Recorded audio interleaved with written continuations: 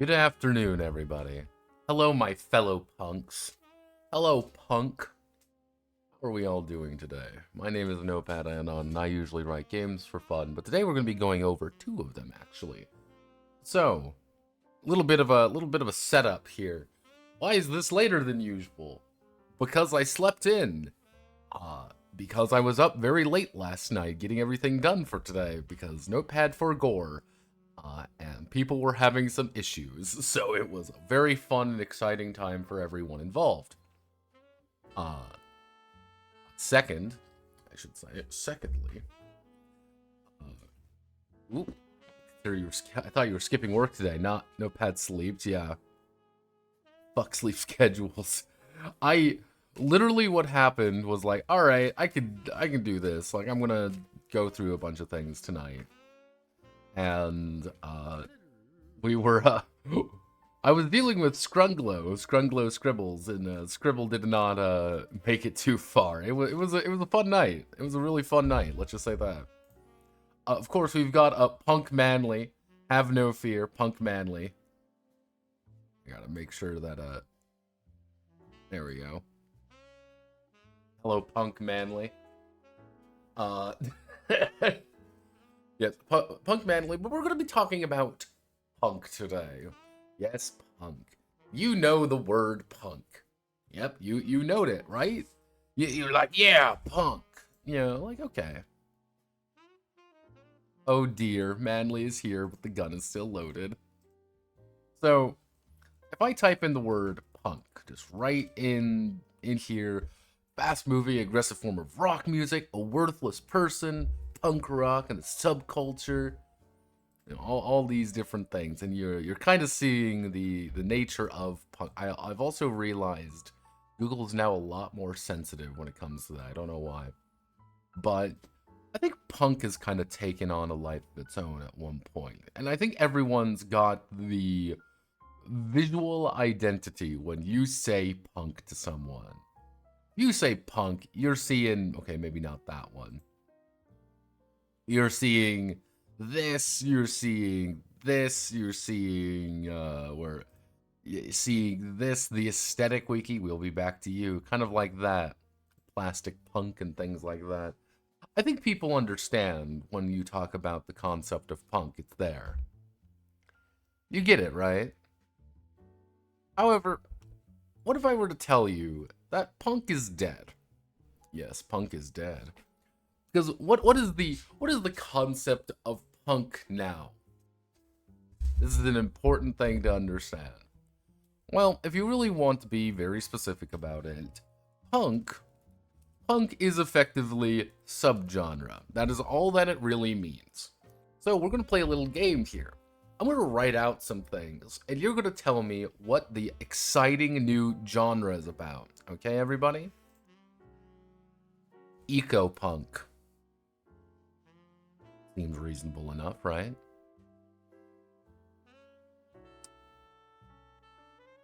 Man punk. Okay, alright. Biopunk. Right? Steampunk. Alright, we're seeing a little bit more. Hermit punk. Solar punk. Tiger punk. Punk core punk, punk man punk. Yeah, we'll be talking about punk. There's the beautiful thing is if you ever want to create a subgenre for something, diesel punk, another good one, note punk, exactly. If you ever want to create a subgenre, take a noun and then put punk at the end. Think about it. Nightmare punk. You know, we've got diesel punk. It's one of those things where you can put at the end of anything and it immediately becomes a completely new genre. And you may be thinking, well, isn't that what cyberpunk is? Isn't that all what it is? Well, here's the thing. When you talk about the concept of cyberpunk, what do you think? What's in your brain case when you think cyberpunk?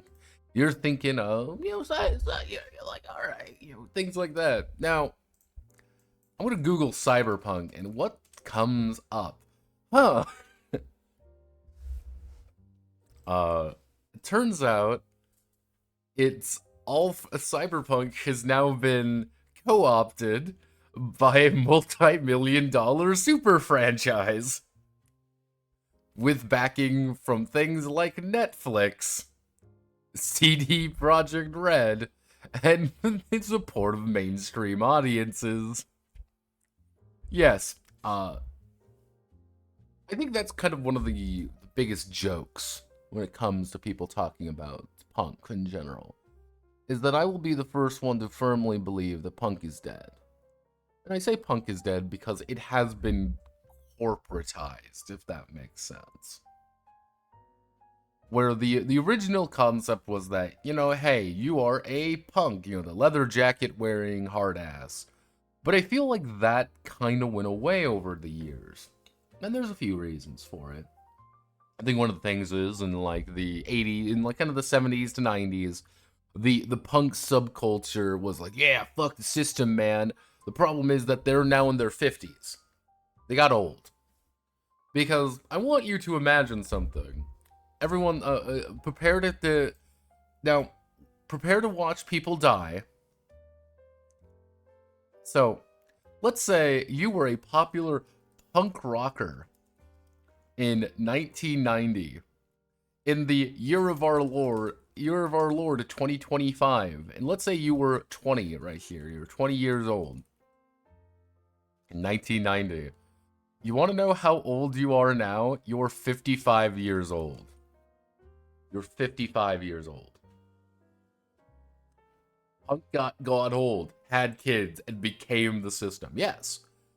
And I think that's the funny part. Can you still be punk and still be, you know, part of the system? Probably not. That doesn't make a lot of sense.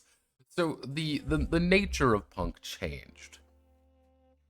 It became a non-existent word. It became a suffix. Good evening.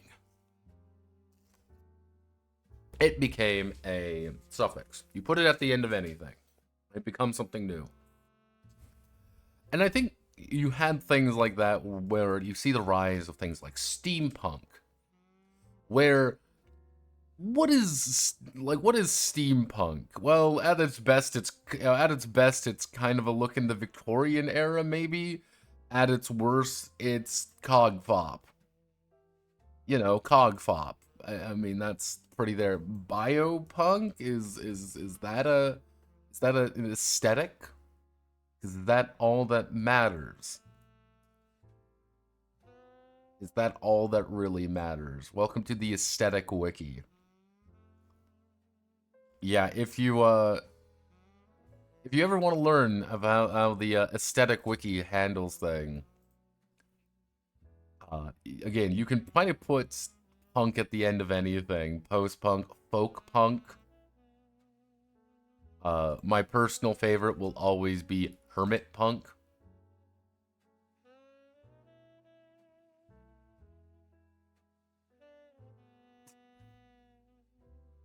Yeah, cabin core, nature core, adventure. Yeah, hermit punk got. Unfortunately, hermit punk got deleted. Hermit punk was always my favorite. Yeah, Siberian punk. Yeah, let's see, because now I think one of the funniest things. I think one of the funniest things in the year of our Lord 2025. Let's punk and more core. Last people never stop misusing language. Again, less Ramones, then Kenny, more Nine Inch Nails, and Kurt Cobain. Hobbit cottage punk or Hobbit core. Like you can sell it out to Arasaka and the U.S. government. Yeah.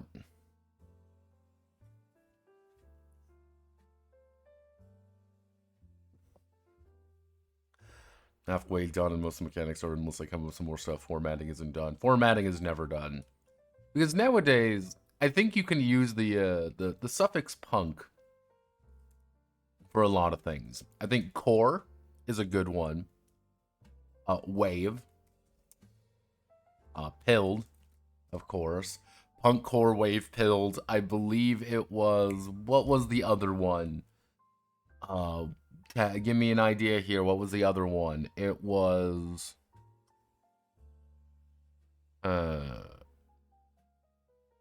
because in theory you can merge these things together. This is the beautiful thing. You can merge these things together. I'm a cyberpunk cottagecore new wave actually no, we won't we arcane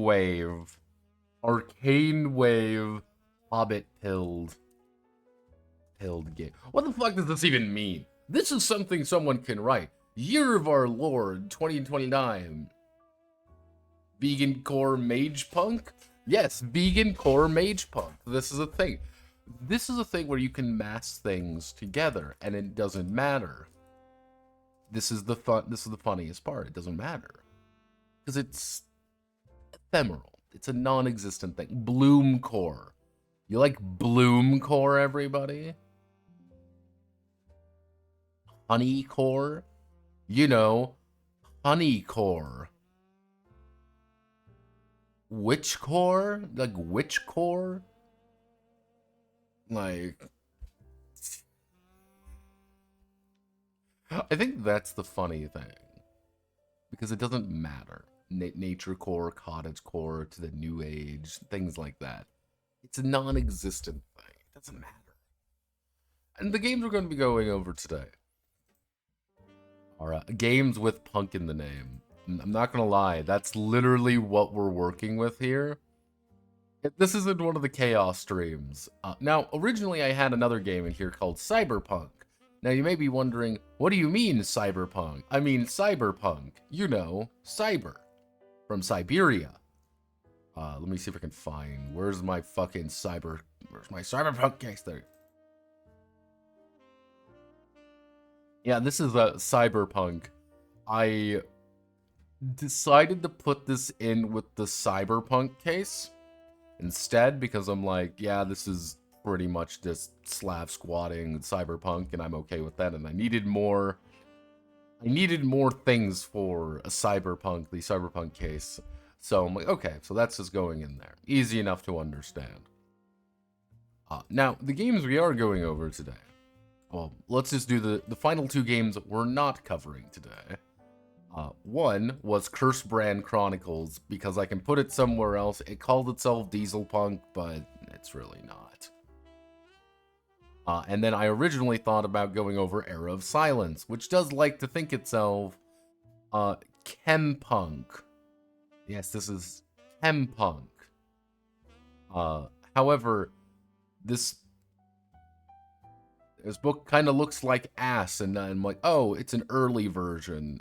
So I'm like, I don't really want to go over this one, but yeah, this one's trying to be it's trying to be League of Legends. Trying to be League of Legends, everyone. So just embrace that.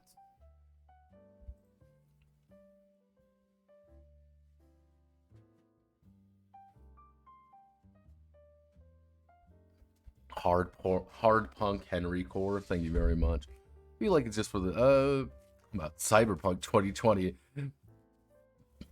Yeah, it's all descriptive. Punk used to be proscriptive. Exactly. You're understanding it.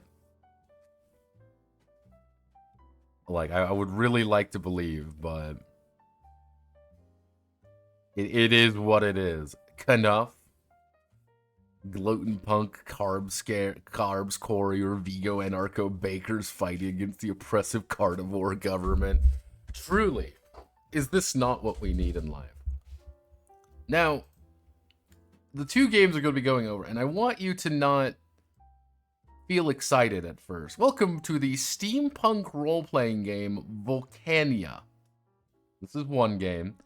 I'll let you all have some thinking thoughts of where this game comes from. And the second game we're going over is Toonpunk. Toonpunk.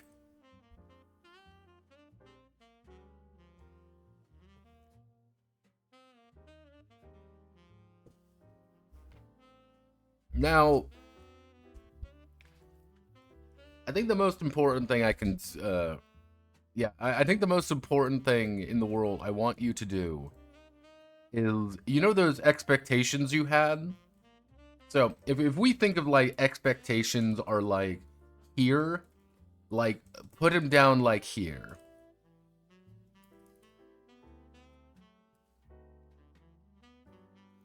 Like, just lower your expectations a little bit here. You're going to need to do it. I am doing this for your own sanity. Because I went through both of these games. Toonpunk.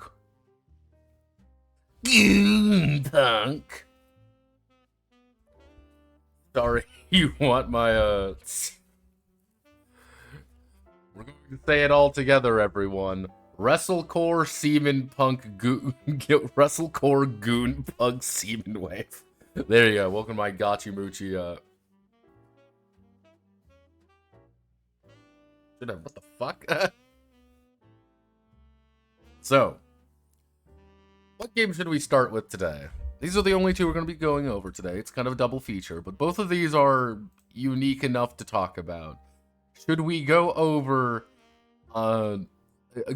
Goon Central, or should we go Ragoon Central? Who the hell are you people? I thought I hired Goon Punks.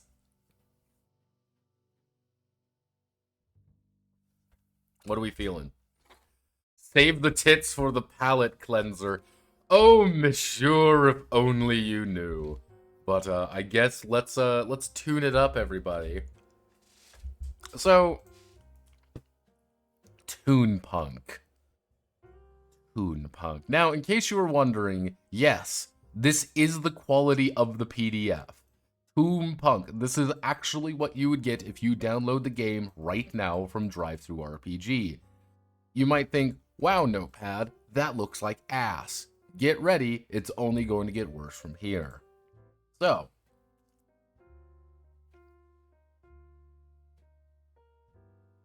I want to.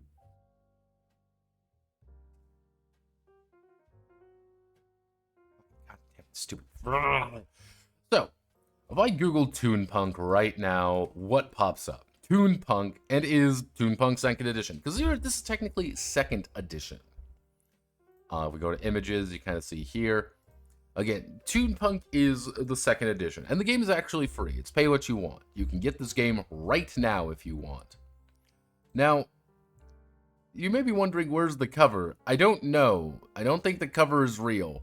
Or you have to buy it to get the cover. But this is the cover. A lot to take in here. But don't worry, the more you take it in, the worse it gets. Easy enough to understand. So, robust character creation. Okay. Transcend what nature gave you. 200 cybernetic implants. Transcend what cybernetics gave you, too. Heck, transcend the last edition, too. More gags, gimmicks, and gizmos.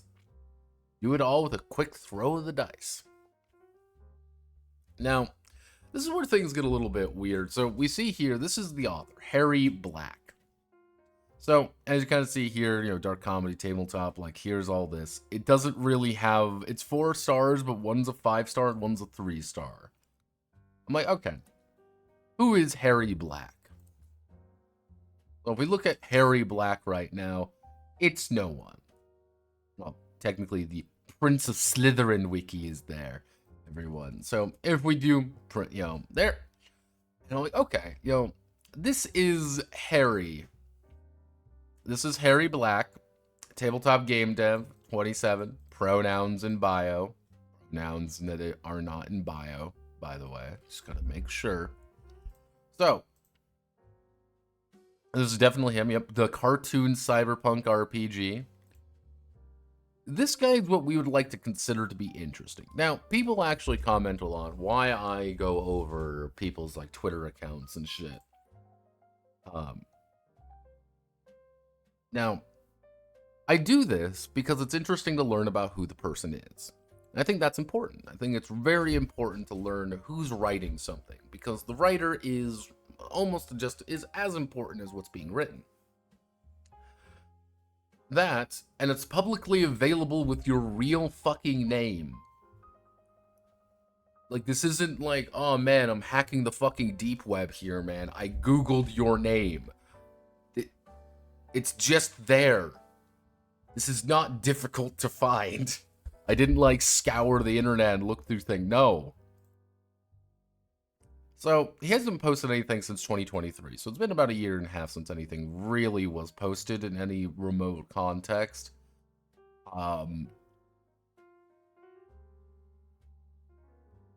Interesting guy.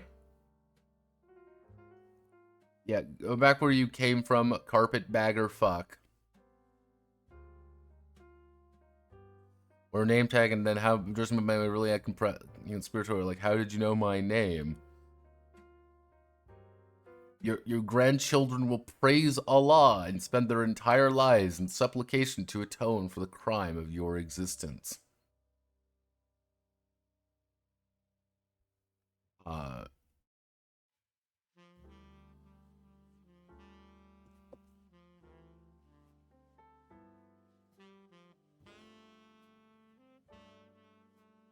Yeah, it's... You ever just find someone and you're like, wow, you're a person, alright. Very interesting person. Yeah, kind of the, like, alright. Interesting person. Doesn't really talk about Toonpunk all that much, so I did a little bit more digging on it. This is where things get a little bit weird. This is Toonpunk, a cyberpunk heist game for the whole fucking family. This is the Kickstarter, because yes, this was a Kickstarter. Now, if we go down here, we get to see, Birmingham, Alabama. Didn't make that much money relative, but it made its goal. That's all you can really hope for at this point. Now, interesting note here. Bendy, Giraffe Games, and James Carroll. So, again, the toonpunkgame.com doesn't exist anymore. Toonpunk on Tumblr is here. This was... What's next for Toonpunk? When did this even come out?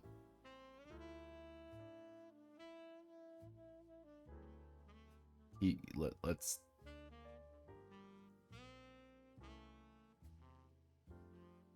Yeah, it's Hell South. Stay tuned. I don't really know how to navigate Tumblr all that well, so yes, he is on Tumblr.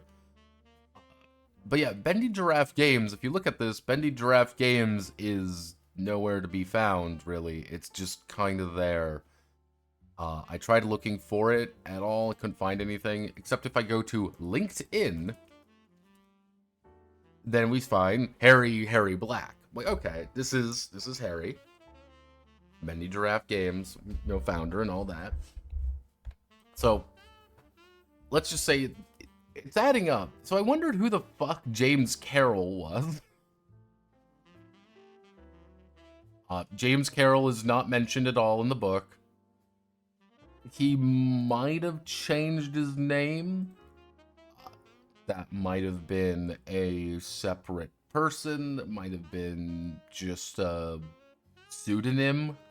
I don't know.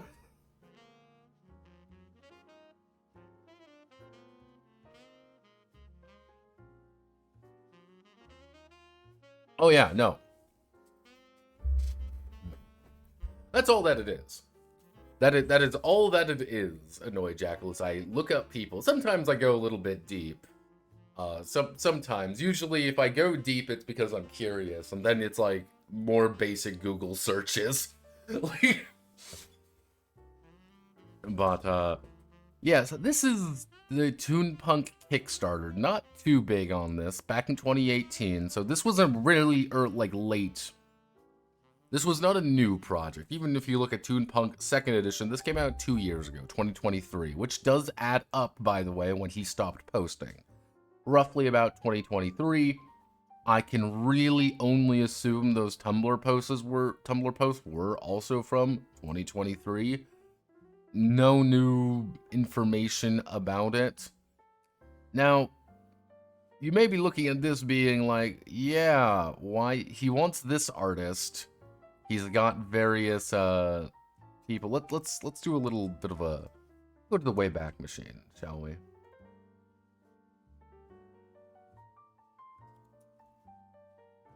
Oh, no.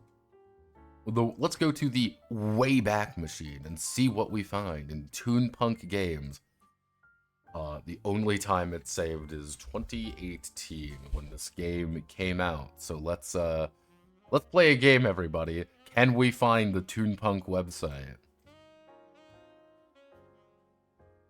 I couldn't really find anything about it. Again, he did the right thing, budget breakdowns, and he's like, yeah, we want featured artwork, and we want all these things, and we want the expansions, and he didn't get any of that, but, you know, he made money.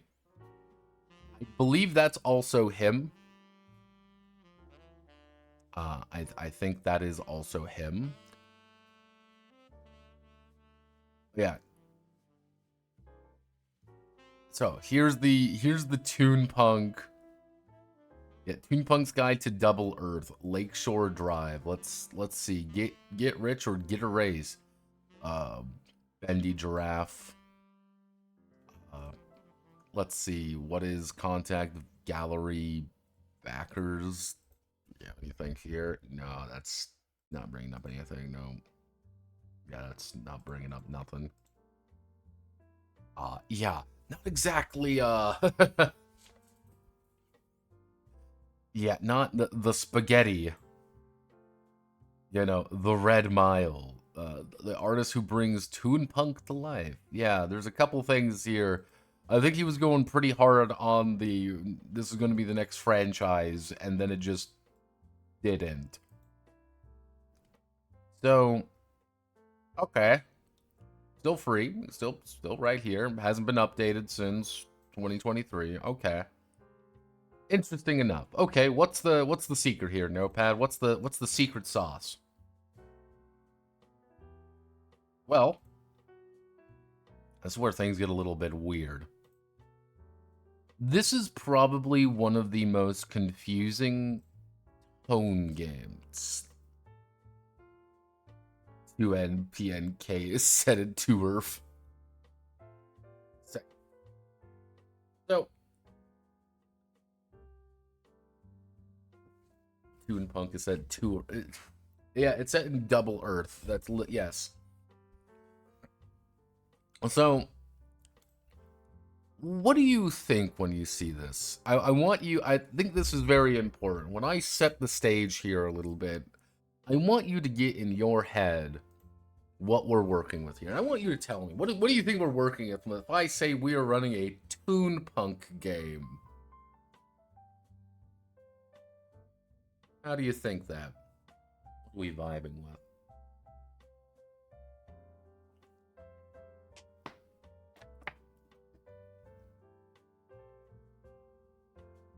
It's giving me some time to drink some water. But let's get into it a little bit. Now, you may be wondering, okay, where's the lore section? Let's start there. You don't get any lore in the base game. What do you mean you don't get any lore in the base game? Yes, you do not actually get any lore in the base game. I had to go to a Dropbox link. Yes, I had to go to a Dropbox link called the Toonpunk Guide to Saskatoon. This is the lore section. No, I did not actually read the lore section. I think it's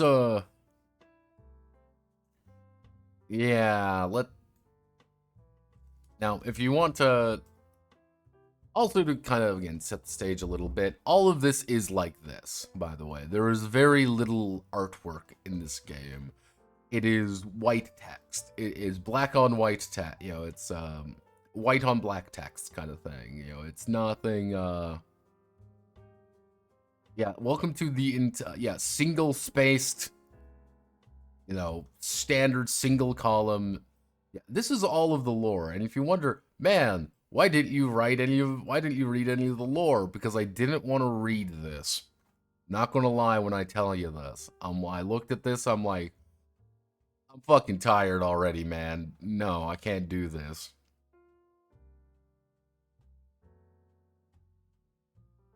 Yes, have no fear. We've got some more rules in here, by the way.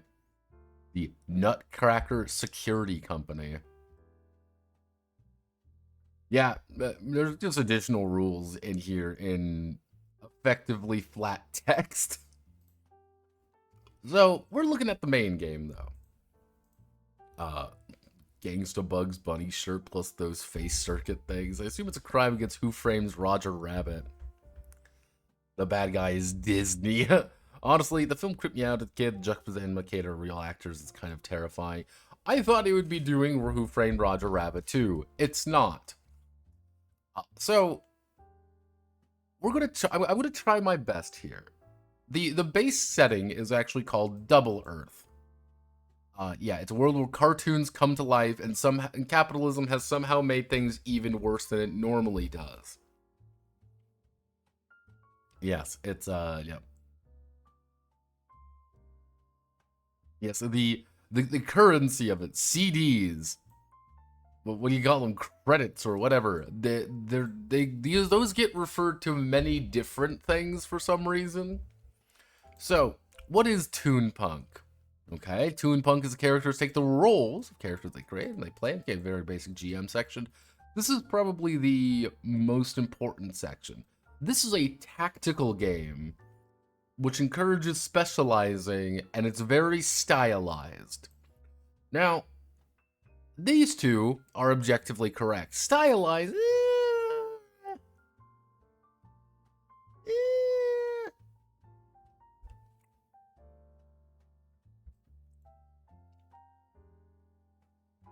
yeah, it's companion volumes. Yeah. Anyway, now that I'm done sucking my own dick, let's get to the rules of the game. So, I'm going to also talk about this as well, because I feel like I should. This game does a very bad tendency of... how do I want to... This game's writing is very,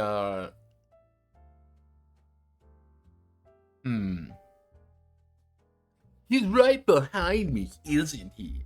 Now that just happened. You know, kind of that smug, like, haha, funny. It's Reddit. It's Reddit writing. Not gonna lie, it's Reddit writing. Now, what do you need to game? Now, where do you think we also learn how to play the game? You're right. We learn how to play the game on page 40. Before that, we learn every single possible rule before that. So we're going to be going through it how I went through it. This is technically a D10 game. I'm going to need to be very specific. It is a D10 game. D10 roll under. May seem a little bit funky, but bear with me.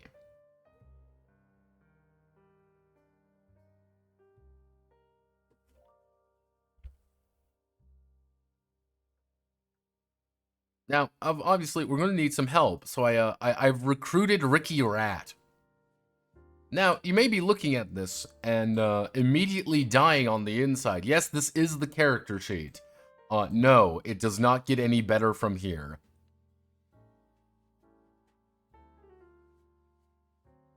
It does not get any better from here. So, D10 roll under system. Now, if we look at Ricky Rat's stats, anytime he wants to do something, he's going to take his D10 and roll under it. So if I want to make an acting check, I roll my acting, and I got a 2. I succeed at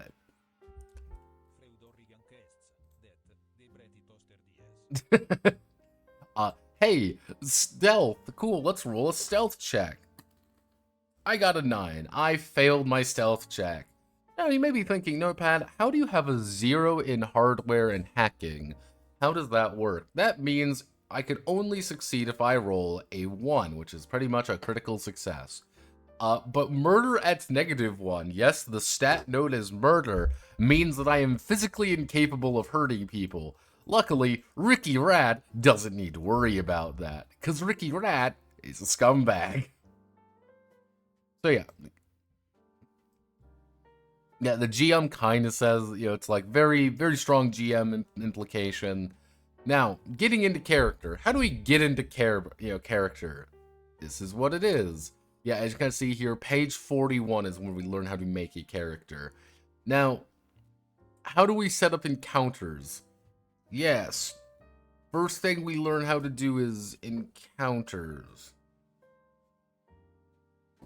Okay.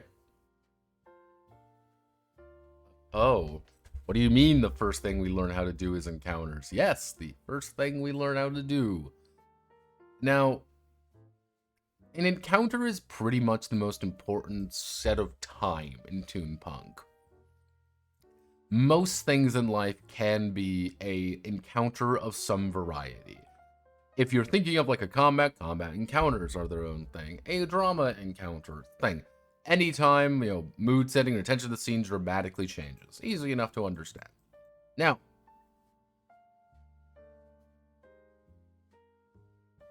one of the big things is, if we go over here, is any of your shields, if you have any shields or ink points, which are technically magic, but we'll get into that later, they replenish every time an encounter begins. So if we start a new combat encounter, I get all my shields and my ink points back. Cool, my body armor, it doesn't regenerate, but anytime during a downtime scene, you can repair it. Healing, okay. Everyone can heal very quickly. It's at the end of an encounter, you end up healing all the way. Yeah, so if you beat up, you defeat all the enemies, everyone gets all their health back. Technically, you can reload whenever you want. It's not really... Reloading makes a little bit more sense, but there's also mechanics in there that make reloading weird. So, skills. Everything is measured from -1 to 10. -1 is unnaturally bad. Horrifically so. So, our attributes, in no particular order, by the way. Grit, your mental, physical toughness, how tough you are. Yeah, big tough. Now, yeah, how many HP you have. How much HP you have before you kneel over dead. Athletics. A little bit of everything. Hey, then you might be an athletic character. The murder skill. Yes. There's no skills, really. All combat is solved via murder. Fuck someone or something right up. Acting. Yes, acting is be able to, is your charisma. Your sneaking skill. Alright, easy enough to understand. Also understand very quickly. We're going to see that. The hacking skill, yes. Hardware, alright. Perception. Artistry. Artistry is almost used exclusively for doodles. Which doodles are effectively magic spells. And nonsense. Nonsense is never rolled. It's special like that, but for every point of nonsense, you can store 1 extra power burst in their inventory. This is also a lie, by the way, because they say later on you get you start with 3, and so for every 2 points of nonsense, you start with an extra 1. I effectively can hold 5, but there might be more, there might be less. So, what the fuck does any of that mean? What the fuck does any of this actually mean?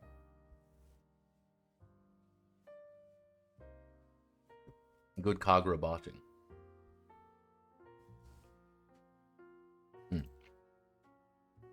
So, aside from the player's own wit and strategy, it's dice rolls. Cool. Yeah, it's whatever is equal or less than your character skill. That's literally it. However, this game introduces something really fun. Penalties. Get ready for a penalty on fucking everything. If there's a way that you can have a penalty to something, rest assured, you're going to have a penalty to it. Now, this doesn't seem bad. It just means that, hey, you have a -4 to your athletic score. Oh, why do I have a -4 to my athletics? Because you're doing something and I would fail there. Now, I got something stuck in my tooth. But penalties are going to be, there's going to be a lot of different penalties, and these can be also as high as like -6. Like, these things can be fucking massive. And remember, this is a D10 system. You have a -3, that's 30% chance less to fuck up. Well, 30% more chance to fuck up, I should say. So, yeah, everything is, everything also is cumulative. If I have a -2 and a -8, that still means I have a -10 on that skill. Ouch. Now, involve multiple different penalties to find from a repeated exposure. So, firing shots from a weapon single turn imposes a -4 penalty, but firing it 3 times would impose a -8 on your third shot. Yes, they can be yes.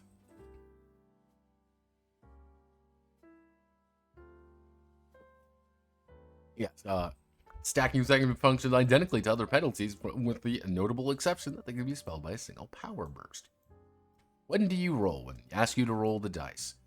So what is a power burst? Every character has a set of power bursts, and these are your final ace, you could say. You declare an intention at any point during your turn, and you ignore a single point of penalties. So if I have a -10, I say power burst, I have no -10 now. It is gone. However, now let's play a game. This is, let's say I have a -2, a -5, and a -7. A power burst will only get rid of one of these. You can combine multiple power bursts together to get rid of multiple penalties. Okay, that makes sense, right? Yeah, they don't really give you bonuses. Yeah, that's...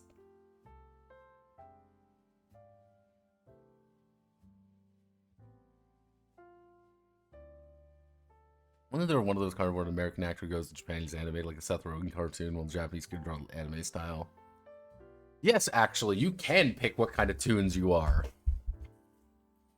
Fun fact, you can. Now, anytime you have a -1, you physically cannot use it. One thing that's weird, you can't use power bursts against someone who also has a power burst. What this means is you cannot hurt someone via power bursts if they have one. And it's a weird... They don't really do a good explanation of what the fuck a power burst is. Initially, I'm like, oh, a power burst is like a big benefit you get, or a special ability because you are a toon or something. No, this is literally just remove a penalty. And that means this one's a little weird. This is telling me somewhere in the... Oh, wait. Somewhere in playtesting or a game or something.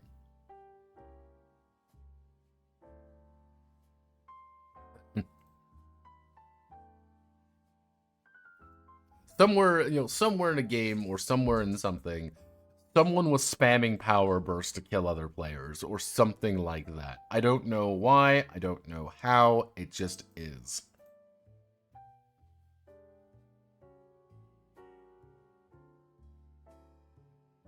Three animation frames.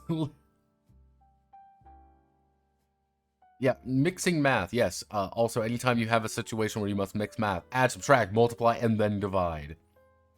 If you have +3 damage, does times 3 damage, you add +3, then multiply the result. Now, close enough. If the GM gets bored, if something says it's close enough, you just don't even roll. It's just like, yeah, it works. Outrunning a really fat guy. What the hell? Things in this book don't adequately explain. Yeah, just wing it. Then, playing the game number 4. Remember, this is page 11. I want to reinforce the fact that this is page 11. This is not page 111. This is not page 55. This is page 11. Let's talk about how to build a map. Because Toonpunk really does assume that you are playing on a map of some variety. Yeah.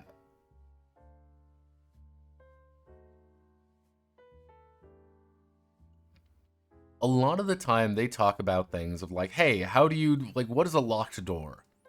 How do your business put some locks in front of it? As a criminal, you spend a lot giving people businesses. So by transitive property, you'll be dealing with a lot of locks. Yeah, they can be opened via hacking. With red has an alarm attached to its hinge. They can be opened with no roll, but doing so will sound an alarm. You know, various types of doors that are open. We've also got overhangs, the concept behind blast doors, reinforced windows, walls, fuse boxes, air vents, the loot zone. Yes, the loot zone. That is, the robbing happens. Plus a picture of the loot. Loot zones at the take and ease. Take is the flat number indicating how much money is the loot zone, i.e. 100,000. Ease is a formula, usually involving more dice, i.e. 2d20 times 1,000. Both of these should be indicated somewhere on the map, either in the legend or on the piece of scenery. But sometimes, in the case of secret treasure or hidden valuables, these take the loot as secrets only the GM knows. Now, while standing in the loot zone, you may spend an action to loot the place. Consult the loot zone's ease and roll any indicated dice. Subtract from the amount of money equal to your from to the loot zone's take. The money goes directly into your character's storage. See your basic bag 104. When a loot zone is taken route 0, you've stolen all there is. There's nothing that can be looted.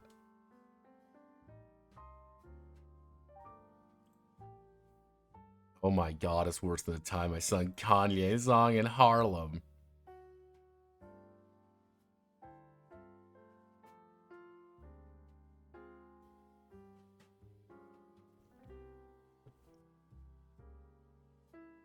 Structural weaknesses and rubbles, shaky yes. The fact that there are literally security cameras, by the way, I'm like, I feel as though we've lost the plot a little bit somewhere. Like, okay, so basic turn order. Yes, turn order first. Again, we will not learn how to make a character for another 30 pages. So every time you do that, D10, add your athletic score. Ricky Rat is up to go. What's Ricky Rat's initiative? He rolled a fucking 1, so he goes on 7. In case you're wondering as well, if you're looking at my items over here in the corner, understand those are all items. Those are all real items that I can take, so have no fear. So, yeah, everything is taken on, you know, when it happens, you know, you get 2 actions. There are effectively 3 actions you can take. Move, attack, or whatever. There's whatever. They are an action. Unless your crimes are exclusively fraud, embezzlement, and other pussy white-collar crimes, you're probably going to rough somebody up. You can only use only 1 action each turn to attack. Yes, all of these things count as attacking. And then buying stuff. I'm not going to lie. Yeah, you can buy it halfway through the book. Doesn't stop until just before the end. Everything you buy there from guns, yeah. This is very important as well. When they say that half the book is buying shit,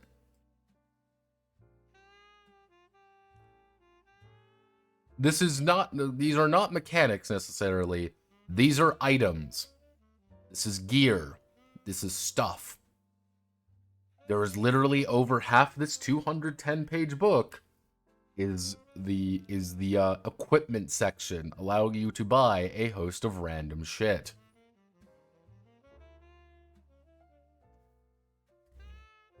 Oh, it's still going. We even bypassed a bit of it. These are the sample characters. Yeah, one of those things where you're like, okay then. Oh, hooray!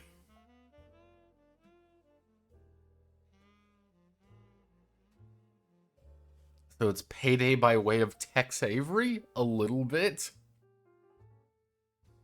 Yeah, Hank Hill fighting the Japanese Yakuza anime boss with logic-defying hair and 7 final forms. Again, Simber, you're making this game out to be a lot cooler than it is. I fucking wish that was the case. I wish, but it's not. So, yeah, taking and dealing damage. You get hurt a lot. Youch. You lose point. Yeah, your total health +5. So Ricky Rat has 3 grit. That means he has 8 HP. 8 HP is not a lot.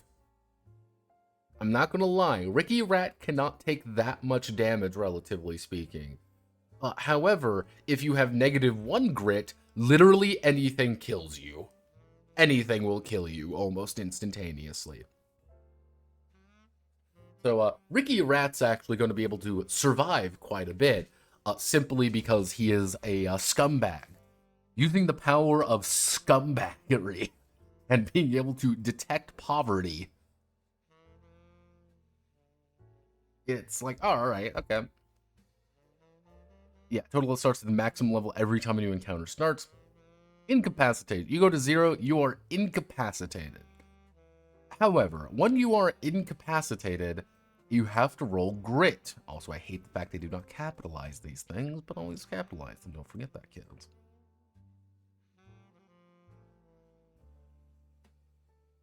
Detect poverty is my favorite spell. Worst part is, it's not a spell, it's glasses. It's Karl Marx glasses.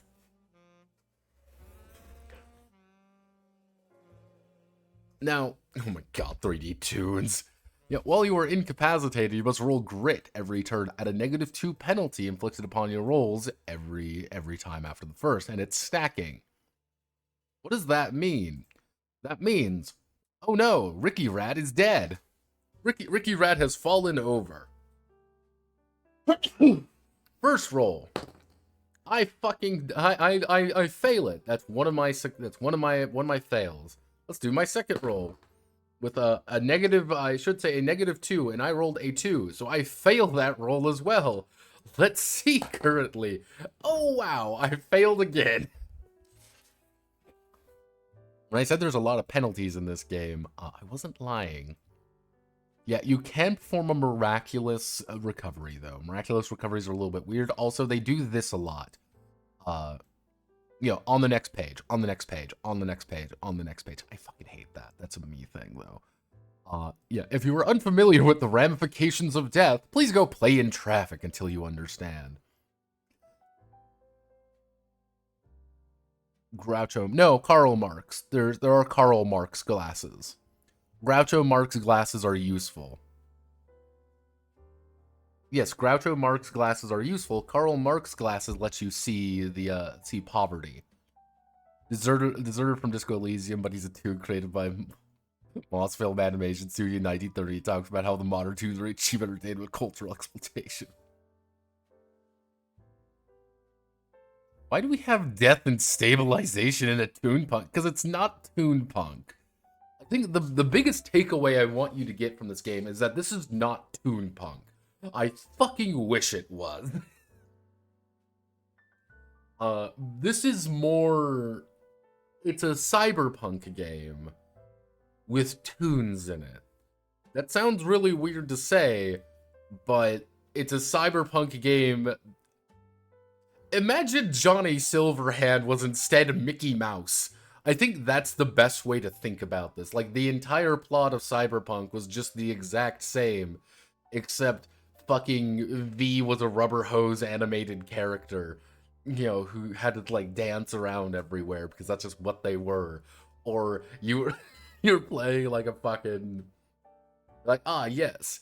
You get like obnoxious anime character number 40,876, whose lips are out of sync with what he's actually saying, but that's your cyberpunk contact, and everyone just takes this completely seriously.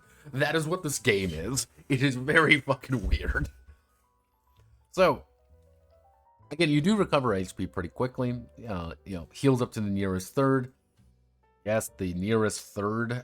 Get ready to calculate up to thirds. Again, this is our fucking character sheet. It's not like we have much room to work with here. This is the worst character sheet I have ever encountered. I want you to know this. This was awful, even worse than mine. But hey, what do I know, right? So, surrendering and getting tied up. So, a character has remained compliant with a freeze order. This is a combat action, or otherwise express compliance with the intentions of a hostile party for one or more turns. Surrender can get tied up. Hostile uses zip cuffs items on. Yes, if you have the zip cuffs item, you can tie them up. If you're tied up, you are incapacitated but not dead. Yeah, carrying the dead and dying. It's very difficult to carry people. Miraculous recovery. So, that's a weird thing about being made of ink. You can take a lot of punishment. Sometimes you'll just miraculously revive from things that should have killed you. Failure last grit roll after being incapacitated. You literally, for each power burst you have currently remaining, you roll a number of d10s, and if any of them pop up a 10 or a 1, you just come back to life. However, you the problem is you lose all your power bursts and you don't get any more. Also, damage. Get ready for damage. Damage can be pretty high. Getting hit one or two. Bullets hurt. Bullet hort. Not gonna lie here. Yes. So welcome to the armor system. So just to give you the idea, this is the armor section. Yeah, this is how we learn how armor functions.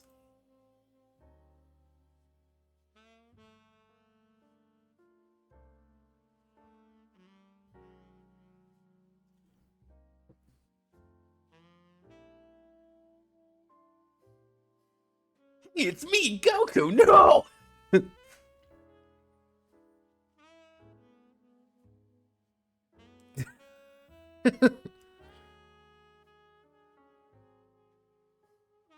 Yeah, Andrew Dobson leading an anti-anime militia. Yeah, Dobson portrayed as the bear, of course.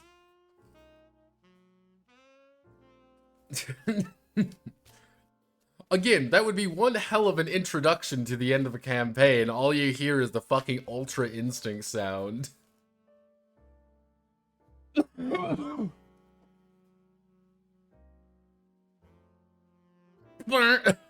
Fucking Ultra Instinct Goku shows up. So, we're gonna do this thing as armor as simple as I can understand it, because even I was a little bit confused by it. Armor is an extension to total health. So, because my unforgivably obnoxious cert has an armor of 5, I effectively have 13 HP. However, whenever I take damage, my armor takes damage instead. However, if I'm wearing armor, it takes a hit from a weapon with less than half of the armor's current strength, it gets negated. My unforgivably obnoxious shirt. If I am shot with a gun that does 2 damage, it plinks off my shirt. If I am shot with if I'm hit with an item that does 1 damage, it plinks off. I'm hit with something that does 3 damage, though, my armor would go down to only 2. Wow, that seems really complicated, and this is all you have to work with to, this is a UI thing. I want the world to remember, this is a UI thing. So, however, armor is not immune to small arms. Every time you negate an attack, you keep track of it. After it's taken damage equal to its current value, it no longer negates attacks. You start taking chip damage.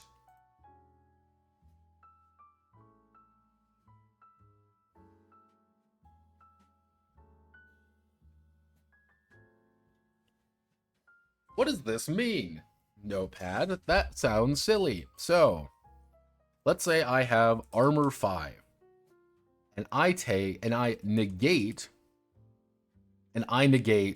1 plus 1 plus 1 plus 1 plus 1 damage. 5 times I've negated 1 damage. I've taken no damage. The subsequent 1 damage I take would actually be converted into 1 chip damage, which would go now. I can no longer negate damage this way. Now, everybody, let's play a fun game. Can you see where this could be, more easily written out as a method of doing this? You're right. Probably you could, but you're not. Also, don't forget armor comes in mesh, ceramic, and plasteel. And the pierce trait does discriminate, in fact.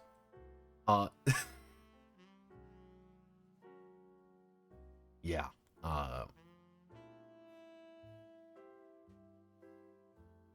Yeah. In combat, weapon boots can pierce 1 grade of armor, can pierce the weaker grades. Can pierce ceramics, can pierce mesh, but not plasteel. Can pierce plasteel, can pierce all 3. Yeah.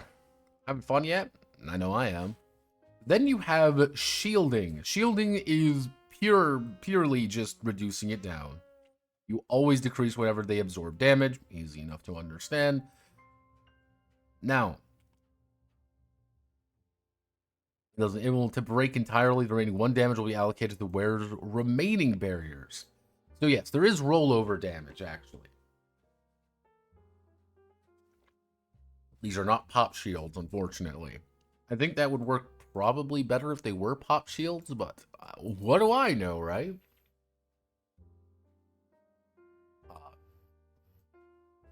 For those curious, a pop shield is a concept in which you take damage over your amount. The remaining damage that would normally go back to you is negated. I have 1 shield point. I take 10 damage. I don't take any damage because my one shield ate all of it, and the remaining 9 goes away. Now, there are special barriers. Now, remaining incognito. Yes, there is the suspicious persons roll. Yes, normally it's -1. However, the more suspicious you are, that means more things that the cops get to spot you, including how much money you steal. Always seen that called a shield game. I heard him called Pop Shield, and it was from Star Sector. Wouldn't this setting just be Smiling Fred's world, where you have real-life people walking along PS1-style polygon model rotoscope tunes and hentai abomination CGI uncanny valley creatures? No CGI. Can I wear an oversized hat to make myself more suspicious? Now, the thing is, for every 100,000 stolen or destroyed, you get a +1 to your suspicious persons roll. Do you have a short weapon? You get a +2. Do you have literally any weapon that is considered long, yet it is a dead giveaway? If they find you, you have to make an acting skill check. If you fail, well, fun. Yeah, how to use the acting skill. And then we get to combat. So, combat. Measure of a weapon's raw killing power, higher dam, do more damage.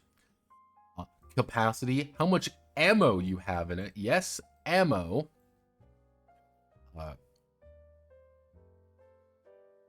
Yes, I don't know why there is an ammo system. The effective range, maximum range, of course. The size of the weapon, long weapons, short weapons, compact weapons, various equipment. This is your inventory. Yes, this is actually how you sort out your items is through this inventory system. And this is all of your cybernetics that you have, because this is your cybernetics. Yeah, what kind of weapon are you doing? Is it an arrow, bullet, chemical, computer, doohickey, gizmo, or warhead? Now, what's a doodle? Doodles? You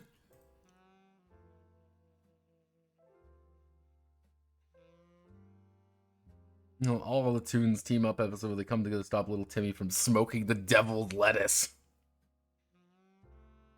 The only ammo rule in the Toonpunk game should be that you run out of ammo. Someone asks if you've been tracking ammo in character. How much ammo do you have left? Ah, shucks.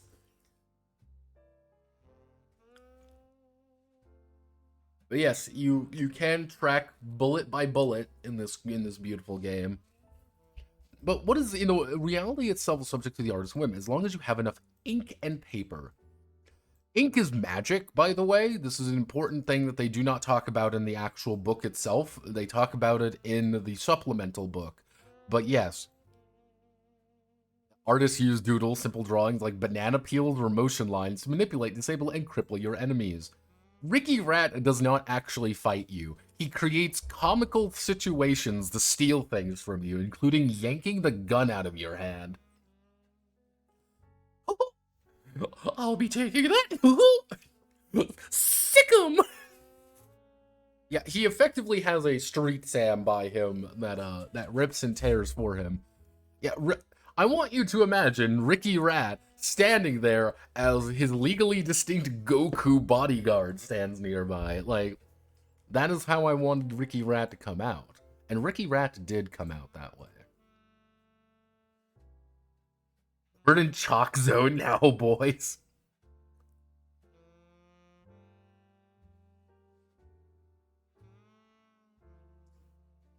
I'm sorry, your parents died in a car. There's just straight through a fake tunnel that was drawn by a rubber hose tune.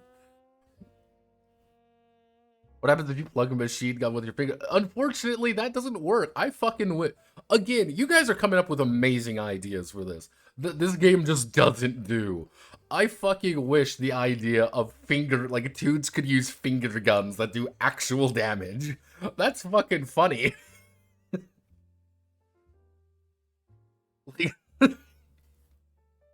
Like, it would be funny if, you had like fucking Oswald the Rabbit, kind of going along there, and he just shoots you with his fucking finger gun because he has revolver finger guns. There is an ability called onomatopoeia. I will say that. So, ink points is how much you can have. Everyone has 15. However, some effects allow you to reduce the cost down. It's a reduction rather than an increase of your pool. Now, let's play a game. Where do I put my ink point total?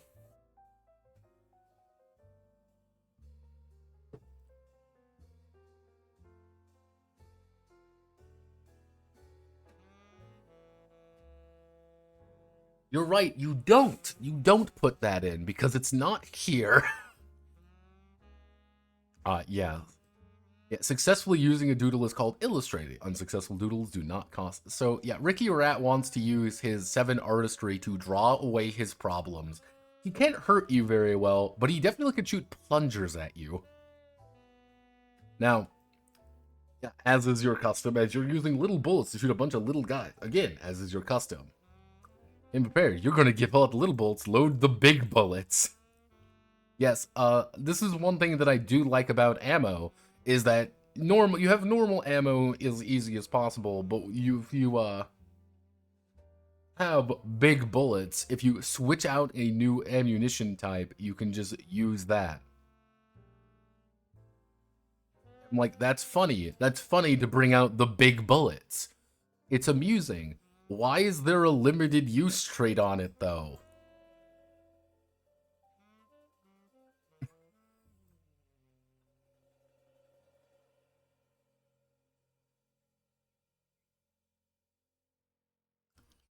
Yeah. Oh, yeah. Line of sight and cover. You can use peeking.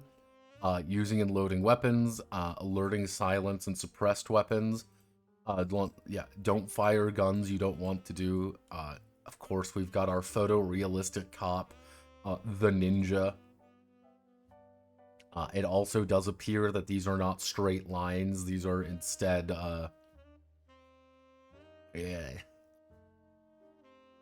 multi-shot. So, you can do a multi-shot. If you do a multi-shot, it is a -4 penalty for every extra shot. What does this mean? It means that if I shoot you and I want to shoot you again, that is -8.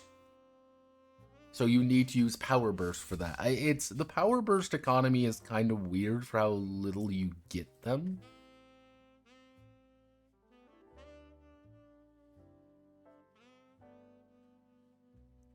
I think one of the ideas of like how this game functions is you have a lot of penalties.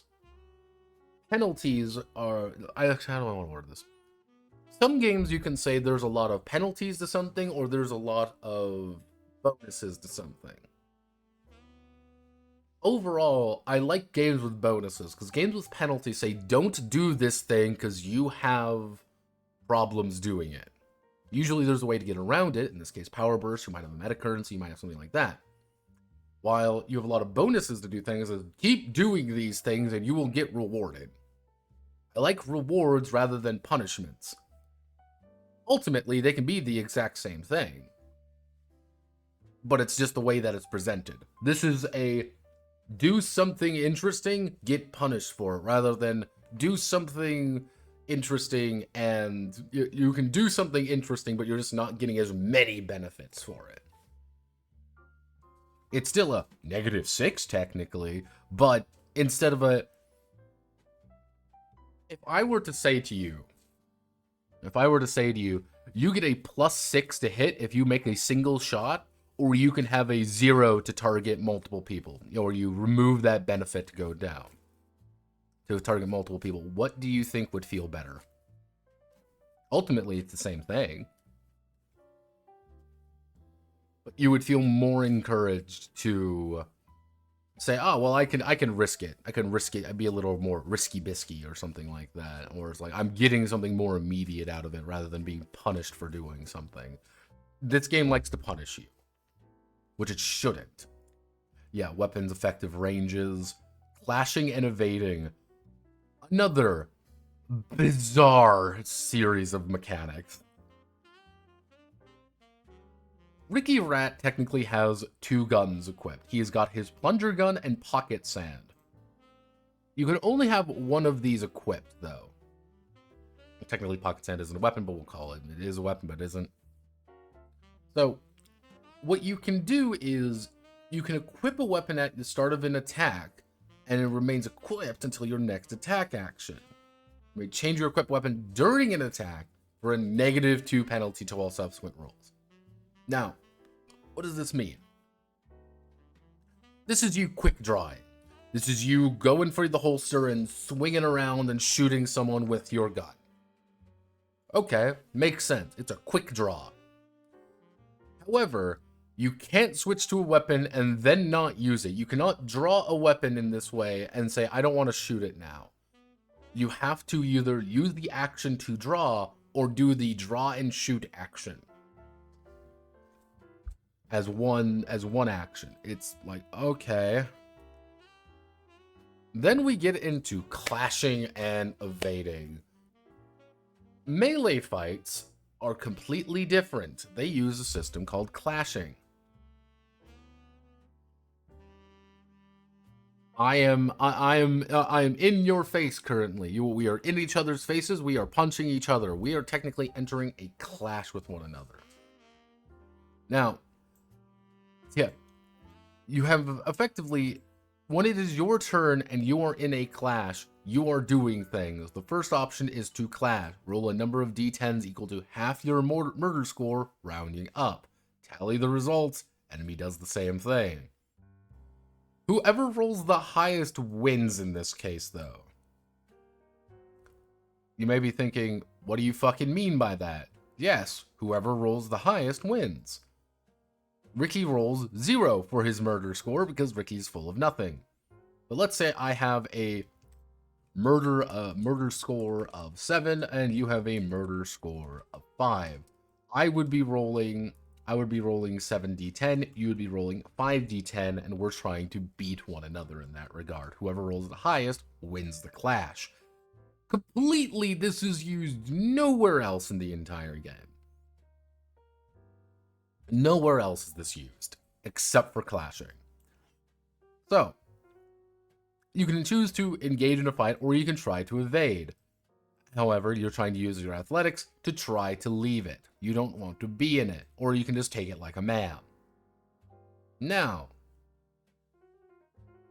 let's say you succeed. You succeed in it, you roll a d5, not a d6, you roll a d5. Now, you may be thinking, but Notepad, there's a 6 here. Why am I rolling a d5? Well,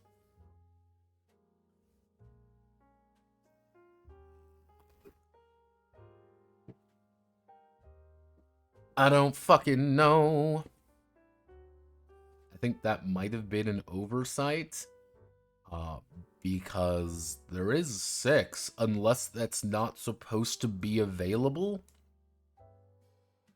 It's a little bit confusing in that regard, but let's just roll a d6. So I win a clash, I got a 5. Your blow strike with such ferocity is left maimed. You deal 2 times your weapon's damage, cripple them as per the cripple effect.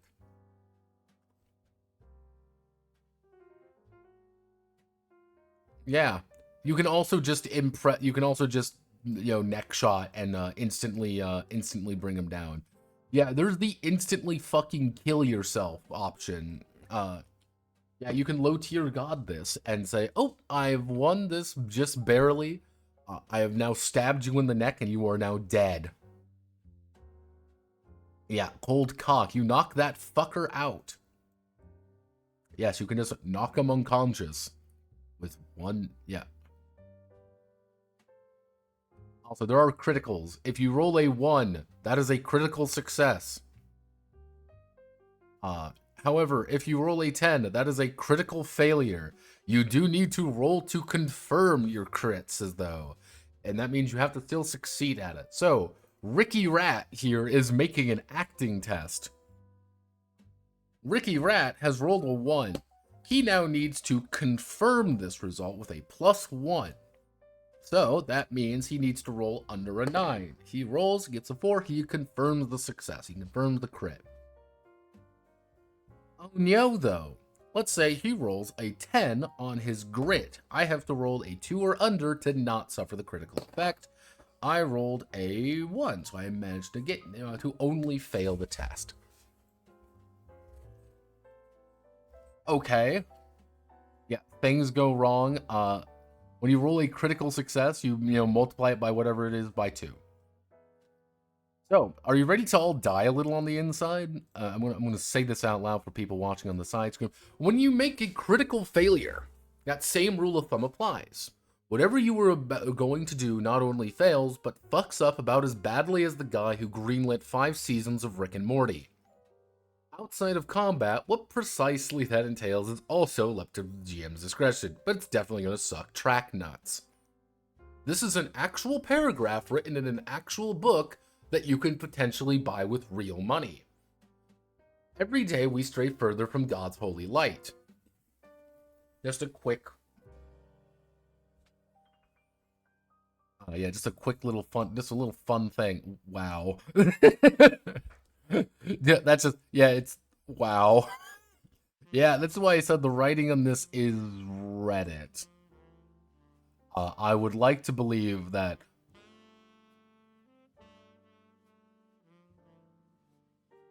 Like, yes.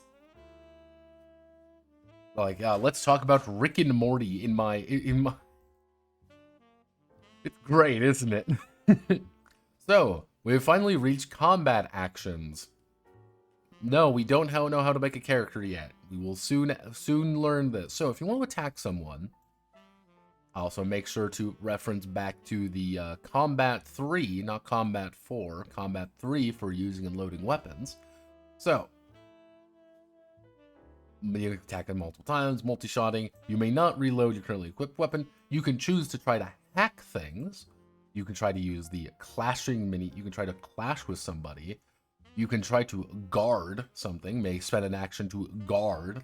Allows them to interrupt enemy movement with attacks of their own. Yes, you can do Overwatch cheese. You are guarding on the voluntary enters move through your line of sight. You may choose to take a reaction shot at any point during target's movement. At a -4, increased -6 is double moving. Yes, because double movement is different.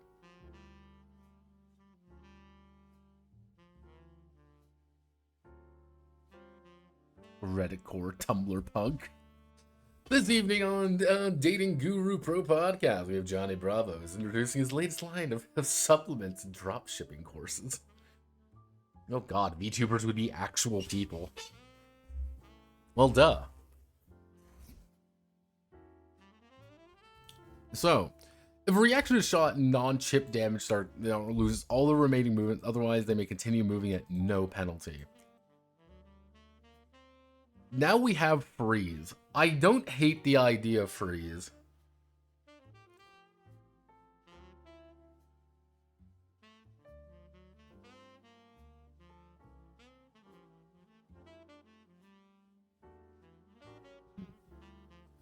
Yeah, so if I'm guarding and pointing at you is unpleasant, so you're guarding an enemy's X squares away, where X is your acting score +1. You may command them to freeze instead of firing. Who has been commanded to freeze must immediately stop moving under penalty of instant death. Start at next turn unless they use a single action to save themselves. Something cover breaks the attacker's line of sight, moves them out of the weapon's effective range. Then nothing special happens. Does one of these things, triggers a reaction shot. Shoots the frozen character. This shot automatically hits and incapacitates the frozen character. May not shoot a frozen character unless they fail to escape. So,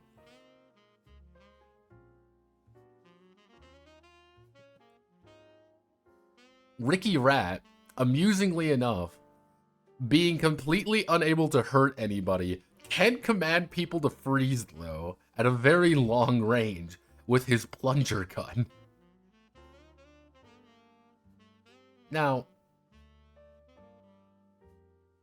ironically enough, freeze is kind of... Freeze is a really weird thing where it's like, oh, you gotta use actions to try to get out of it. I like the idea, but the fact that this can automatically hit and incapacitate is really fucking weird. Yep. This is what cops do, by the way. They order you to freeze or you get fucking popped.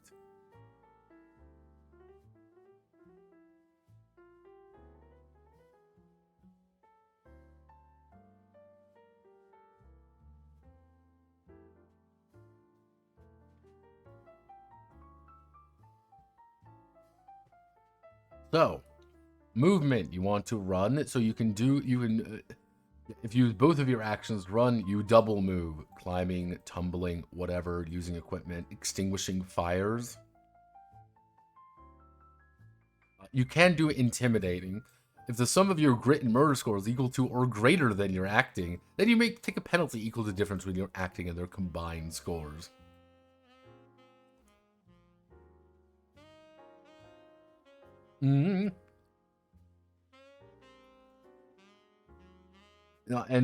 So taunting, you can taunt someone equal to or greater than their grit, and then you attack anyone.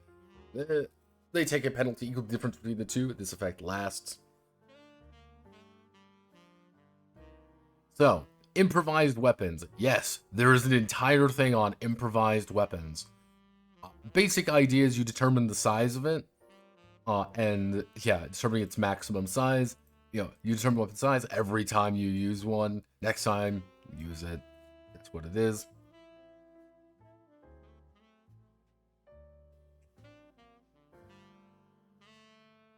So, sock with a bar of soap in it, booze bottle, desk lamp, frying pan, a thick fucking book, golf club, microphone stand, wooden sword, a whole ass other dude, phone booth, motorcycle, coffin, your mom, horse, sumo wrestler, streetlight, minivan, full-sized van, your mom's dildo. next to, I can only assume Kazuma Kiryu the dog. And yes, what you provide, you may roll a bushwhack a single enemy adjacent to you. When you bushwhack someone, roll a yeah, you can roll stealth or acting. If this succeeds, you make an idiot-proof attack against them with your improvised weapon. In a weird turn of events, Ricky Rat's very good at bushwhacking people.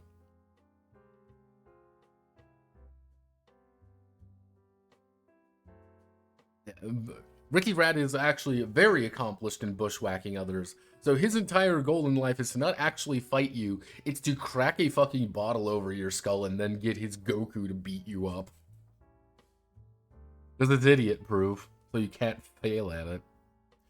So, get ready for sneaking. Yeah, do you like sneaking, scrutiny, and yeah, you like calculating your scrutiny range based on your senses, and if you are in a situation in which your various other senses are being triggered and your stancing is correct.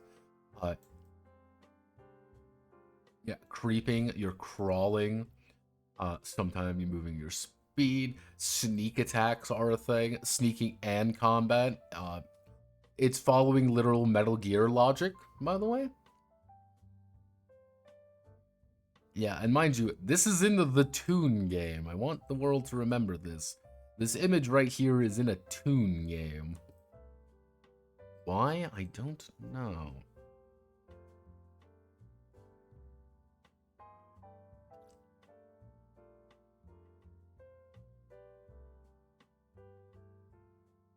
So, yes, effectively, if you get distracted, you turn off that sense.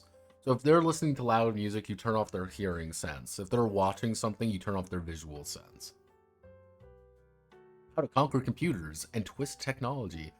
Hacking is effectively based off of hardpoints. If it's a hardpoint, it is you are effectively trying to claim different sections based off the processing power of your various objects or computers. What does this mean? I'm trying to open a door. I need to open up a door. How do I do this? I go there, I open up, I eat it. Yo, there you go. That's what you do. Not eat it, but it's a very confusing way of saying you can only have access to a certain number of things hacked at any one time.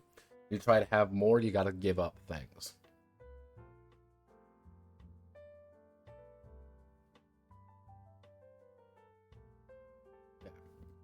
If you are within the area of influence, you can claim things. If you can't, you can't.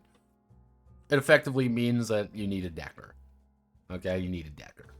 Also, executables eat processing costs to do things. Hack cameras, electronic doors, ID tags, subdermal augments, external augments. The sun can be turned off and on again. What does that mean?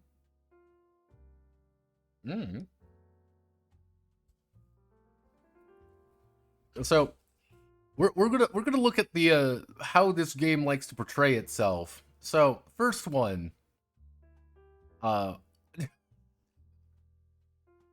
my furry hellscape. I am being consumed by the weight of my sins. It's busy being the funny hacker keys. Yuck! Finally, my fursona can finally kill yours. Yeah, we're gonna. I would say this game kind of has a tone issue.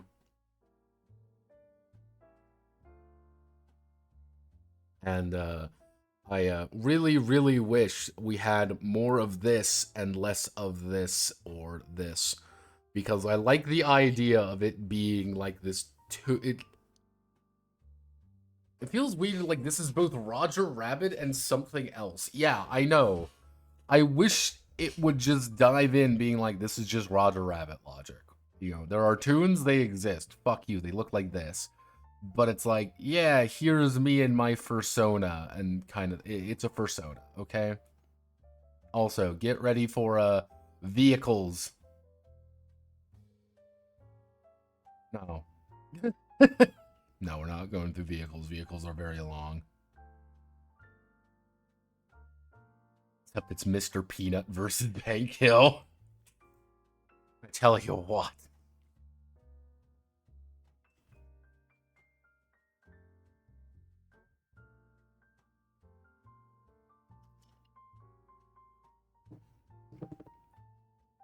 So, kind of apropos of nothing, this is character creation on page 37. Now, remember, I think one of the big, most important things, it has to be sapient, have to have a reason to risk it all, adequately represented the rules in this book. There's quite a few of those. Now, how many points do we get? You get 36 attribute points to divide among all of your skills, and they start at 0. 36 might seem like a lot, but this game does encourage specialization. So, have zeros, have a -1, like, it's not... If you're not going to be the hacker guy, you probably don't need... You can probably put a -1 into hacking if you are never going to touch a computer. If you want to, like, zero's probably the most reliable because nothing bad happens. You just shouldn't do anything. You'll probably fail. But, like, have, like, 2 or 3 things you're really good at and a couple things you're kind of mediocre at. I went with this. Ricky's a little fast little rat man. He is clearly a toon, and that's the joke. Now, going down to -1 is pretty much just a bonus point. However, these are bad. These are very bad. So, grit, measure how rootin' tootin' rough and tumble you are. So, -1 grit, have 1 hit point. You get incapacitated by anything. Physical prowess. Athletics determines your movement speed, so okay, or 3, okay. Yeah, characters with -1 athletics suffer from some sort of crippling degenerative condition and cannot move at all. Yeah, -1 is bad. Hacking. Characters with -1 hacking are incapable of performing even the most elementary computer operation, even attempting so triggers an effect of the GM's choice. Stealth. -1 are revealed as soon as the GM feels like it. Murder. -1 are actually worse at fighting. An attempt to do so results in them taking 2 damage directly to their health.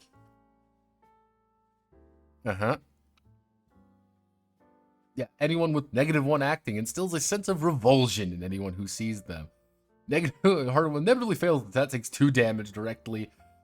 People who take -1 perception are blind and deaf and cannot sense anything. Do not do it. For some reason, you can't take a -1 in artistry. Yeah, -1 nonsense cannot gain or store power bursts, but can have power bursts used against them. Pity them.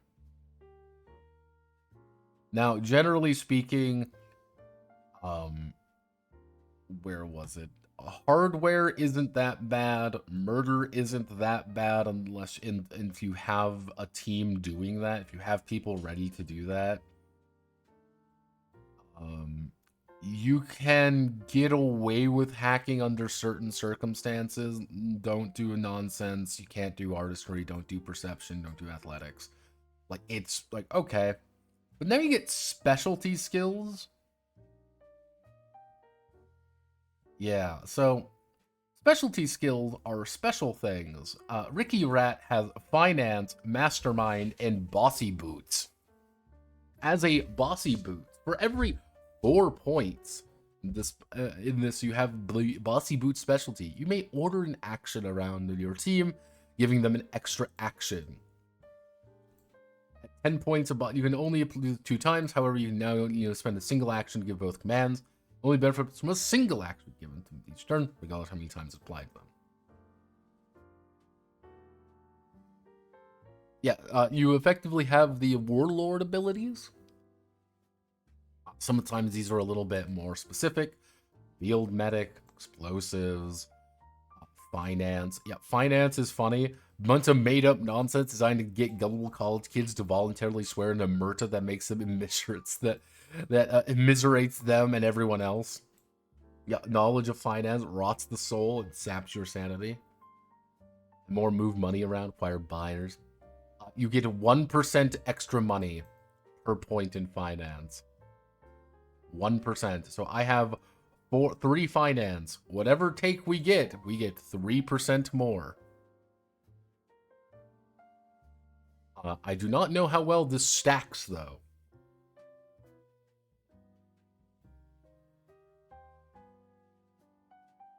So, in theory, if everyone takes finance 10, do we get 40% or do we get 10% 10 times, 4 times? I don't know.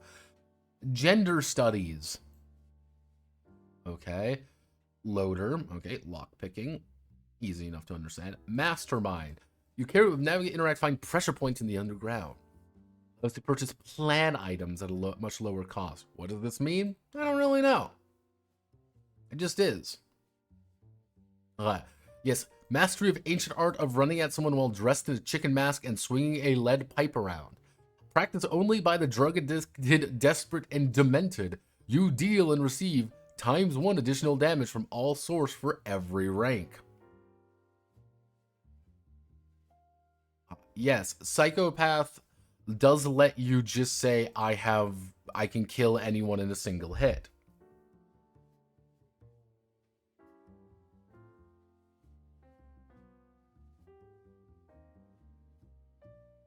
Standing here, I realize you were just like me, trying to make history. Sorry, the final boss is just fucking Popeye Jetstream Sam. Show me a good time, Jack. We are back at Disney Berserk. It all loops back around. Surgery, weaponsmithing.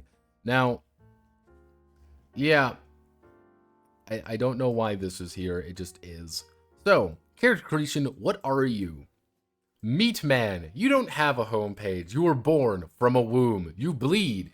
You're one of the locals. Meat men's the first apex species on Earth who created the Inkmen, and after I Day, they inherit some peculiar inky qualities.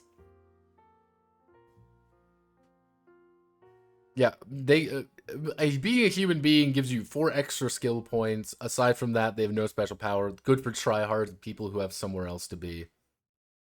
The 20s. As a classic, like a little bit of this, people can't stop watching, you can't stop moving. Ever since you were drawn, you had a little unstoppable need to swing and dance and run around the place. But it doesn't matter, bother you. Everything on your homepage dances too.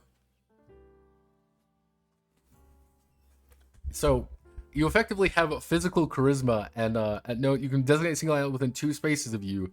Cannot attack that ally for the remainder of the turn, so long as they do not move more than 2 spaces away. What does that mean? You can literally, you can literally just be dancing, and people won't shoot at your friends. Disney Deus Ex. So yeah, Ricky Rat is a classic. He literally dances to make sure you can't shoot his friends. Now you have Golden Age 20s is when cartoons started getting. Ooh, nope, didn't mean to hit that button. Oh, risky light up soap, pounding whiskey, helping the entire planet ignore the looming threat of nuclear annihilation. Remember Walt and Chuck and Tex and Rudy, and statistically speaking, you were probably played by Mel Blanc. Yeah, you can pretty much burn your health to do instead of using power bursts. Don't do that. You don't have much.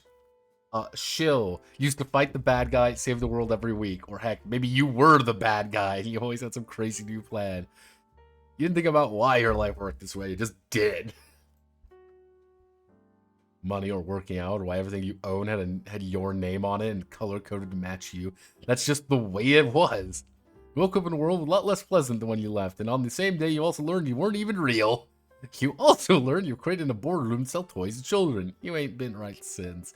Yet you have accessories, and you can spend power bursts to acquire augments from the black market and gain temporary use of it at no charge. End time, restraint of the Inkmen failed. That is to say, the 1990s. Final years were CGI, unparalleled hype, fairy tale feature film, story-driven cartoons, poorly produced, poorly animated cash-ins. Yeah, Peter Griffin is an end timer, by the way. Memories of the best and worst Ink's last days. A character, you can choose 2 weapons or inventories, so long, short, compact. You get another one of those and lose the other entirely.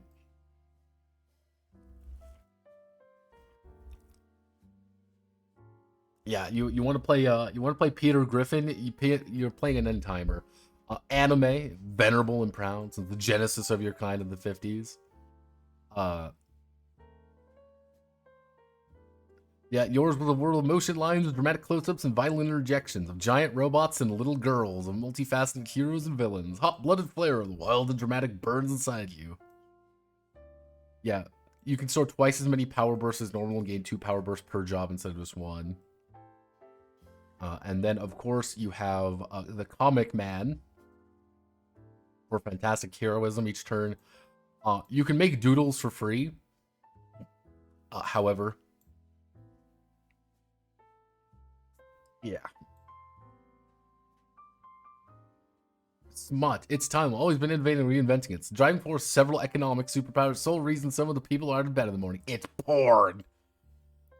Meat Men does not compare to the life you left behind. Your homepage was a temple of depravity and senseless eroticism were the biggest concerns everyone of ASL. Oh, how you miss it. Your malleability of body and spirit. You are immune to burn, bleed, and poison, but suffer double from fear.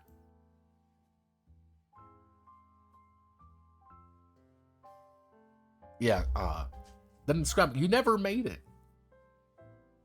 You have nothing to lose.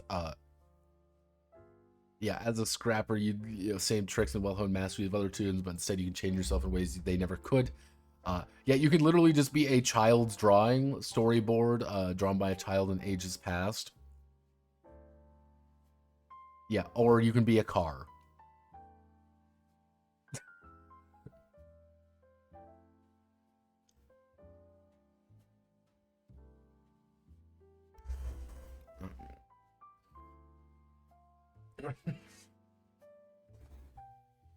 Sorry, Bugs Bunny is just Monsoon.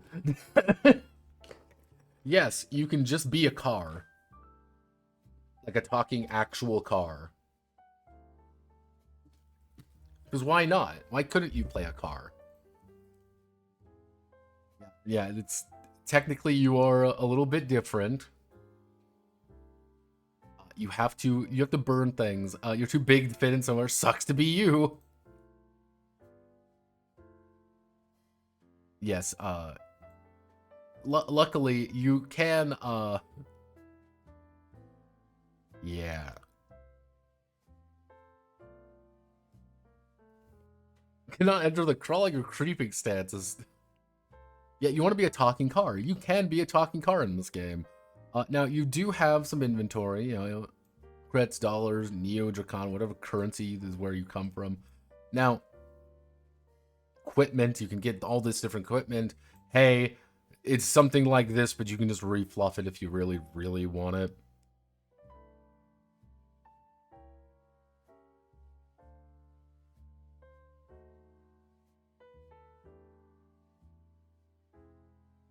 Instead of describing a sword, players responsible would describe a large, smelly trout.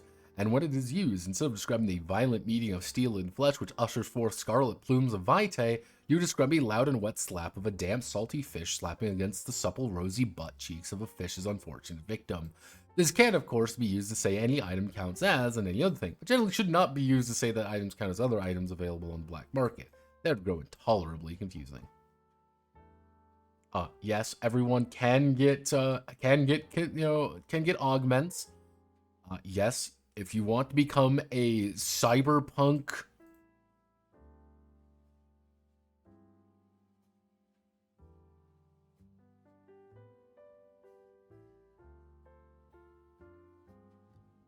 you are poorly drawn Goku.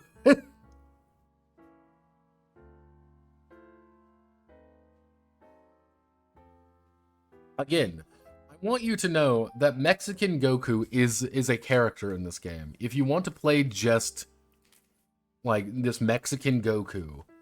You can. You can just make variations of Goku. Now, the best part is you can have a full party of not only Mexican Goku.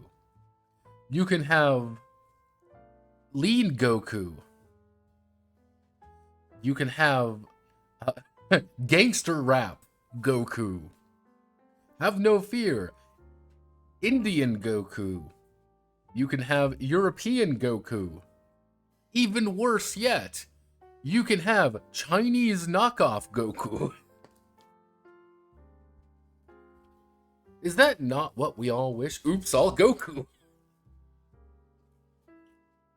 Is that not the dream? Is Ray plus 4 Hispanic? Is Ray plus 4 Hispanic Goku a valid party? Unfortunately, yes. Like, that's the worst part. It's just variations of Hispanic Goku and Ray from Neon Genesis Evangelion. Bible Man. Sorry, but it's just chick tracks. That's all that it is.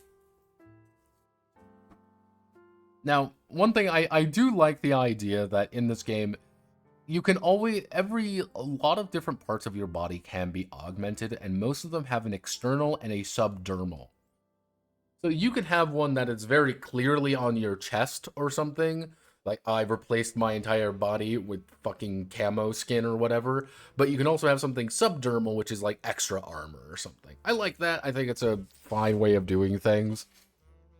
I think it's good. Again, why is there cyberpunk augmentation in my Toon game? I don't know. Now, if every time you make a shit ton of money, yeah, for a new 100,000 up to your first million, you can choose any of these. Now, yeah, President, if someone ever had trouble thinking of a character, he advised them to pick 2 from the list at random, figure it out from there. Yeah. Clown shoes. Despite conventional wisdom, waving a gun around doesn't always make people take you seriously. Sometimes it's just not going to happen. Full stop. Maybe it's not a literal pair of clown shoes, though it also might be, but something about you keeps people from taking you seriously. Underestimate, mock you, laugh at you, and otherwise treat you as though you're a goofy guy. Drinking. Yes, you're a drunk. You can't get drunk unless you feel like it, no matter how strong. The Drip King. You have a fan base, Pharaohgenic. Yeah, good with kids. Yes, you good with kids. Gentle caller gives. Most people give hookers a bad rap. You're not one of those people.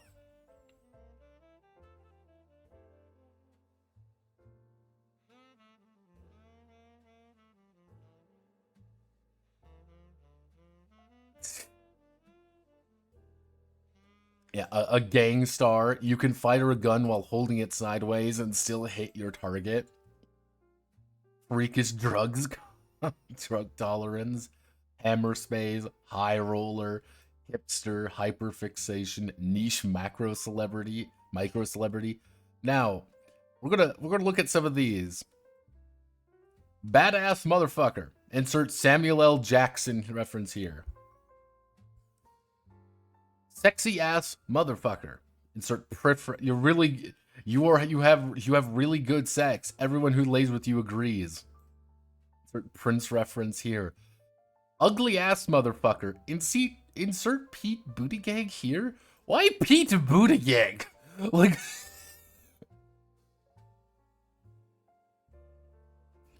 why specifically Pete Buttigieg is here? Why is he in here? Like, why is having a sexy ass motherfucker here? Why is that here? Why? Funny? The thing is, I don't know. It's a very confusing book in that regard, because he does this a few times. Like the Rick and Morty thing, it's Pete Buttigieg, it's like, just...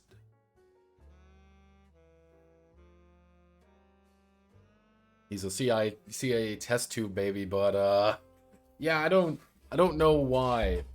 It's very strange.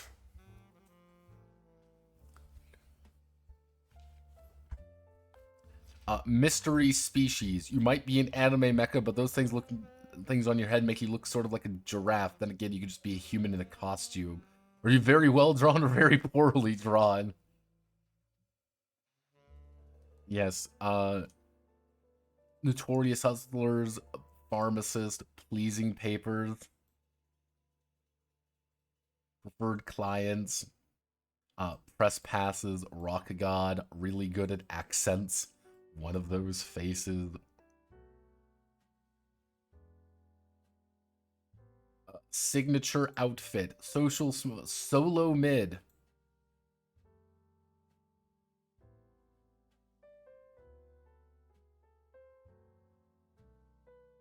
Yeah, you got that stank, unionist.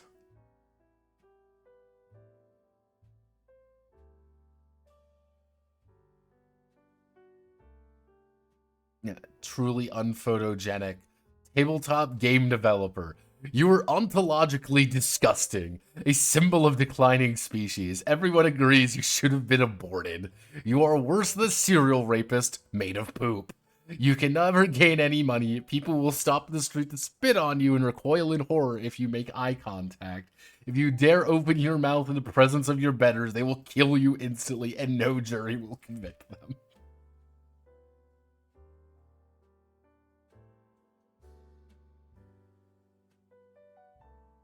Every JD Vance edit is its own person, and they form their own political party. They are running in an independent category against the party of Goku.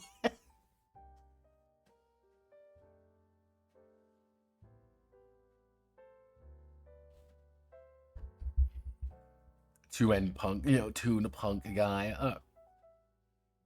Yeah, so, this is kind of like preparing the game. How do you actually play it? Nothing too grandiose here. Now, there's a lot of ways to kind of like assemble enemies and like touching base, interacting with your players, how to set up the game. There's a lot of that, and there's a lot of ways for him. There's a lot of time where he's sitting there and kind of telling you, oh god, he's telling you this is how I run my games. This is how maybe you should run it. If you want to do something, you can't guide him. That's it. Yeah.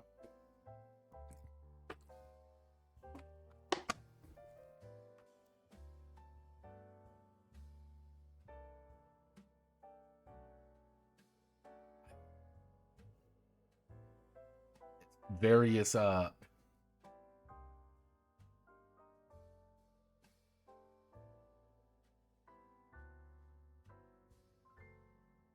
as you can kind of put bombs, powered equipment, bulk, you have to, uplink it, size, damage types. So, entry level equipment for those who are not long for this earth. Prayer. You pray that you won't get shot.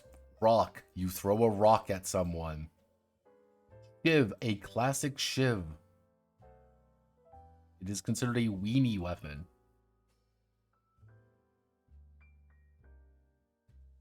Yeah, yeah, clashes made with unarmed cannot be ignored and must be resolved via evasion or a counterattack. Yes.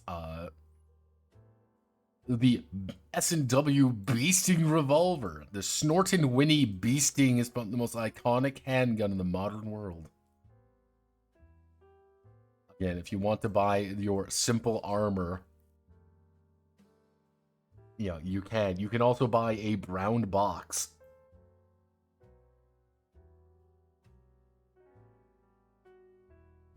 Yes, you can just move around in a blind, and the cardboard box has been a long time standby for cartoon characters, Mischief Maker, and legendary mercenaries for longer than anyone can remember. Yes, they make a Metal Gear reference in this. Why? I don't know. Yeah, a length of bike chain, the Mayfly repeater, a fucking short bow, a slingshot for some. Yeah. Also, all the prices for things are like way expensive. weirdly enough. Yeah. So let's see. We're just gonna swing down here and look for some of the funny ones. Yeah, sidearm for secret. Yes, the ketamine belt. For not to kill their target, not to only leave their bodies clean, but also leaves you with a whole lot of guilt to deal with, regardless of whether you self-identify as a bloodthirsty psychopath. It's occasionally have to leave a target disabled but alive. So many professionals carry a belt of ketamine, horse tranquilizer, needled underneath their armor. This fast-acting, non-happy juice leaves your target unconscious but unharmed. Yeah, you wanna stab someone with a ketamine belt?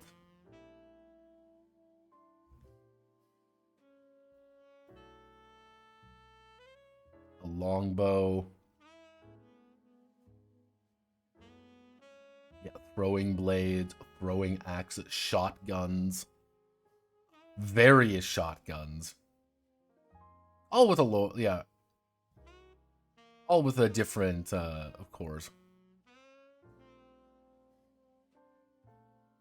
Sniper rifles, yeah, you want that. Again, when it comes to like damage, if we look at something like even like the Argus rifle, that's 6 damage. 6 damage cannot kill Ricky Rat. He's going to feel it, though. I'm not going to lie. He's going to feel the sniper rifle entering his body, but he will not die from it. If he had less health, though, he would die from it very quickly. That's why it's kind of like damages can sometimes feel a little bit weird in this game. Because some things do like 2 damage. Because if we look up here, we're like, oh, okay, maybe the shotguns aren't the best example. But like, hey, an auto pistol does 2 damage, but you can shoot him 3 times. So it does 6 damage, actually. But, oh, hey, it's a revolving revolver. Yeah, hey, you want to have a revolving revolver where you go bang, bang, bang, bang, bang? Cool, you can do that. But like the SMG, to give you an idea, the SMG physically will do nothing against Ricky Rat and his armor because they would bounce off, all the shots would bounce off.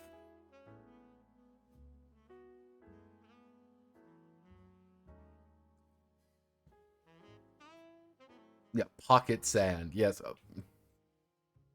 Yeah, pocket sand. When some crazy samurai, ninja, or liberal comes at you swinging their swords, fists, or flyers, you can swing something right back. A handful of fine-grade sand in their eyes and fuck their shit up.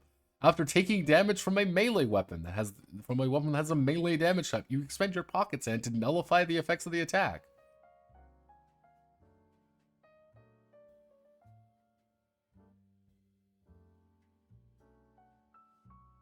Yes. Also, do you want the custom-built tower shields? There you go. Yes, it also costs, I want the world to remember, $500 fucking dollars to buy pocket sand. $500 to buy myself some goddamn pocket sand. This shit better be made of gold. But we keep kind of going that, like, this is literally what a vast majority of the rest of the game is just random gear. So we're going to look at these are doodles. So we're going to look at barrier. So choose a character within range, including you. That target gains 5 points of shield. During your turn, you may maintain the shield, restoring it to full strength for 1 IP. Entities degrade upon exposure to no matter or energy, but will self-sustain for a limited time if designated to. After several efforts, I was able to create a barrier, a translucent, impenetrable entity that sustained damage in my stead. It did not display a sense of pain, but seemed to be surprised when it realized it was dying. Those doodles are technically alive. Let's see, can we find one? Fake wall. Developing a purpose-built limited lifespan drawing. Considering abbreviating, wall turned out to be difficult. The rag paper I use isn't strong enough to sustain the rigors of large-scale ink generation. When drawing the entity, I must note its density in such a way that even though it's opaque, it is dim-vaporous, and you can walk through it, though it stops small things. Investigate further. When you activate Fake Wall, designate 3 adjacent squares. They now count as solid wall for purposes of line of sight and cover, but an empty space for movement.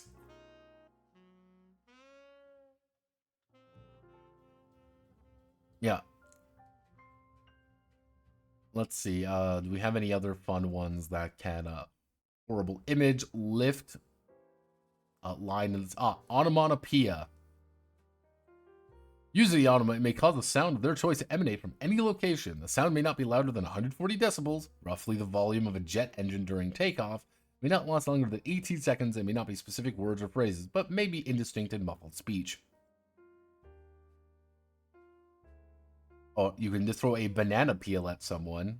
Again. Peel plus ultra.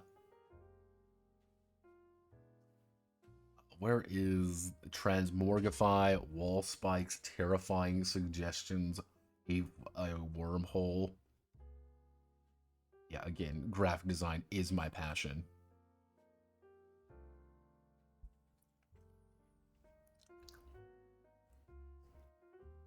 And then yank. A lot of you stop being shot. Enemies don't have guns. The easiest way to happen is use a weapon magnet. It's a magnet with the word weapon written on it.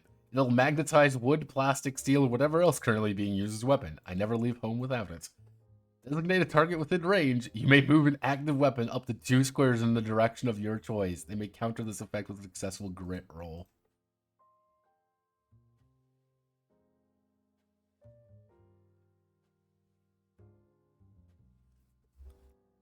Again, I wish there was more weird shit like this. Like, I wish there was more fun, weird things. Like, yeah, you can wear a beret and you get to have, do art better. Hey, you get to have, like, a thing that steals people's blood or something. You have... I wish they doubled down on it. Yeah, the jerk-off jacket. Doodles cost 1. Tricked out threads. Armor for your body.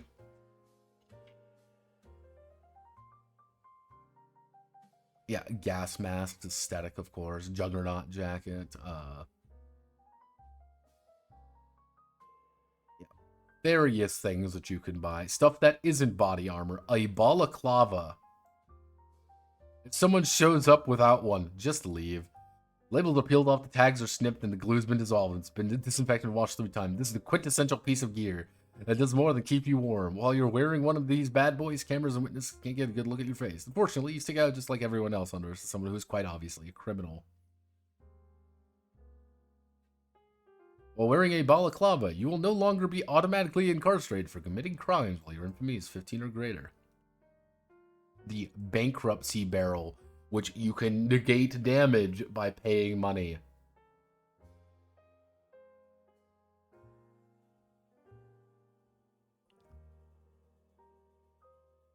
Yep, you can just pay money to not take damage.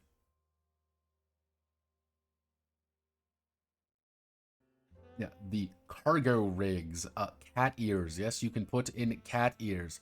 This set of styrofoam cat ears looks absolutely fucking kawaii, and by simply concealing a directional microphone array in them, it's possible to hear sounds from further away. And +5 moe. Don't you want to be +5 moe? They do actually have portable holes, by the way. Where is the portable hole? A line in the sand, horrible image, lift, obfuscation. Where the fuck is the hole? Bazinga.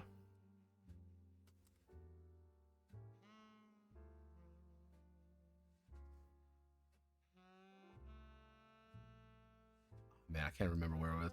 But it effectively is that you can have you can have a portable hole that lets you go in through things. It just happens to be, well, So, classic loaded gloves, a duster coat,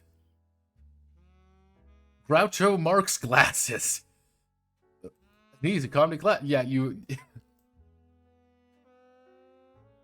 yeah, you can just ignore their suspicious person rolls against you if you are making a an acting check. Karl Marx glasses, 1500 or 0 if you read Capital. An easy comedy class war. Yet you may roll perception to determine the economic and social status of anyone you can currently see. Oop, didn't mean to click that. Yeah, thus, Ricky Rat has the ability to detect poverty in other people. You know, good old God bless Groucho Marx glasses.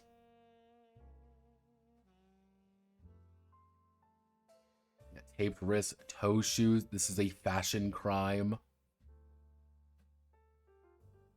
Other weird shit and gizmos. Bridge in a box. Glass cutters. Doohickeys. Fake footprints. Harpoon mines. Portable hole. Yes, here is the portable hole. Yes, it is. Careful comprehension of an abstract.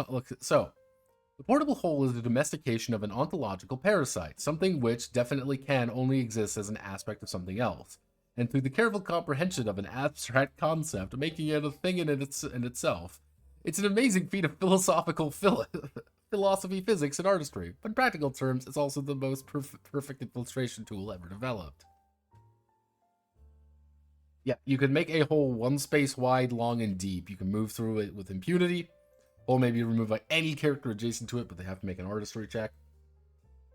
Yeah, if you place a portable hole in a portable hole, it kills you immediately.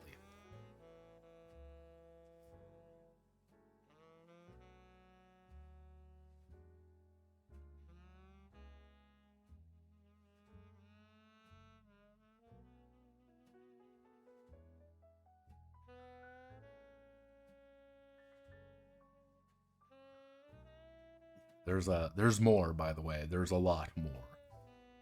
It's, yeah, various computer programs, snoodle.exe.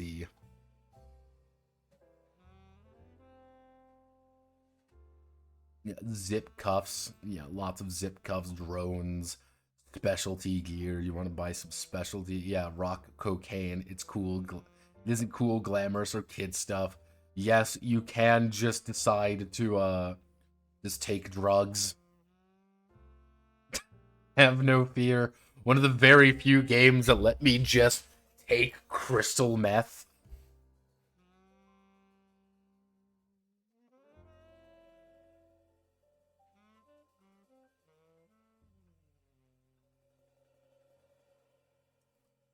It's copium. Opioids come with little mood magic. Ease what ails pop with putzes and pundits.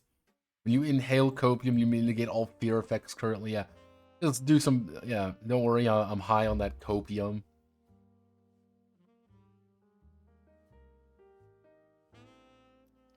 Helium does more than just make your voice sound funny. It also kills you. But more than that, it also makes you float like a balloon. At least that's what cartoons all say, and they're never wrong. Yeah, gobstoppers.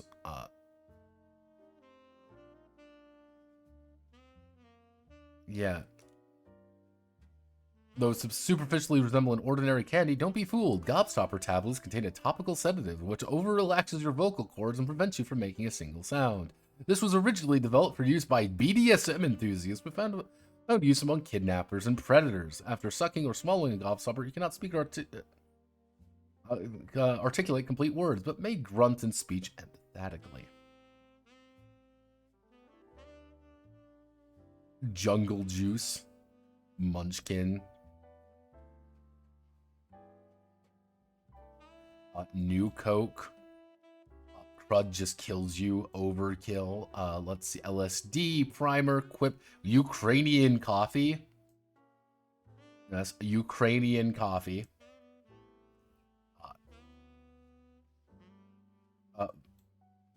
Vigora. Yes, Vigora. A boner pill. Boner pills.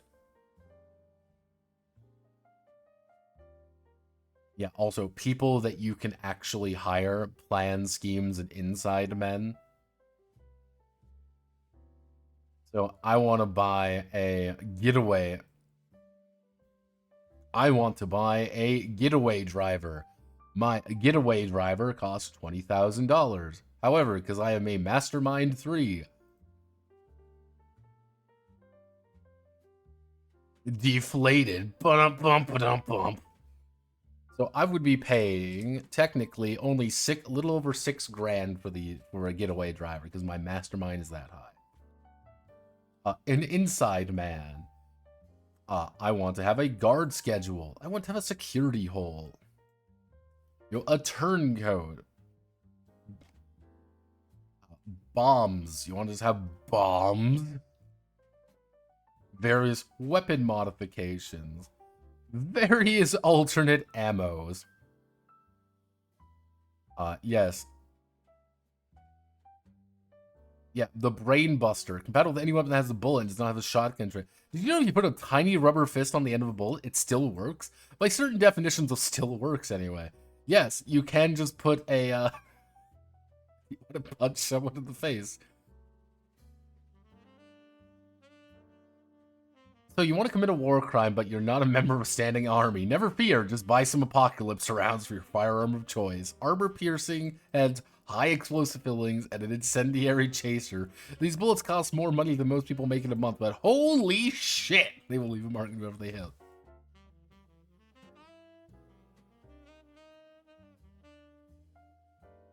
Yes,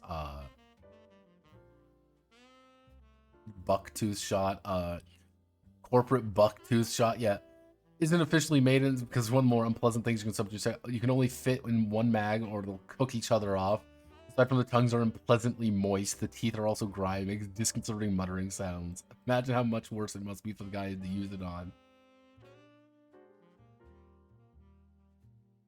Yeah, so you can just have a bucktooth round, bullet full of bees. Yeah, knock out Moloch and arrows. It's just fire arrows, poison arrow, soul swallower.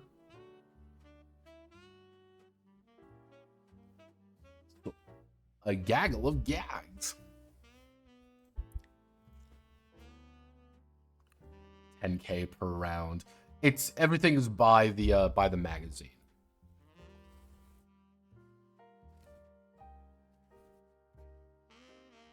Yeah, it's yeah. So, a gaggle of gags. Cutaway, yes, you can have cutaway gags. An anvil drop, that's the gag. If you drop from hitting someone on the head, then they die. That's the gag. Whom you were physically above, you may throw an anvil up to 3 spaces away from you. Hit deals 2d10. The target takes 69 points of damage.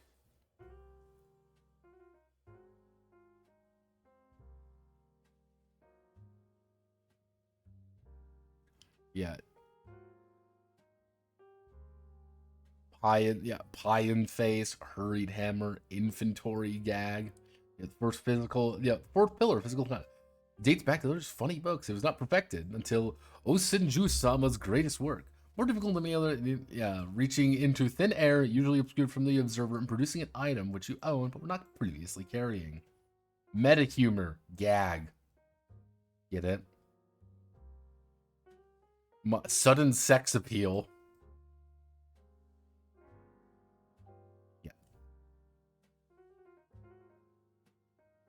Said to be the rabbit. Yeah. What's up, Doc? Said to be the rabbit's ultimate technique. This is the spontaneous teleportation between two places.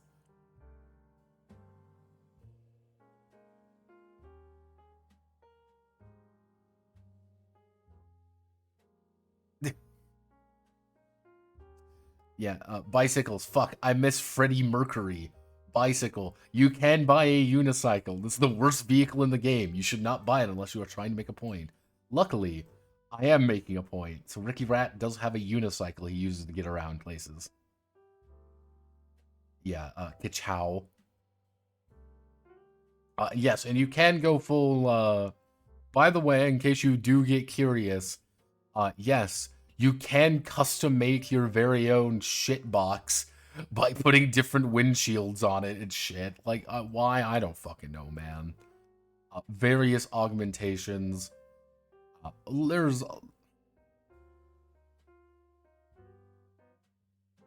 That's all I really need to say in that regard.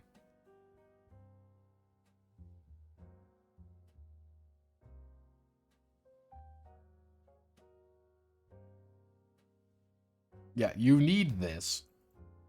This right here is about the single most important augment you can get. It's simple. You can hear things. If you're part of a crew, pick this up. Never let it go. Yeah, it's various pieces of gear that you can put on. Creepers, peepers. Ear augments. Listen to this.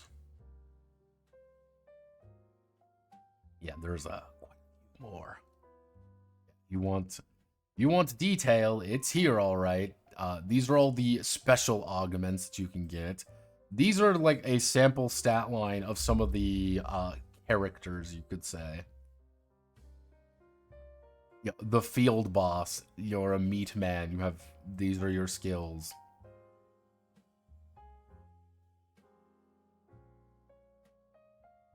Hey. Yeah, it's the living blender. Yeah, Ukrainian, yeah, baseball crank, Ukrainian coffee. The solo infiltrator. Someone's fat furry art. Just a Jessica Rabbit reference. And then the author's self-insert. This is very important. The author's self-insert. I want to ride my bicycle. I want to ride my bike. Freddie Mercury. Yeah, Freddie Mercury made a song. Well, Queen did, called "Bicycle."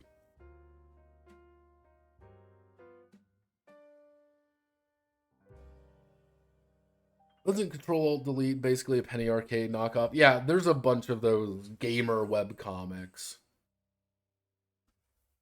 Some of them, like, there were a lot of those.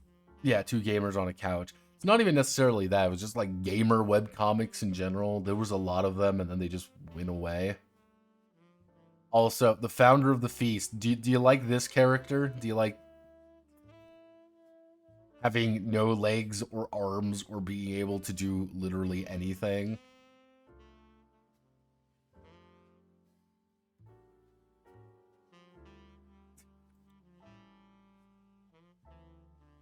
Yeah, your amazing skills, such as -1 athletics, -1 murder. Yeah, various weak enemies. Enemies use the same thing effectively because again, it's not too complicated. Yeah. Nanomachine, son. So, Toonpunk. Here's the thing with Toonpunk.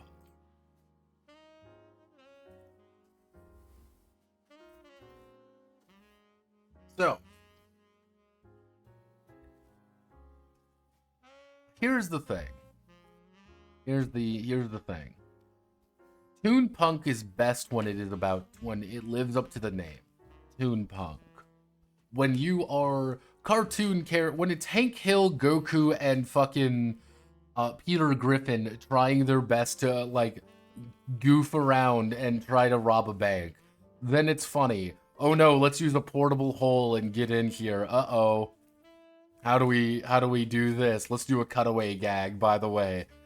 Wow, Mr. Hill, this is I can't even do a Peter Griffin voice anymore, but imagine Peter Griffin doing a cutaway gag to something just to pop up somewhere different. Why? Because it's a Peter Griffin cutaway gag. You know, there's things you can do with this. Even if it was just, this is Golden Age of cartoon, this is Who Framed Roger Rabbit. Who Framed Roger Rabbit is when it's at its best. The problem is, from a purely gameplay perspective, from a purely personal perspective, anytime cyberpunk stuff come up, it gets immediately worse. The quality dips as soon as the cyberpunk stuff come in. And you're like, what do you mean by that? But it's like, oh, hey, here's something funny and goofy. By the way, here's all like the cyber augmentations, and here's cameras, and here. The second you are making the second they start like, okay, ignore the toon aspect, we're now a cyberpunk heist game, my enthusiasm drops like a fucking rock. That happens a lot. The thing is, this is probably one of the most important things. Should you have a system of reloading a gun in a Toonpunk game? Probably not. Should you have a detailed armor system? Probably not. Should the concept of hacking be in a Toonpunk game? When you're doing things like using a plunger to get up to places, that's funny. I'm using a portable hole to get into some place. That's funny. Here's my 15 different cyber augments and the fact that I can take crystal meth. Not as funny. I don't know how to explain that. It doesn't help that the writing is Reddit. Hey, fellow kids! That's what it really feels like sometimes. Like, this is written by a boomer trying to look cool to the kids. Even though I know he's my age. I think that's the worst part.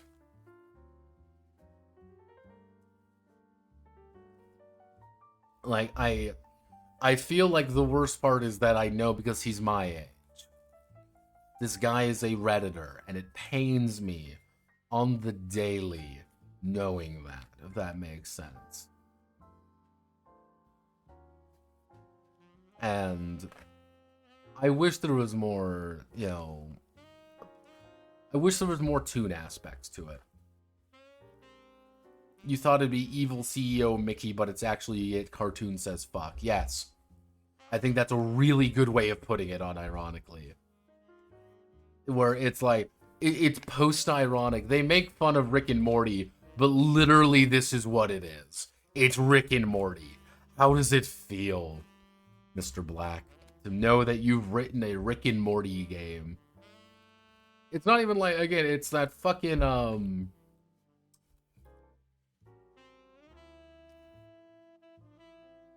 what was that one cartoon they tried to pitch? It was like Pibby or something, where the entire idea is like they're going through Hanna-Barbera stuff and evil black goo is killing everyone.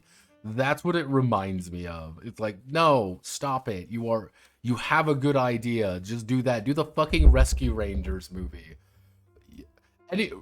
Have any of you seen the Rescue Rangers movie that came out a few years ago?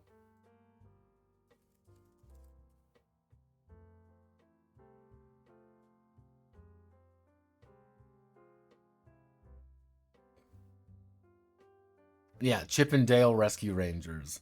Like, I have a feeling that it should have leaned more into that, weirdly enough.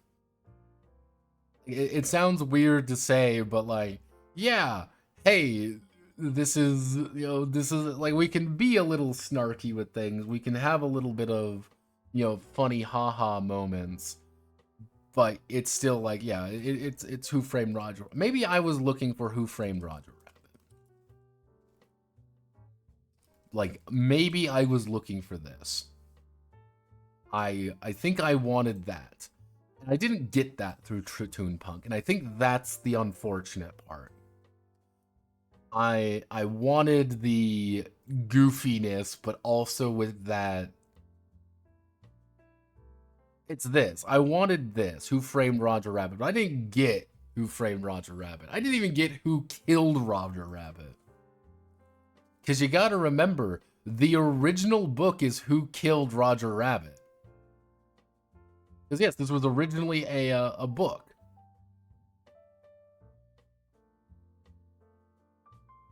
Let's see. Who censored Roger Rabbit? That's it. Yeah, it was who censored Roger Rabbit. Yeah, second banana.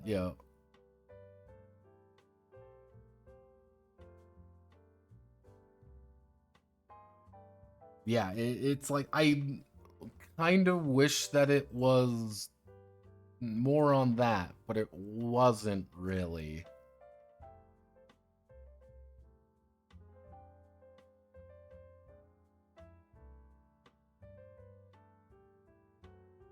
Who's drama in Russia because they shipped the mouse lady with a literal insect. Yes. Let me see. It's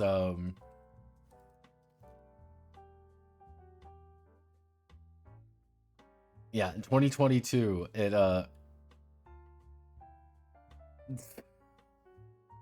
yeah, Gadget and Zipper had kids, and they all are weird fly mouse hybrids. And then the cult of Gadget, the cult of Gadget in Russia did not appreciate this, and things went wrong from there. Yeah, just maybe it was the Rescue Rangers. Maybe that was the secret. Maybe it was secretly always a Rescue Rangers movie, game, and it's just cynical. I don't know. Maybe I wanted more out of it. I didn't get it.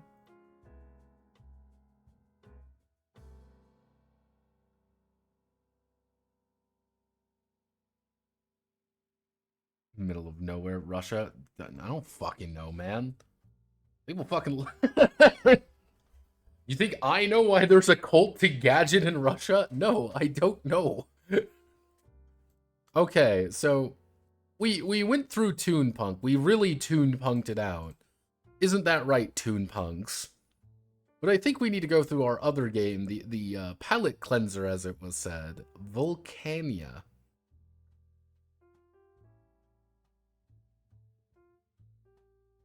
Now, if you give me a minute, Notepad needs to use the little gentleman's room.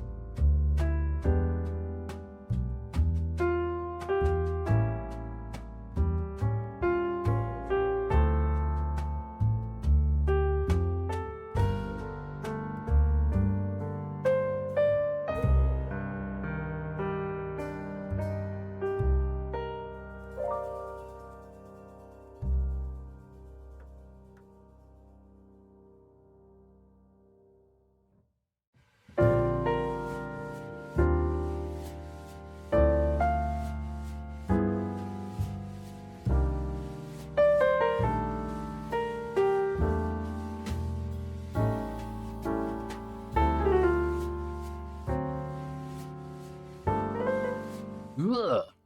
Hello, everyone. I'm back. Welcome to Vulcania, a steampunk role-playing game. Because remember, this is the curious case of punk games. Cyberpunk has its own aesthetic. Now,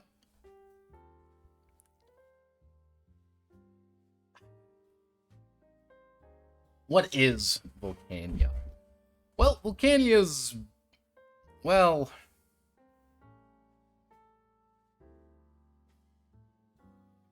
we're going to say European.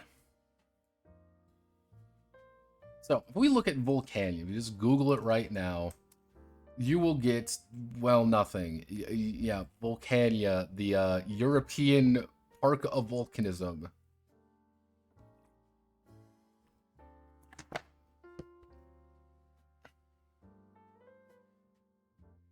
Mm.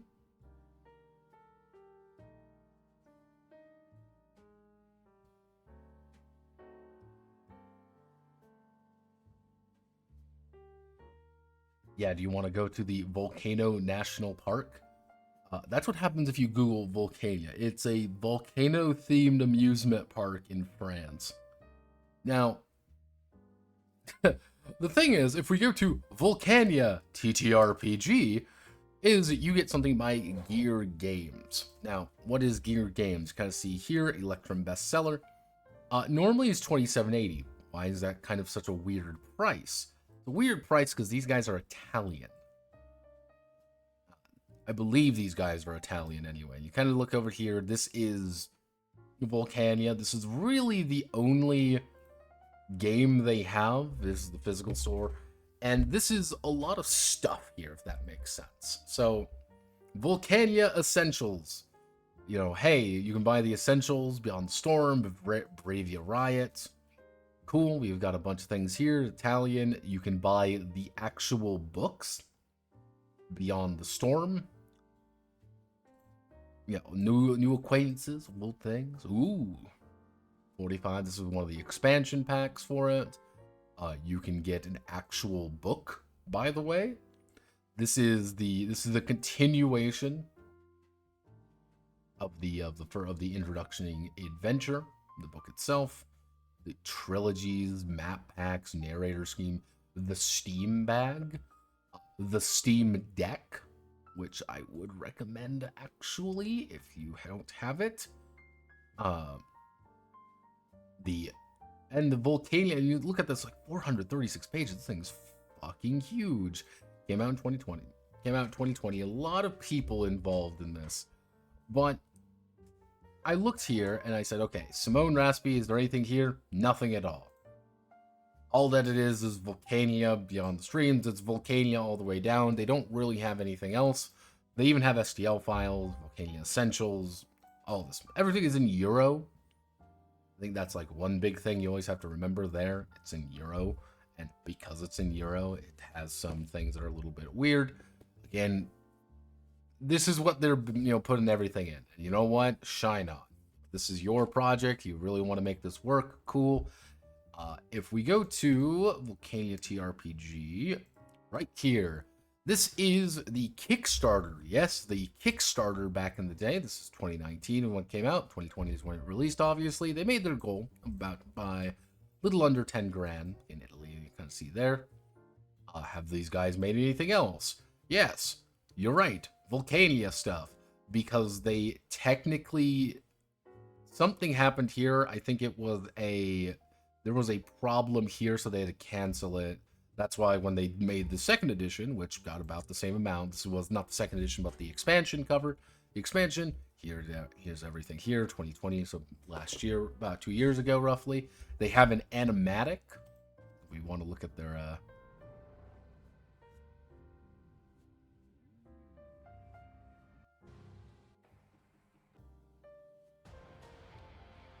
Yeah, if you want to... GearGames kind of got a... High School Cthulhu seems to be the next game that they're making. I don't know what that means, but it's there. Yeah, all of the stuff here, nothing's really reaching over about 300 views, like over a couple hundred views, except the main Kickstarter video, which is on the Kickstarter, obviously. when it comes to other things, they've got, again, High School Cthulhu. I've never heard about it. I've never seen anything on High School Cthulhu. Have any of you heard about High School Cthulhu? I believe this was on... yeah, this is coming out next month, apparently, so... maybe, let's do... are they on... they're on Backer... yeah, it's Backer Kit. There you go. Yeah, this is the Backer Kit version. You kind of see here, GearGames. You have anything else on GearGames? Italian Swiss publisher. Cool. And now they're doing cosmic horror set in the mid-90s. All right, shine on, man. Looks like, again, they've got more stuff there from Backer Kit. More things, more stuff. What do you mean by this? They went through Backer Kit. They went through Backer Kit by itself. These are all Kickstarter projects you can get through Backer Kit. It's very messy. But yeah, people seem to like it. Yeah, it's...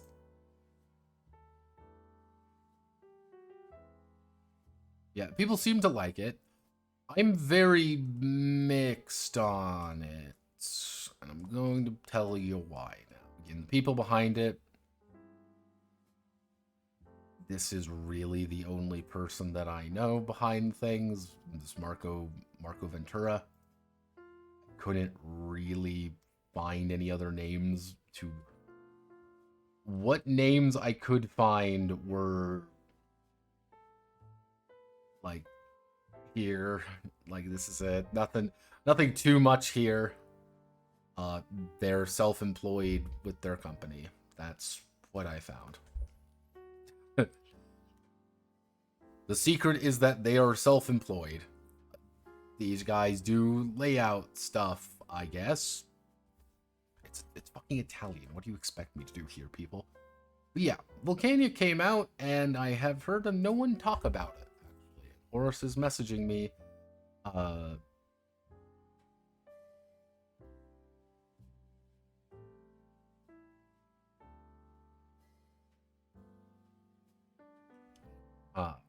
I'm just gonna bring that out here for everyone. I need you, Nodi. SCP-10, you need sound alerts.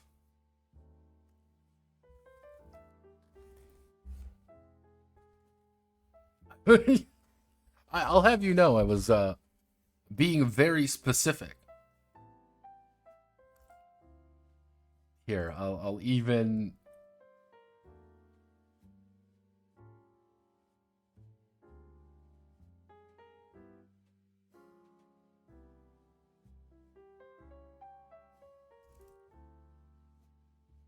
there we go.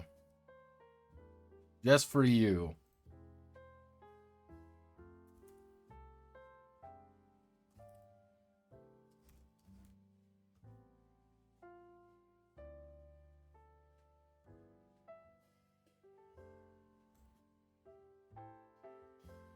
Oh, that's boobs. Do not at everyone. You mother...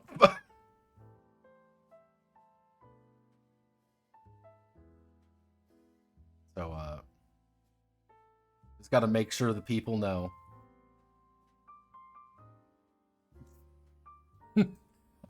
There we go. I need to make sure that everyone knows that this at everyone is because of you, Horace.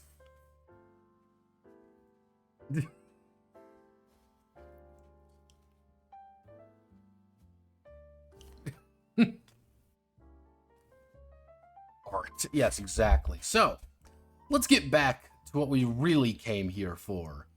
Italian boobs. I said Italian boobs. There we go. Hello, boobs. Welcome to Vulcania. So, we're going to need some help. I have Vincenzo here. Have no fear. So, Vulcania. I'm going to say this right now. I choked on my soda. Thank you. Boobs.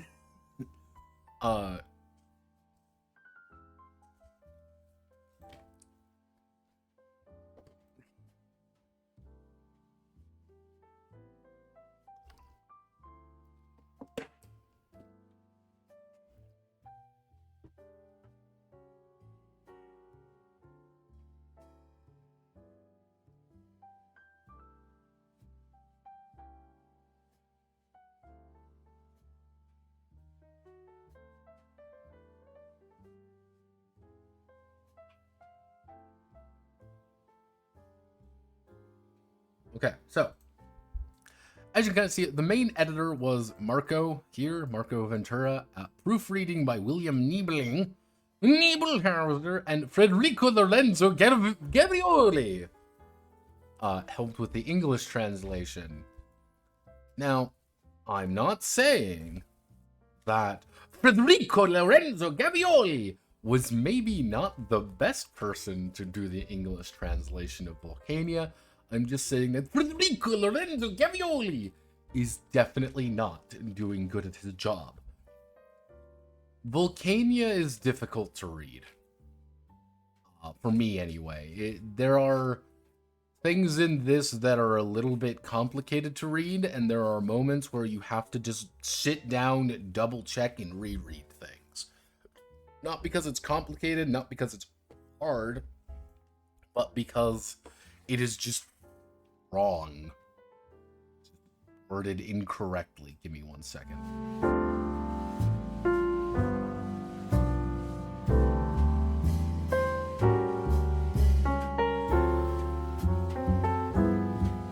Okay, there we go.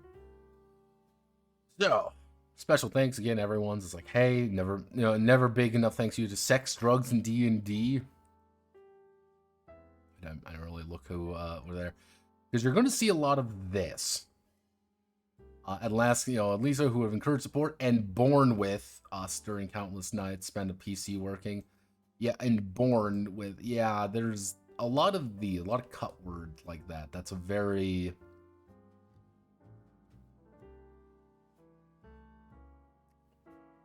Yeah.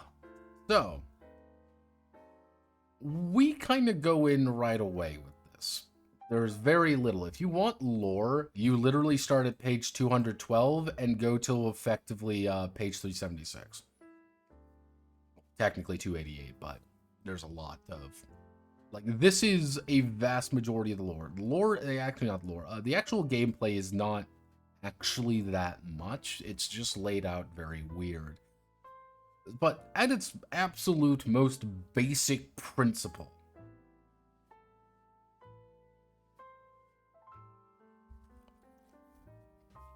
I mean, English is part of Italian, so the most Italian man should be good at it. But yeah, no, you would really hope. So, it is a D12 system. I'm gonna be honest with you when I say that it's a D12 rollover system. Nothing too complicated. If this looks fucking weird, don't worry. I will explain it all so you can understand it with me. So, Vulcania is effectively it's industrial revolution. It's steampunk, airships, zeppelins, steam-powered trains. However, it's technology and science, and it's magic and psychic powers. Yeah, they don't tell you about the psychic powers. Yeah, there's a lot of psychic powers in this, and it's very steampunky. Now, we're gonna talk about the names. It's a gasp. Classic atmosphere of Victorian Europe at the end of the 19th century. It's Italy. It's Switzerland, Italy. Mostakal is an unexplored, dangerous land with marked Old West accent.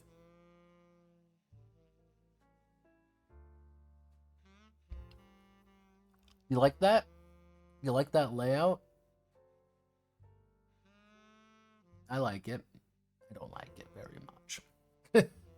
So, Newgard is surrounded by gloomy and gothic Paul.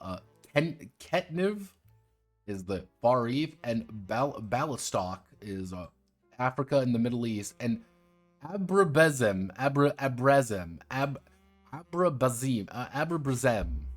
is a desolate wasteland. It is 13 years. It's if you want a good pitch for what this is, it's Eberron. Okay? It's Eberron. You want a good idea of what we're working with here. It's Eberron without the Warforge. So, steampunk.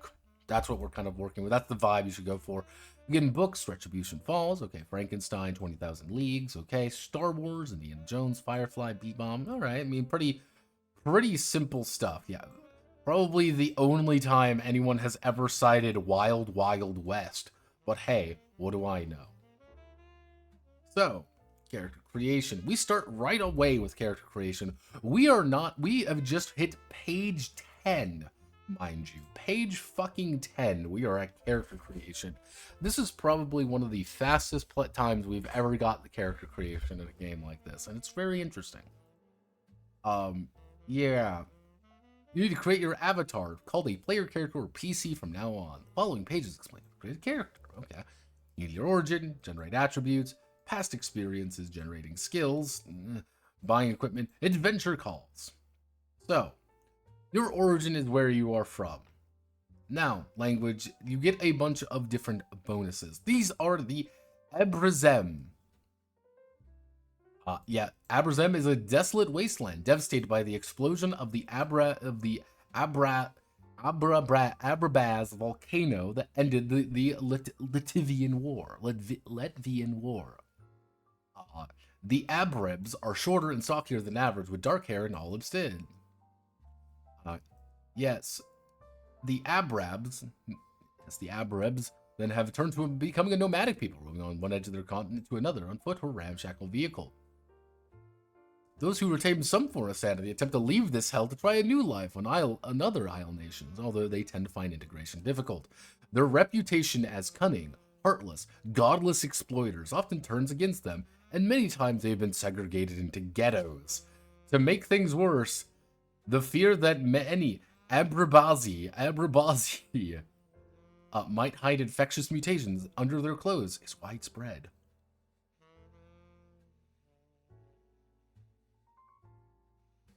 They're Jews. Well, they're not Jews, but this is one of those things where it feels like the wording on things maybe feel a little weird. And again, maybe this is a pun in Italian. That's like one thing you gotta think about it. Like, is this a pun in Italian? Because it might be. It might be a pun, an Italian pun or a phrase that makes a lot more sense, that rolls off the tongue a lot better. But Abrabazi, really? Abrabs? Really? Really, guys? Are we really doing this? Like, I'm racist, and I don't even go that far. Yeah, so they get +1 stamina, +1 insight. So, and these are, you get one special trait. You can be a fucking mutant. The character can get an extra skill point, or you can be touched by fate. Hey. Now, these look like they're all of the standard mutations. Like, oh, these are all the mutations. There are actually more, but that's in the lore section. Why are they in the lore section? I don't know. You can just choose one of these, though. Now, you can also choose to spare the character when the volcano erupted, granting them an extra Gear of Fate per game session. Gears of Fate are a meta currency. It sounds weird, because it is weird. So, yeah, we have the Balastock. Balastock, have no fear. These are African Arabs. They worship God. And they can literally pray away gunshot wounds.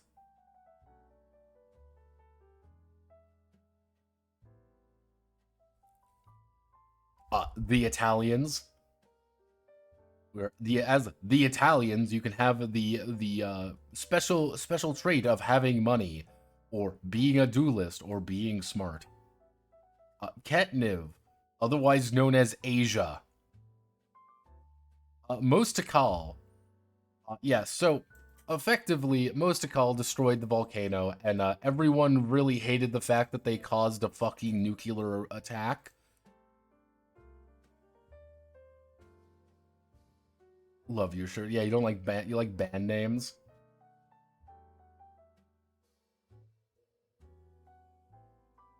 Yeah, you like band name.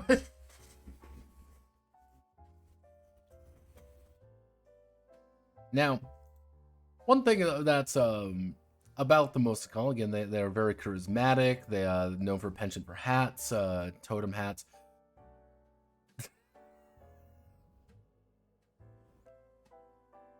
Now, here's the thing. If this was not Italian, I would be like, ooh, someone's being a little bit funny racist. However, these are Italian, so I'm like, yeah, no, this makes sense.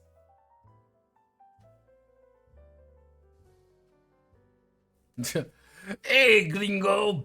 Yes, almost all Mosekal women do wear tactical booty shorts when appropriate.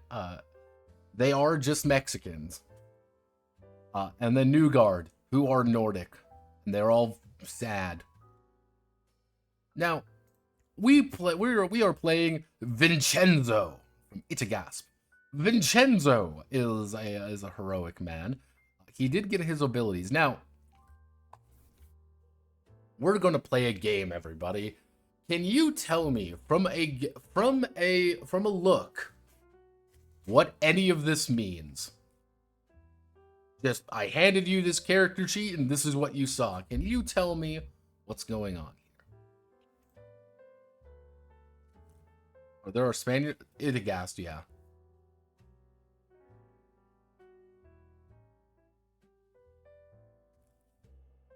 I see numbers. I guess big number are good. Well, this is where things get a little bit weird. Not in the fucking slightest. So, if we look over, we'll look over at dexterity here. So, this is my dexterity attribute. This is my total attribute. This is my natural attribute. This is what I have by virtue of having skill training. This is the amount of skill training I have in my agility. My skill training plus my dexterity equals my total agility score. So as you can see, I put points into handicraft, stealth, reflexes, and that influences these. Now, this does lead to situations such as my stamina, in which I have 0 stamina. I have 0 resistance, 0 strength, and 0 pretty much everything else. Characters can be a little bit extreme in this game. And the write-up of how this looks in the... Mind you, this is not like my character sheet that I copy-pasted. No, this is quite literally a character sheet from the website. This is their personal character sheet that they provide.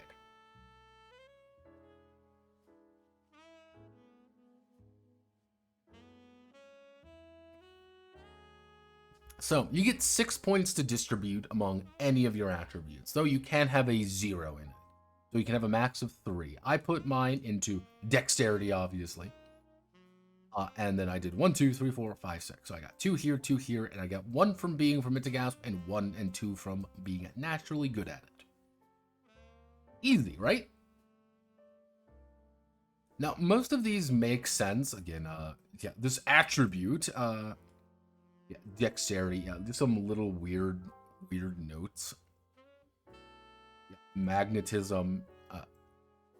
So then you get your past experiences. What were you before you became an adventurer? Now, acrobat. You are an acrobat. Again, tactical booty shorts.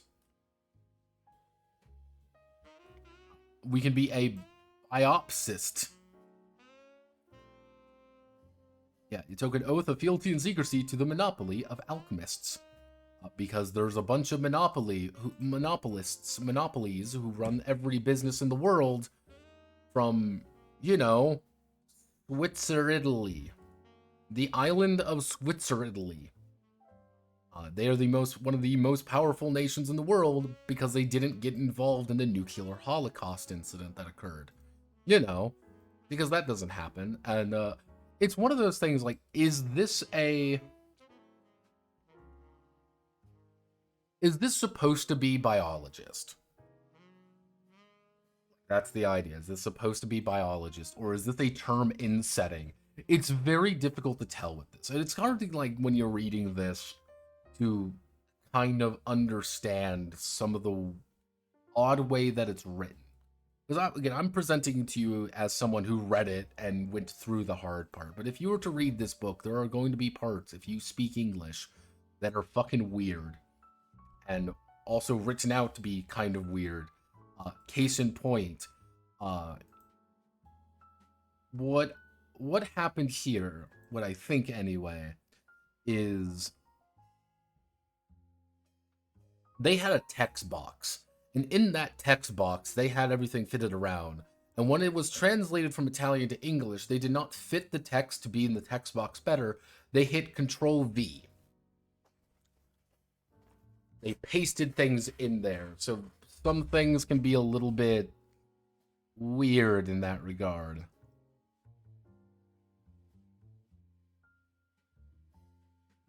Yeah, cutthroat,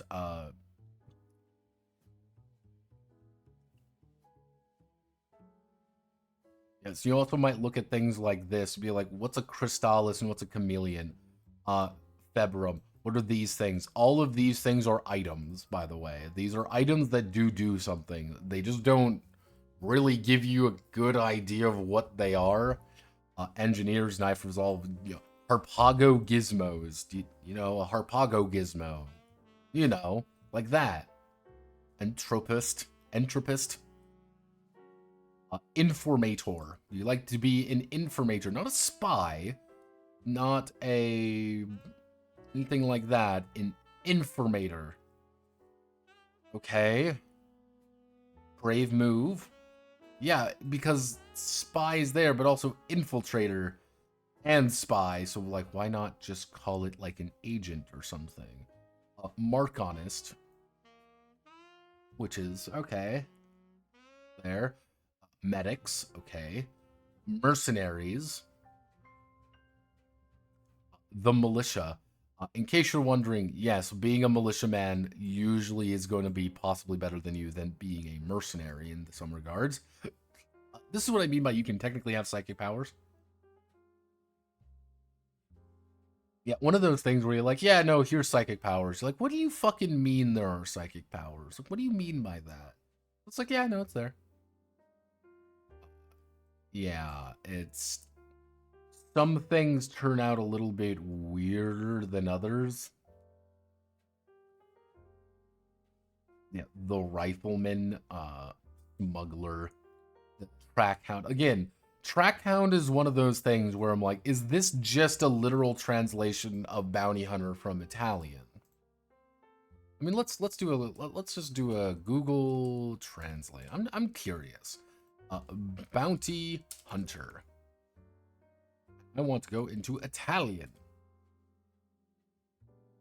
No, it's just bounty hunter. I guess it would be, what would be a trackhound?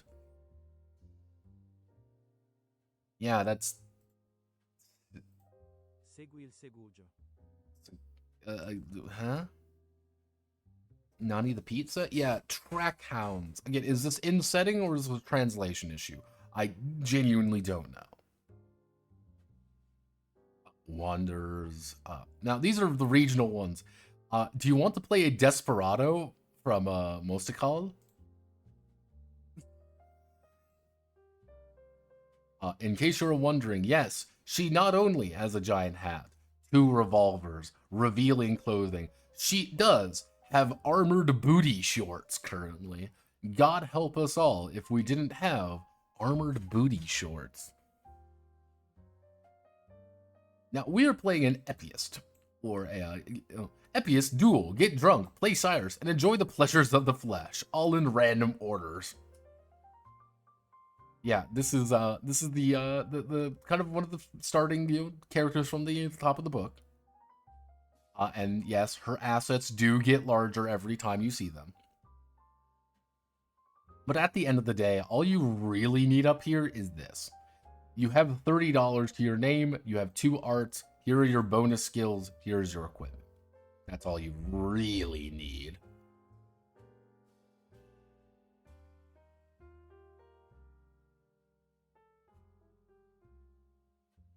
Fuck is an Epiist? Yeah, an Epiist. Yeah, Epiist. Itigasp is the actual name of the territory. That's the island where they are from. It's a gasp. Again, I think it might be a pun in Italian. What is an Itagast? An Itagast is a nation that you are. No, you from Itagast, you are an Italian Swiss person. That's the nation. You're Itagasti. Itagasti. Don't you know? You're it. That's where you're from, and you're an Epiist. You're an Epiist from Itagast. You know, like that. Fancy or no. Yeah, you are. Yeah, as an Epiist, you are. I am just a swordsman. Yeah, there's a couple others. The Shylock is a bunch of is just the Tayo monk. Yes, because Ketniv here, again, who is all of Asia at once. Ketniv has the ability to just become a Guilty Gear character if you really want. Why? No fucking clue. Or a Valkyr. Yeah, here's a Valkyr. You know, the Valkyr. So this is where, yeah, as an Epiist, I distributed my abilities. I did start with a. It says you start with a rapier. There are no rapiers, by the way. You have a foil. They just misdid that. A pistol is technically an item, but a revolver is also a pistol, but not a pistol, because that's different. This might look confusing to you. Do not worry, it is. But so yeah, you kind of see this. When it says something like Apotio, that is a mutagen you stab yourself with to heal. It sounds a lot weirder. It is a healing potion.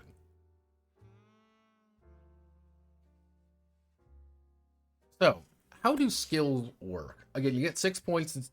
Spend as you wish. I of course spent them as I wish because I'm me. But anytime you hit a total of 4, 10, or 18 skill points, skill points in a category, you increase that attribute by +1. So, for example, if I were to say get 4 charm, 4 if I were to get 4 charm, 4 cunning, or something like that, I would get 4 cunning. Increase this up. This would be 6, and I would put a 1 there, and my magnetism would go up by 1.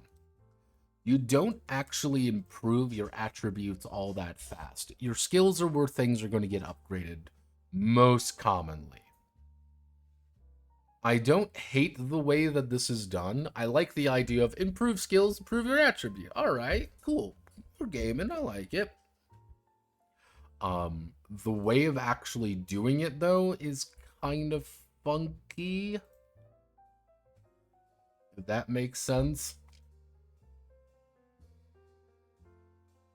The process of getting from A to B is not as simple as I would like to believe it is, because mostly because there's a lot of if and or maybe but perhaps statements when it goes into that. You can technically try to do a little bit of min-maxing depending on what you are to get the most attribute points right away, but Space Wolves? No, worse, Space Norwegians. Well, not Space Norwegians, more just steampunk Norwegians. Think War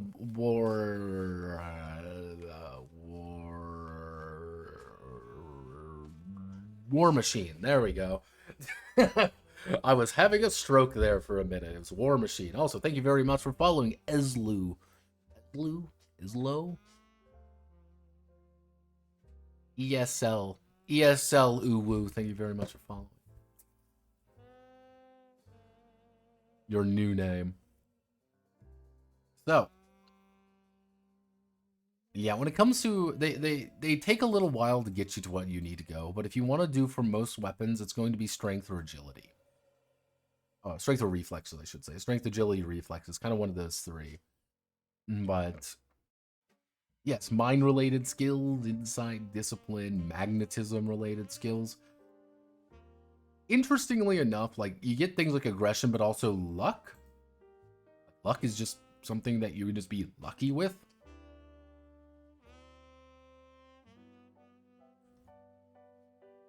So then you have your tactical indicators. Again, kind of weird the way they're worded. Mostly, this gets very weird at a different point because of how wording functions, but just keep this in mind. Now, dodge. Dodge is your reflex score. Enemies do not roll. I think this is an important thing to... also, hello. Ooh. Ow. Ooh, hey. Ooh, right there. One important thing to note. Enemies do not roll. Only you are rolling. When an enemy makes an attack, they have a target number that you will use your defense, that you will use your dodge or your evasion to get out of the way of. So, in this case, if I were to make an attack, it might be target number 10. I need to beat it with my 6 down here. That is my dodge score. Roll the 3 plus 6. I failed. I succeed. So, okay. So we've understand that, right? Now evade. Yes, dodge and evade are technically different. Evasion is avoid getting hit by range weapons and area of attack effects. It is entirely predicated off your luck.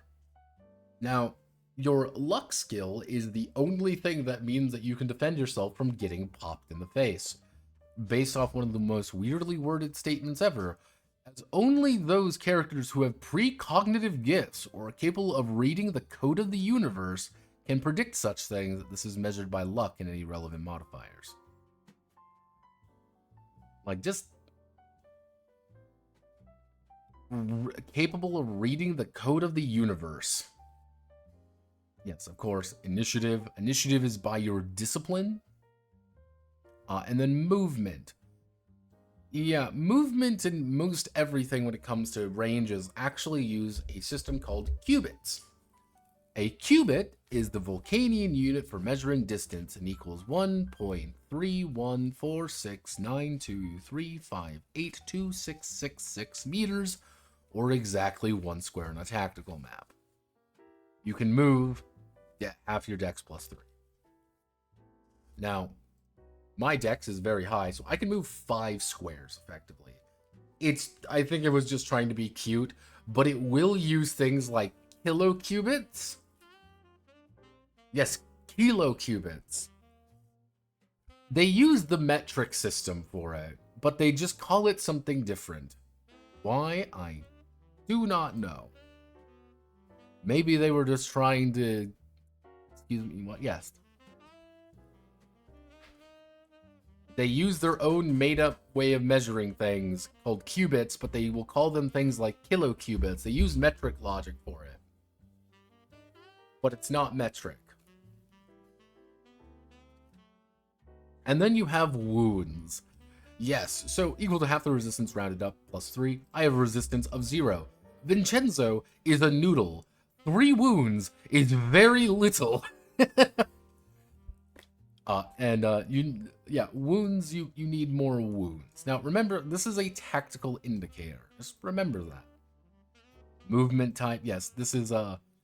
1 kilocubit equals 1,000 cubits. Yes, a kilocubit an hour. You could go about 10 kilocubits an hour. What the fuck is a kilocubit? Yeah, just one of those... Why don't you just use meters? Just use meters, man. We get it. You're Italian. It's fine. Just use meters. Well, no, you're a kilocubit. It's like a meter, but a little bit larger, but not quite as... Like, shut up. Shut up. Shut up. So, how to gear up.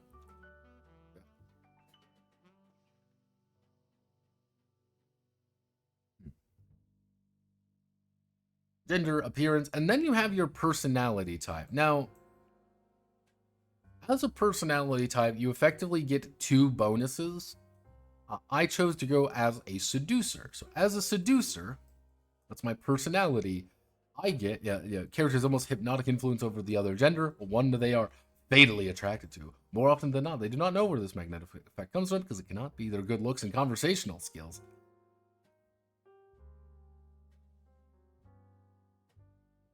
And yeah, although passion fades quickly as it burns, they are not bad people. They just believe they are not fit for monogamy. So you have the ability for courting, so +2 to seduce. Oh my, it's late, isn't it? After a free spirit can get in trouble more times than the character remember. Thanks to years of daring escapes from bedrooms, the character receives a +2 bonus to all athletic checks to flee from somewhere. Yes, as a seducer, you just get +2 to seduction and +2 to running away.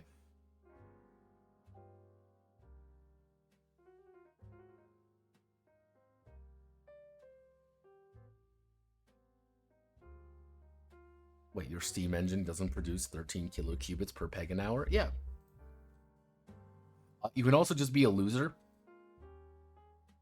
a party animal, and vices. How to indulge in vices. This is how you get your gears of fate back. And indulging in it lets you do it. Luckily, Vincenzo just wants one thing: sex. There's nothing better than a steamy night of passion with a skilled partner to be ready to take on the world once more. You can just have contemplation, you can do some studying, you can do some reading, gambling, drugs, alcohol. Yeah. And also here's the appearance table. So Vincenzo, with his 4 dexterity and 0 stamina, is technically considered to be tight.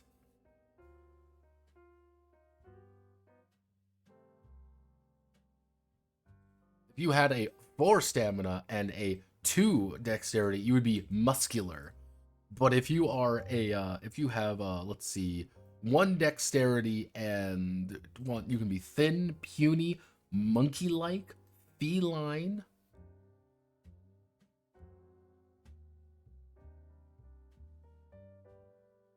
Bull, slender. You can have a couple things. So, how to sum everything up? Pretty easy enough. Now, this is the idea of your rank. More skill bonuses you get, the better you are. You can only have, until you reach 17 skill bonuses, until you reach effectively 18 skill bonuses, you can only have an 8 when assigning your skills. So if you get 2 skill ups, I can put 1 here, I can put 1 here, but I cannot put 2 into my dexterity because I would go over the amount until I hit 17. You don't get XP, you get skill bonuses. You don't get things like that, you just increase your skills. It's a little bit weird, it works enough. Generally speaking, my recommendation is get them here as soon as physically possible. Like that, the newbie rank should be like 1 or 2 sessions at best, or 1 or 2 adventures.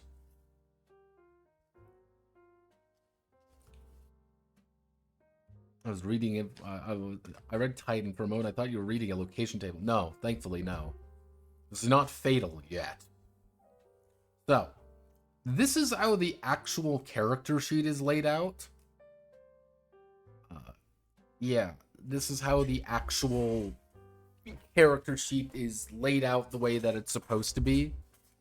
A little bit weird, but to kind of give you a basic idea, these are for the GM. This is how your actual like stats are hammered out. It's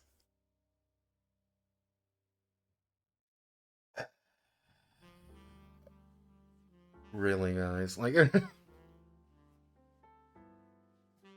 yeah, it's a little bit weirdly laid out because what it is here's your core attribute, here's your skill bonuses, here's the total skill. Again, it's an optics thing. It looks very weird and doesn't look quite right. And because it doesn't look quite right, it's a little bit freaky.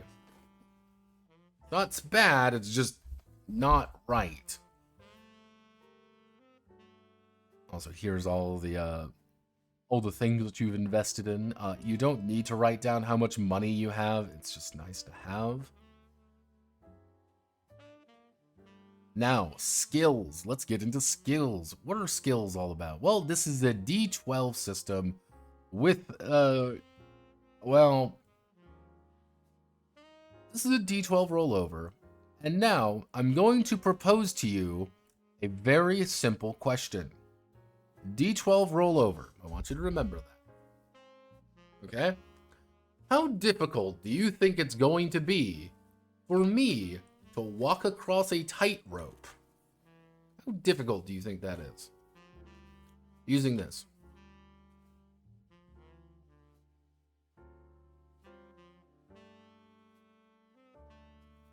Now, imagine this, and they do not give you a sample one until much later.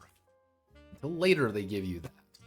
But here, the first real example they give is Bitter asks for Lawrence to make an athletics check with a high difficulty. Since Adorn's athletic score is 7, and the narrator determines he has about a 50-50 chance of success, the difficulty for that test is 6 plus 7 equals 13. So the total result of the test of 12 or less, Adorn is going to have to his face pasted over a few square feet of railroad track. The way they introduce it is literally like, the way they introduce it is fuck it, wing it. Just wing it.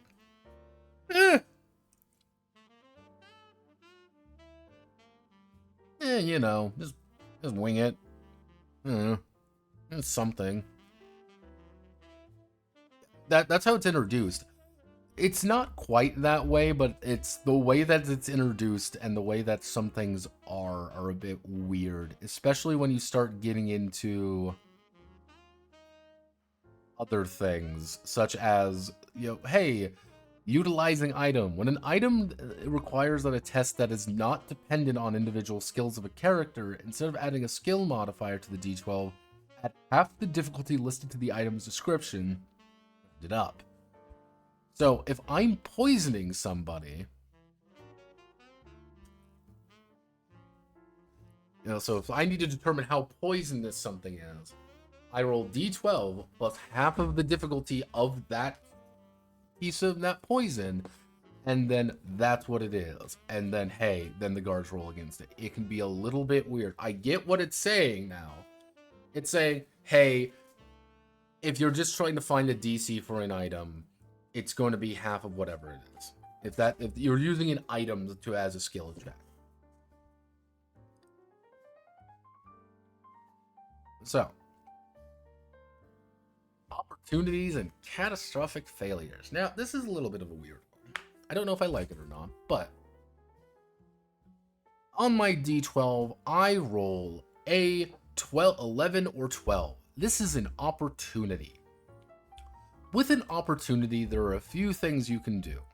The most basic one you can do is say, hey, if there's nothing that we can really do, I just get a +1 on my next test. Okay. Hey, this is just that. Alternatively, I could trigger an opportunity. Now, there's a couple of very basic opportunities, and there's a couple more that are there. Again, we have no place to put them, so I had to put them here. If I roll that, and I'm making an attack, I can trigger a Blade Dancer opportunity. That lets me do something. Or I could slide. If I am sliding, that is an option that I'm allowed to do in a certain situation.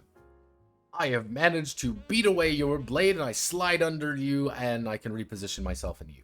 Or ho, I have a blade dancing. Ding, ding, ding. I hit you a few times, and your sword goes away. Easy, right?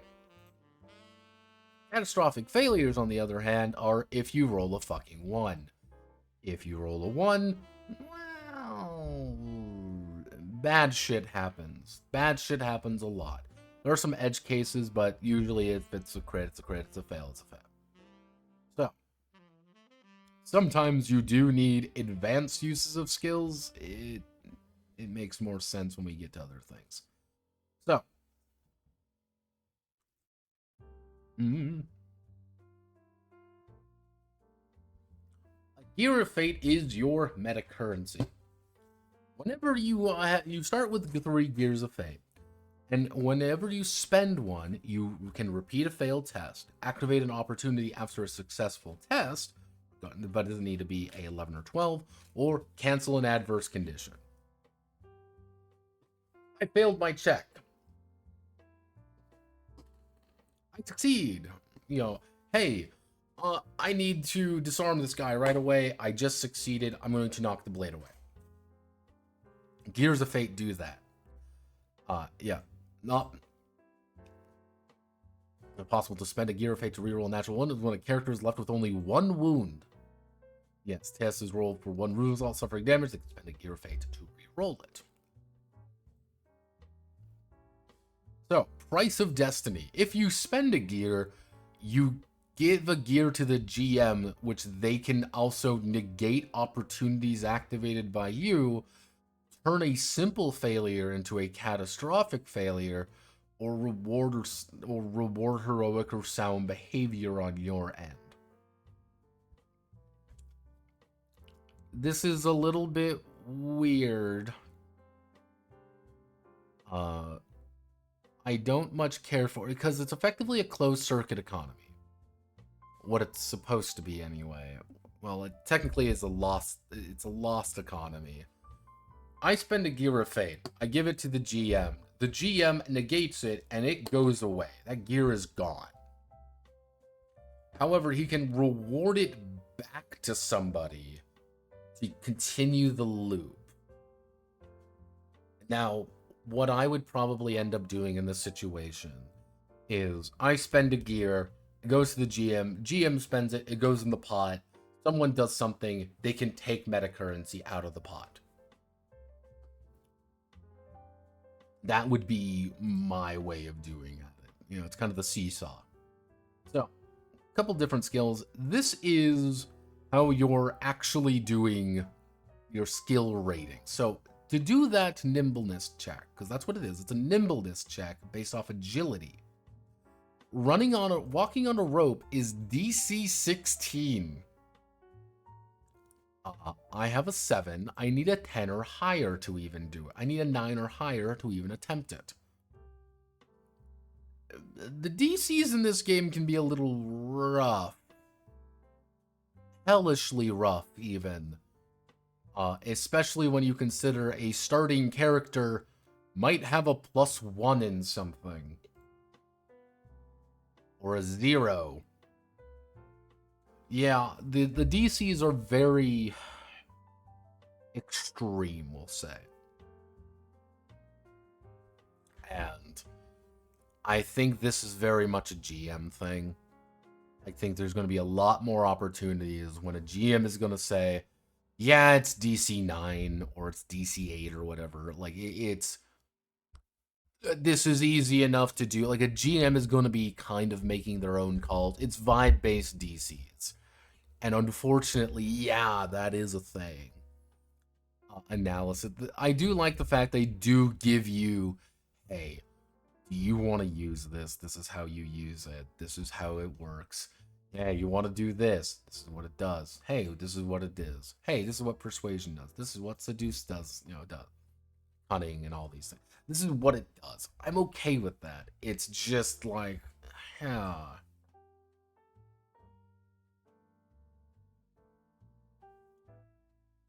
Yes,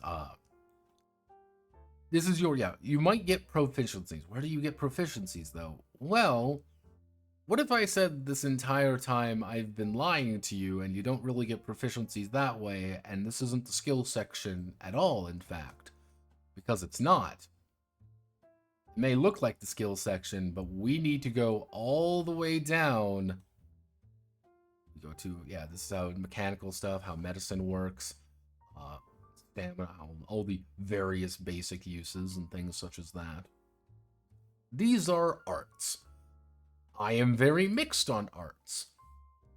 On one hand, I like them. On the other, I'm a bit mixed. So,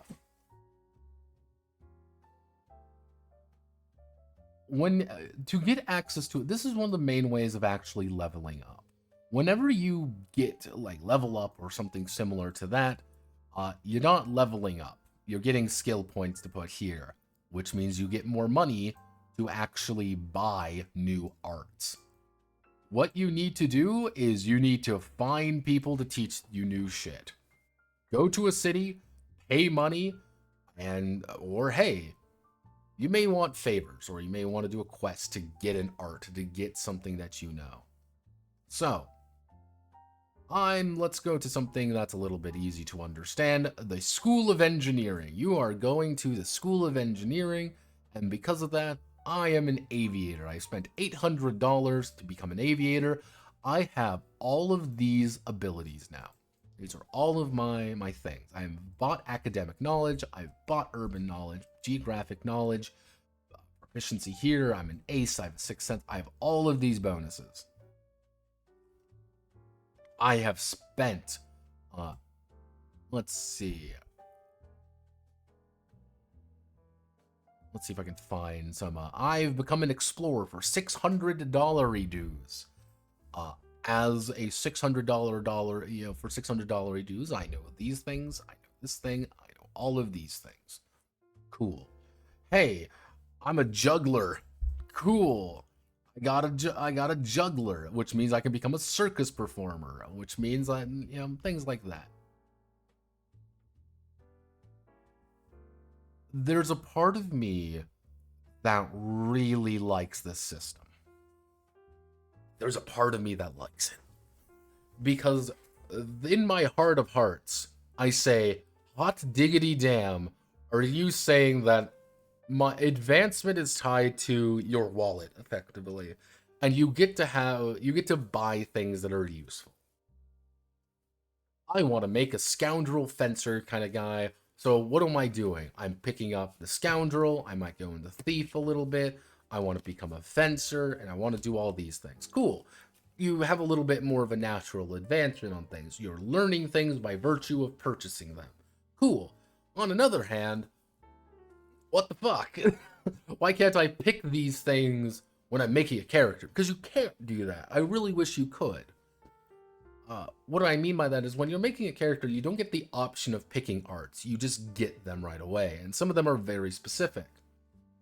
And you're like, oh, well, I would like to be able to pick my own arts, my own abilities, my own things like that. I would wish there was a class or something letting you do that. And I'm not saying you can't do that. My thing would probably be, depending on your background, you just add up how much money you spent on your background, and that's how much money you get to spend on it.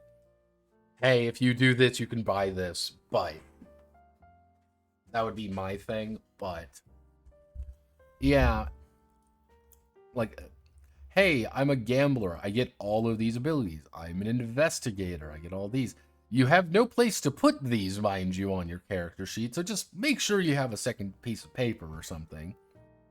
But I do like that, though I do find it very funny that being a merchant is technically cheaper than being a surgeon. As one knows. Now we get to combat. Combat arts. Combat plays a very important part in the game. I'm not going to lie when I say that. And I don't think you can really undersell that either.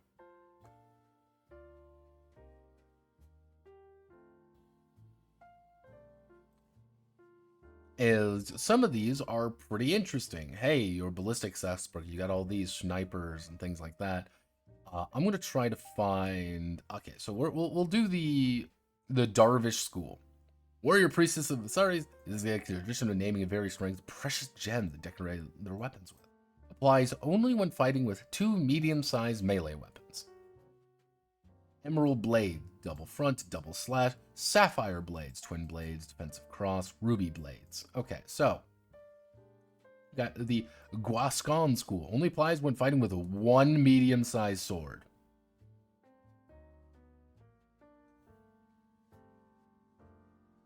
So, as a fencer, I get combat mobility. That's just a default thing I get. Anytime I attack someone, I can move. Cool.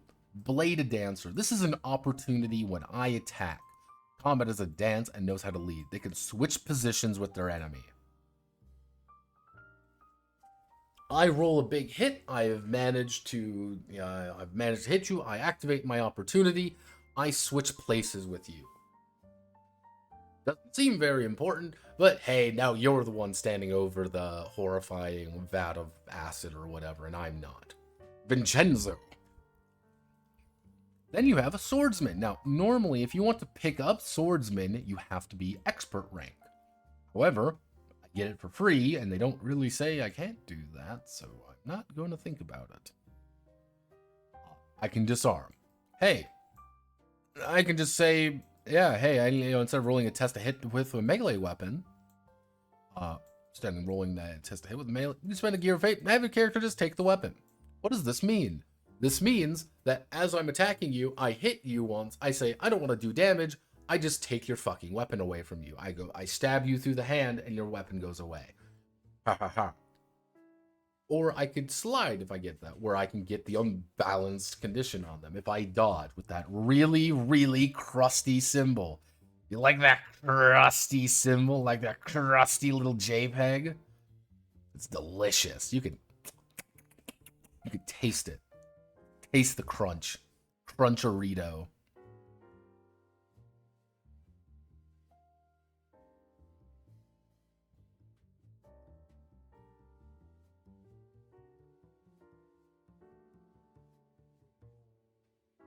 So, but as you can kind of see, you can do this. Like, oh, it's a hybrid school. I wish as Vincenzo, I could have taken this instead. I wish I could take in Swashbuckler and Buccaneer, because technically I'm still in cost, and I'm guessing that, again, this is one of those things with the GM saying, I want to play like a pirate. Cool, you want to play a pirate, so you're a Swashbuckler and a Buccaneer. Cool, those are things you just invest in, because that sounds cool. Oh, yeah. One is for engaging some unfortunate soul, and the other is for shooting their friend from a distance. Easy. Foul play. Yeah, you can just bash someone upside the head. Cool. And of course, we can take things such as learning how to beat the shit out of people. Or going to be a large melee weapon where you can just start beating the shit out of people you don't like. Yeah, there's quite a few of these, and I do like them. I think they work pretty well. It's a little goofy that they're here, and the way they are presented is weird, but I don't hate the ideas behind them. Now we get into combat. Combat's fucking dangerous. Fun fact, combat's hellishly dangerous. You're gonna get your shit rocked if you dare to get into combat against someone who is better at it than you. You're gonna get fucked up fast. So, one thing when it comes to this is you have the idea of initiative. Technically, it's a initiative order kind of like this, where we all roll and see who's ahead of who. However, it's actually kind of like a slot initiative, if that makes sense. So, what do I mean by that? Let's say I have slot. Let's say I have slot A. I have, slot A, slot B, slot B, slot C, slot D. And I have character 1, character 2, character 3, and character 4. Easy enough to understand. Now, character 1 rolled an initiative of 15. Rolled an initiative of 12. Character 3 has initiative of 10. And character 4 has 1. Absolute dog shit. He has 1. Now, what can happen in this current state of affairs is that if we were to say, have a condition that moves us down on the initiative track, let's say character 1 gets hit by that, what would happen is that character 1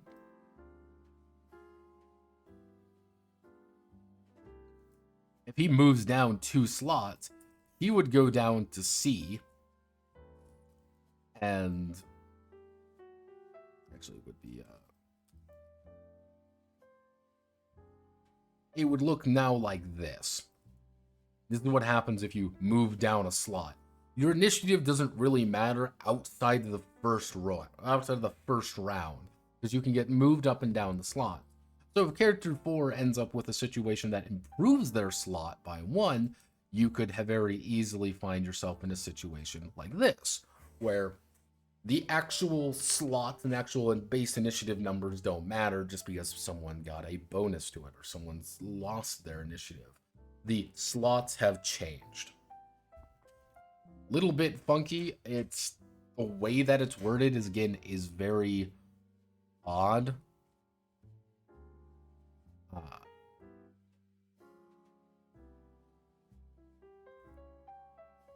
Yeah, adding their discipline score, again, it's not too strange. Again, enemies don't roll initiative. They don't roll really hardly anything. Except when they do roll things, but we don't talk about that, right? Right. So, if you manage to get an opportunity success on your initiative roll, you go first. And you get to do an extra maneuver. And the maneuvers are pretty nice. They're pretty much like side actions. Catastrophic failures mean you can do fucking nothing. So this is the idea of, hey, you've been hit by an attack that reduces your 2 slots in the initiative order. It doesn't matter if you rolled 55 initiative or you rolled 2. You go down initiative, you go bump, bump, and everyone gets knocked up. It's a little weird, kind of works. So everyone has a maneuver and everyone has an action. Those are the 2 things that you can do.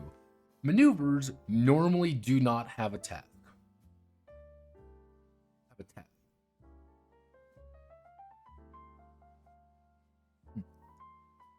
Maneuvers normally do not have a task. I want to disengage from combat. I want to draw a weapon. I want to drop prone. I want to go to a defensive stance. That's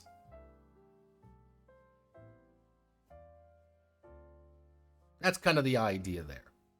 Pretty easy to understand. Then you have an action. An action requires a test. I'm anticipating an attack. I'm just attacking you. I'm making a skill. I'm taking a second maneuver. Easy enough to understand. Again, reactions occur when someone is hitting you. I am going to hit you with a weapon. I'm a GM and I'm going to hit you with my weapon. You will be making a dodge check or an evasion check rather than me making an attack against your dodge or evasion. Little bit weird. It makes a lot more sense when you start seeing enemy stat blocks. You do have some free ones like extended actions even, but there. Again, when in doubt, gang up on people. Just gang up on them. There's one guy and there's 3 of you. All of you get a +3 bonus to attack. That's fucking nuts. Unarmed combat. Beat the shit out of them. Non-lethal damage is possible. You can get rid of them pretty easy. That's what it is. Let's see. Now, you can shoot in the melee. You can get cover bonuses. These are all nice and good. If you get an opportunity, then good things happen. You always have some base opportunities. I want to kick you 2 cubits back. Cool. I want to dodge so elegantly I can move. Hey, there's a bullet comes at me. I got that. I get into cover right away. I dash bat there. Might have some other ones. Might have some ones based on your weapon actually. You might have multiple opportunities and multiple things just on your sheet, but you don't really have a good place to put them. Of course, if you catastrophically fumble, bad things happen to you as well, including missing and falling prone, or having your weapon jam, or getting the disoriented condition, or falling on your ass again, or it explodes and you suck and everyone hates you. So, now we get to talk about damage. Damage is fucking weird. So, damage, as you can see, is like this. Anytime you roll to hit, anytime you are rolling to hit, you're going to be rolling your d12, obviously, and whatever the result of that d12 is how much damage you're actually doing. Which I don't hate, it's just weird. So, if it's in the white section, it deals 1 point of damage. If it's in the green sector, it deals 2. If it's yellow, it's 3, and 4 if it's a red one. So, with my foil, I roll and I score a I score a 8 and I still hit, I would only do 1 point of damage. If I scored a 10, I don't activate an opportunity or anything, but I do 3 points of damage. That could be potentially very fucking bad, and some weapons are fucking lethal. If they roll just good, you're on your ass almost immediately. Now, if we look down here, if you have a combat advantage, charging an enemy, attacking an unarmed opponent in melee, I have a sword, you don't. Attacking an opponent with lower grounded melee, superior numbers in melee. Disoriented opponents, shooting a ranged weapon, things like that. If you get any of these, you just add a flat +1 damage. Flat +1 damage. So, for example, if you're off guard and unarmed, and I hit you with that, I deal 5 points of damage to you. Vincenzo, if that guy happened to him, he would die instantaneously, because he is made of noodles. And some of these are pretty fucking bad conditions. Hey.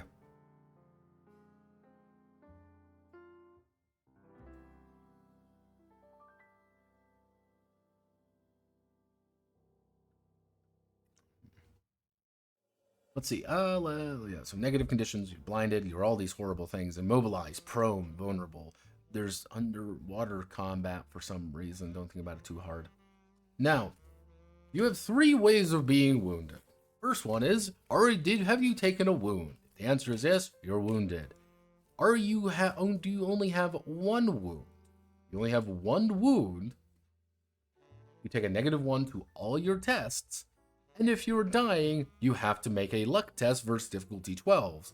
If you fail that, well, you die. You heal very fucking slowly. Roughly speaking, you heal 1 wound every day. But that is also not quite accurate either. Give me 1 second.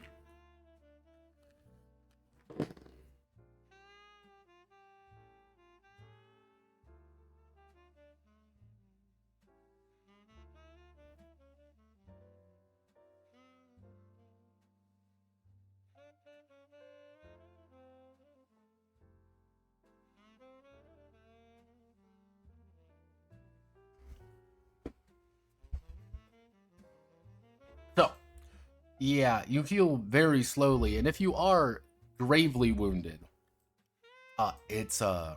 you only have a certain number of days to actually be treated, or you die. Yeah, you don't heal naturally if you only have 1 wound. You have to get treated. You do have a doctor, right? Right? Technically, you can revive one, but that's a dying character, not a dead character. Again, that's a weird wording issue.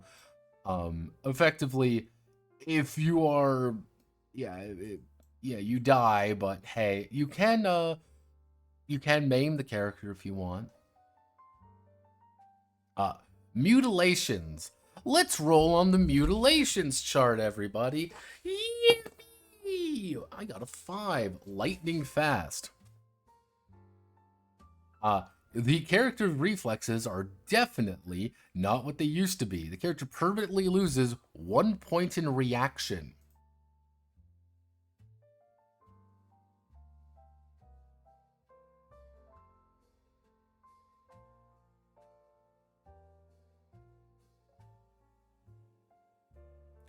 Can someone tell me where reaction is? Is it the reaction skill? Is it reflexes, you mean? Yes, again, one of those blindingly amazing feats of translation. I think this meant to be reflexes, but it went down to reaction. Little things. The more you notice it in this game, the more you're like, what the fuck? Now, actual fight, again, combat can be very lethal, very quick as well, but now we get into gear and shit. Now, most things can be crafted. You literally just make a crafting check. Majority of this is technically using the extended test rules. Not too difficult, but yeah, it's pretty easy to get what you need. And you kind of see the ranges. There's no explanation of what these area effects are. Kind of more of a wing it kind of thing.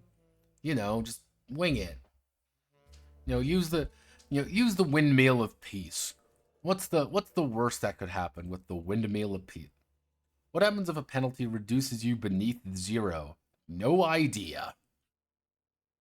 Assuming if honest to God, I assume you just have negatives at that point. So you would be rolling D12 minus 2 if you got that many problems. They don't really say it, so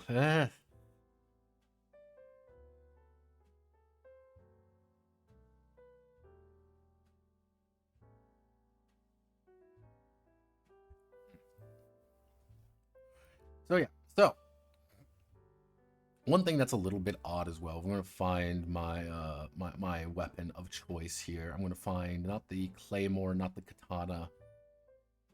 I guess no, the foil. So here's my foil. As you can see here, it's complexity 13 check.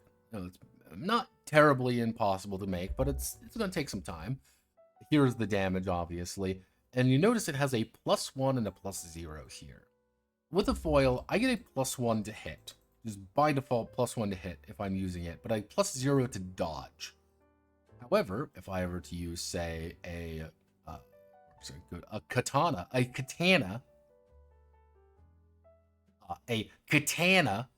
uses has a +1/+1. A katana is technically better than a claymore in that regard, but a claymore can usually consistently deal a bigger chunk of damage, i.e., because there's a fucking 12 there.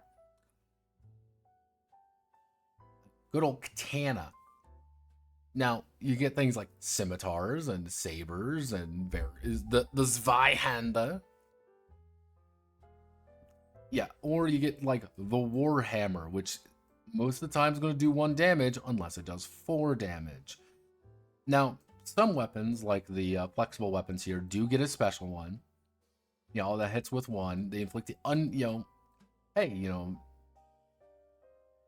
if you use a flexible weapon, you get a few bonuses, including the wrap bonus, which is like, hey, a chain, a whip, but chains and whips are difficult to actually hit anything with, or dodge for that matter. Now we get to some of these ones. Again, shuriken, darts, tomahawks. Now, for whatever holy reason, I have a longbow. My longbow is simply very difficult to use for some reason. Almost every weapon has a penalty. Ranged weapon has a penalty to using it. It's very weird. Like, I guess I kind of get it, but it's like, but why? Like, yes, this is the pistol. This is the Matador pistol. Why do I have a -1 to hit with it? Why? Because it uses the sense skill. Like, you need to have high senses to use a gun. Like, technically, I don't roll with a 3. I roll with a +1 because my pistol has a -2 for whatever reason. I don't know why. Yeah, like, even if you go to like, oh, like, here's the pistol. Like, this is a very dangerous weapon. You lob grenades, effectively. Like a revolver. Cool, it's a revolver. It still is a -1. Like, it's like, oh. Like, even if you're using if you're a rifleman, if you want to do the rifle stuff, you gotta invest into being a rifleman. That -3's gotta fucking kick. Because again, this is effectively you are reducing your chances by default by 25%. No matter what you're doing, 25%, because it's a D12. -3 is 25% of it. Where it's like, ooh. Yeah, technically you also have Tormentum. Now, Tormentum is the special special thing. It is, it's powered by Vulcanus batteries.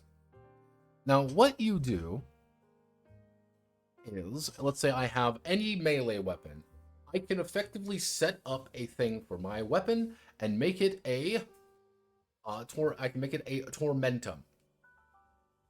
I have a tormentum weapon, and I can then attach things to it to make it special. It does more damage, but it has a penalty to attack test. But let's say I have this chemical chamber into the blade, where it delivers highly corrosive compound. Acid touches flesh and fabric, causes painful, irritating caustic fumes, and ignores armor. Hey, I have a Nidor. Raise a small volcanic furnace that heats the blade, striking the target with flame and steel. Yeah.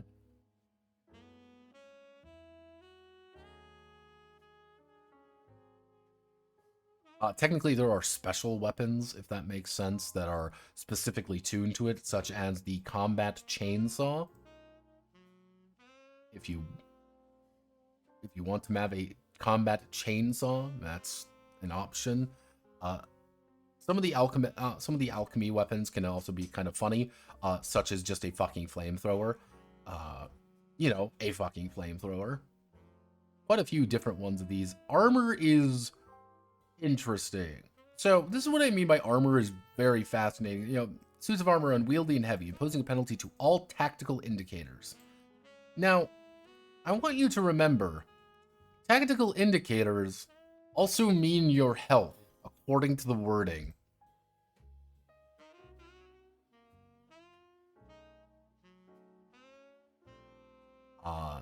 Technically, if Vincenzo were to put on a war plate, he would die. Because his health would be reduced to 0. I think this is an oversight. I think it's mostly for these 3 things. Which, if that's the case, fine, cool, that works just perfect. But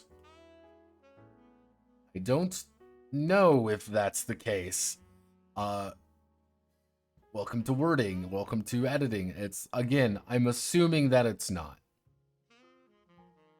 I'm assuming that, if I want to use the Lorica, leather cuirass, which metal studs and plates and riveted, I'm assuming the encumbrance 2 does not put me at 1 HP. I'm assuming it would be something more like this. That's what I'm assuming anyway. But I don't know.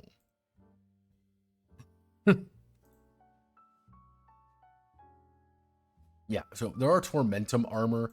These are, again, very big things. Again, you get all the gizmos, the special items and stuff that you can make. This is where, oh, it's a Harpago. What's the Harpago? It's a wrist mantage for shooting a grappling hook. Cool. Remote devices. You want to put drones. You want to put grafts on yourself, to be able to do things. Grafting things to your drone. All right, that's cool. You want to have just a fucking bomb. A bomb. If you want to go into the bomb kit, you can just be the guy with bombs. Hey, it's a special kit. Granting them, it's a special thing for me. For $300, you can buy the chameleon chameleon things. Cool. Hey, masked with special lenses and filters, eyes and airways, toxin with harmful agents. Cool. A Excelsior backpack. Here's a bunch of benefits that you can use. Cool. I like the idea behind it. Some things can be, again, it's just, if I were to say, hey, if you were to say, as a GM, now think of your players, think of people you played with. If the GM or you as a GM were to say, you find a Ferris or Faris, would you know what the fuck that means? Probably not. What it is, oh, it's a shielded lantern fed by a Vulcanus battery, making it inexhaustible. Its brightness and direction can be tweaked to cover up an area of 12 cubits. All right. Doesn't seem very exciting, but that's what the name is. So the naming can kind of be a bit weird, especially when you get things like Fellis. Fellis goggles? Can we name it something different to make it so people understand what the fuck it is? Like telescope goggles, maybe? Hey, you want to have februm? What's a februm? Is it a gas mask? If that's all that it is. I'm assuming this has some stuff to do with like Italian and like it's references to something. I don't know. Uh, there are some prostheses you can have. Generally, like yeah, you reagents, mutagens. Uh, One funny thing about mutagens, I think are kind of funny. You stab yourself with a mutagen. Cool. Hey, this is great. Injecting that takes an action resistance test against difficulty corresponding mutagen complexity. Unless specified, are instantaneous. Cool. Uh, you stab yourself with one of these things. Awesome. You try to take within the hour of the first, you have to make another resistance test. On a success, nothing happens. Yeah, you might just have no effect whatsoever if you keep taking random drugs at the same time. Yeah, nothing might happen.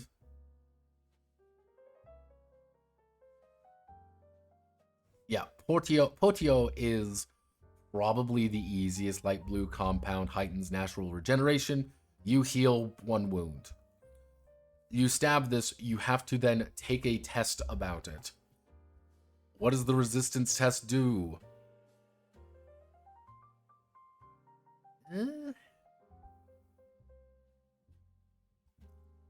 Does that make sense? Maybe?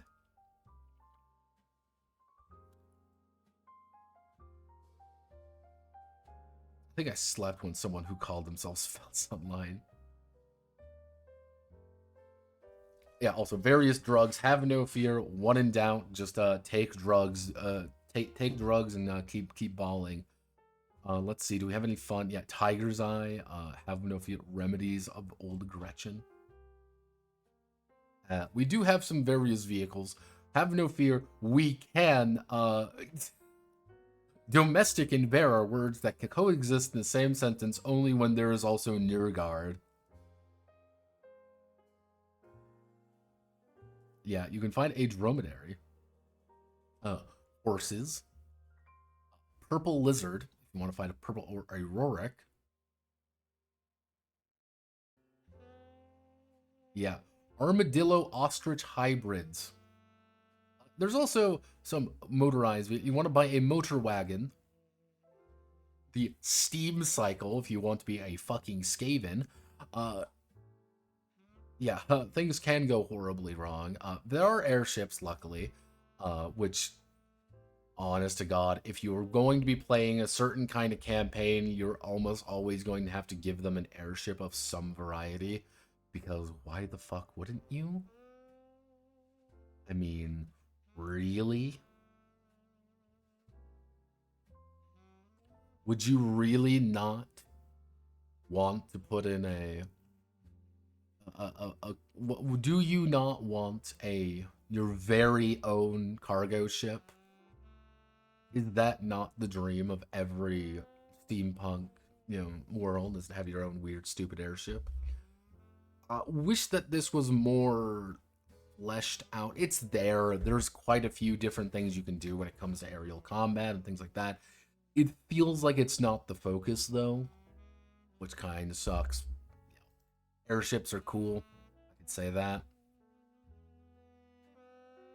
But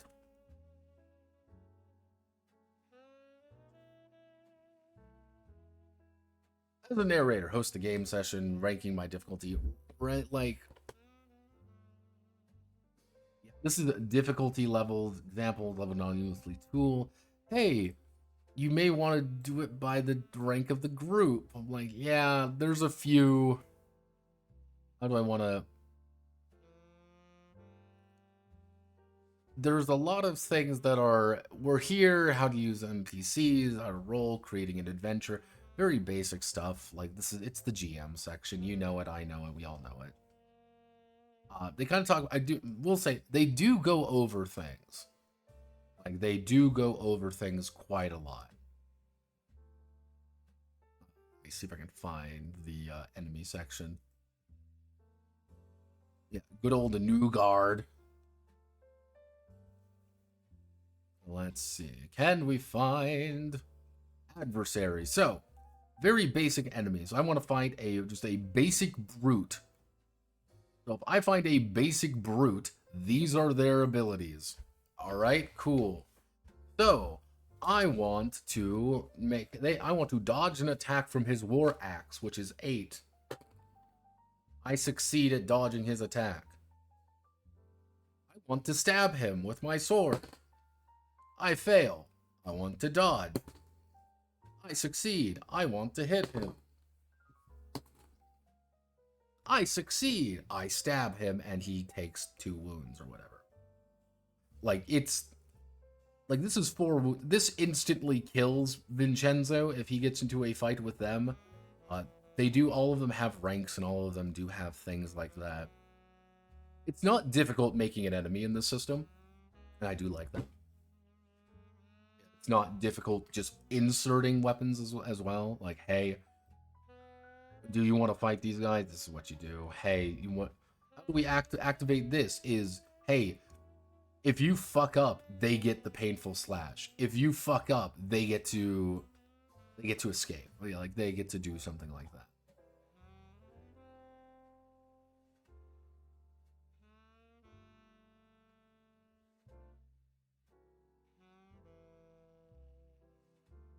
Yeah, do you want to fight a bunch of homeless children?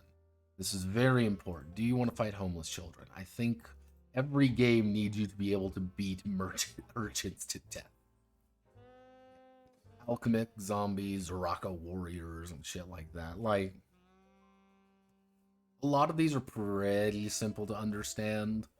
Kind of follow within the rank stuff, you should be fine.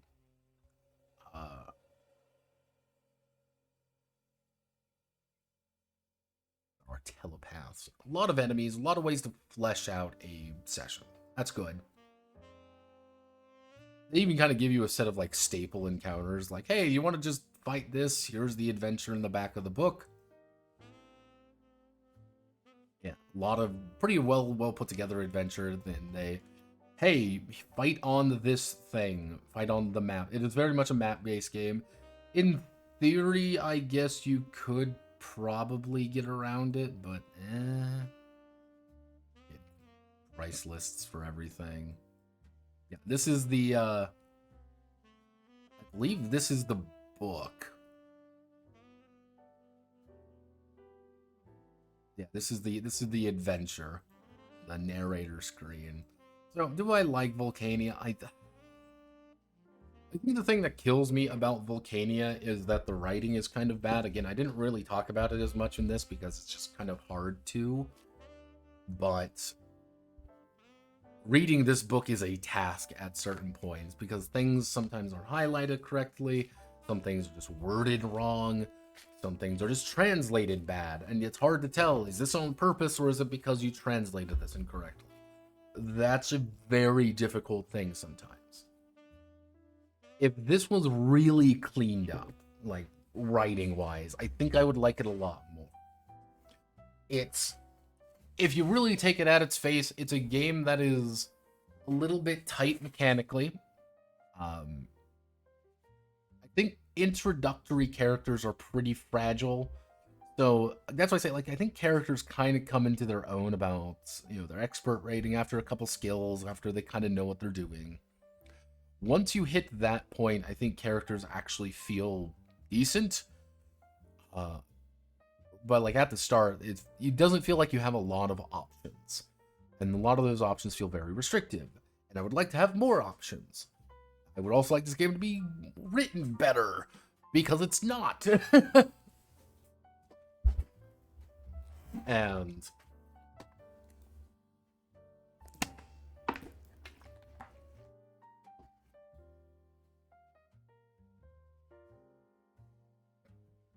Ooh, I'm drinking water. I'm not a huge fan of steampunk, but I think the setting has enough going on for it to be different enough. Do the rules stand alone? I think they stand well enough. Again, that D12 is really tight, and the fact that they don't really give you a lot of DCs is a little bit complicated in some aspects, but it does work. So, it is Vulcania. Goodbye, Vincenzo, and your dog shit character sheet. Also, fix your character sheet. It's bad. So, Punk. I don't think Punk's going anywhere. I think we're always going to have something Punk. I think we're always going to have Toonpunk, Steampunk, Cyberpunk. I think that moniker is never going to go away. Why is it never going to go away? Because it's simple. It's easy to get across that information as fast as possible. If I look at you and say, my thing is Toonpunk, I think a lot of people are going to know exactly what the fuck that means. Okay, it's tunes. Okay, cool. If I say something is, nothing that has punk is really punk. Yeah, it's an aesthetic choice. It's an aesthetic. It's a look. It's a vibe. I hate saying vibe, but it's a vibe. Saying your thing is biopunk is going to have a lot more implications to it. Yeah, Jarvis summoned the suffix maxed lingua core. Exactly, it's there, but isn't the hardest part about portraying literally any piece of pitching something new? It is saying, how do you pitch it to somebody? Well, there's magic. There's it's like post-apocalyptic, the magic setting. There's a lot of technology, but it's kind of all forsaken. It's like, well, it's kind of like steampunk, apocalypse steampunk. And if you say that, a lot of people are going to have that initial thought in their head, like, ah, I see. But if you say, oh, it's apocalypse magi-punk, you know, like, okay, that's kind of like that immediate thought in your head. It is, the concept of punk has just been reverted into a shorthand. That's literally all that it is. It is shorthand. Solar punk, okay, we kind of know what that's going to be about. We kind of know the vibes. Toilet punk, we already kind of know what the vibes are going to be. We know the vibes by simply stating a word rather than actually engaging with it. And it sucks. I think that it is funny, though, of how the term punk has been corporatized in a way to become shorthand for just an aesthetic, which I find to be hilarious. I think it's a very sad and very funny way of looking at things. But here we are. We're at our favorite time of the week. I hope you all are ready, for we're going to be talking about some Kickstarter stuff. Because good old Kickstarter. We love Kickstarter, right, everybody? I love Kickstarter. You love Kickstarter. We're all kickstarting. Yeah.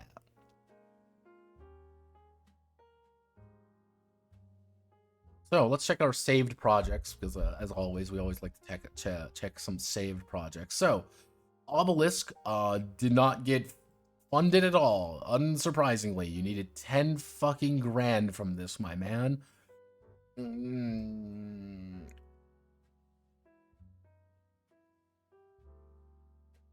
You needed 10 grand from this. This ain't happening anytime fucking soon. No matter what you're looking at. Go down to about quarter, 2.5. You'll make your money. At least from Allentown, too. Wanderverse. He canceled this. Yeah, I don't think he knew. I think he knew he wasn't gonna make it, so he yeah, he just killed it. He didn't want to fail. He didn't want a failure on his hands.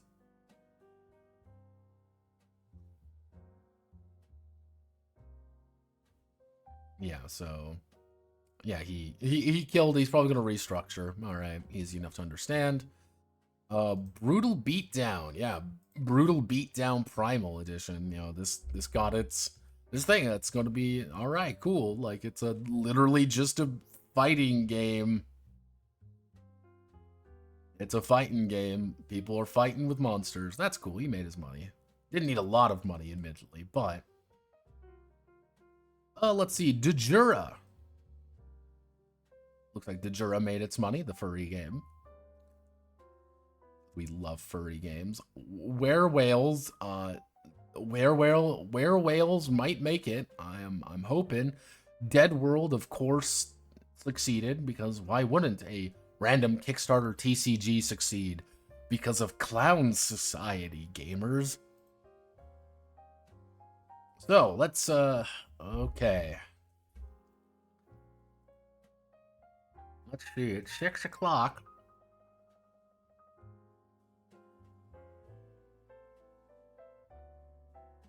You could 100% make a game for $400. Oh yeah, no, $400. If you want to pay for all of the art and you want to make sure and everything's nice and you're paying people to edit things, then yeah, 2.5 is kind of bare minimum. Like, if you're looking at it like it's $500 as a print and play, $500 for a print and play, oh yeah, you can make that easy. You've got way more than you probably need. And a lot of that money should probably go to fixing things up. Just to help us get through Kickstarter, everybody, I'm going to take a shot of my Vladimir vodka, 40% alcohol.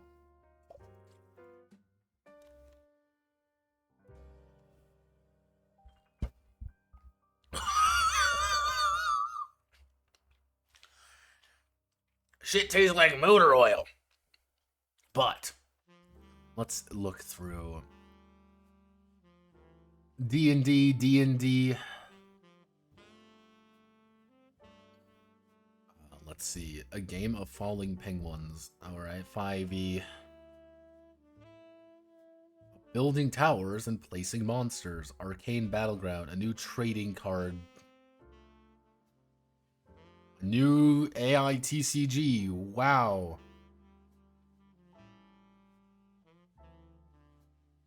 No. Why are you here? Go away, Thomas Putnam. Sandbox and world building, a dice tower, monstrous mutations, dreadnought ogres, printable farm games, Castle Among the Clouds. Yeah, let's look at printable farm games. Escape from the Labyrinth. Yeah, this is for French Crusade, definitely. Legend RPG. Alpha Strike, okay. Let's see. Oh, Kaine, Mech Warrior Girl, Physics, Cosmic Fantasy, it's porn. Porn. City of Seven Sentinels, Gallipoli. Order to Die, Asgard Sons, Quirky Pink. Only 3D printed board game. STL minute porn. Box of botanical playing cards. My mom would like that. Like, see, this is my problem. My mom would like these. So, like, let's see.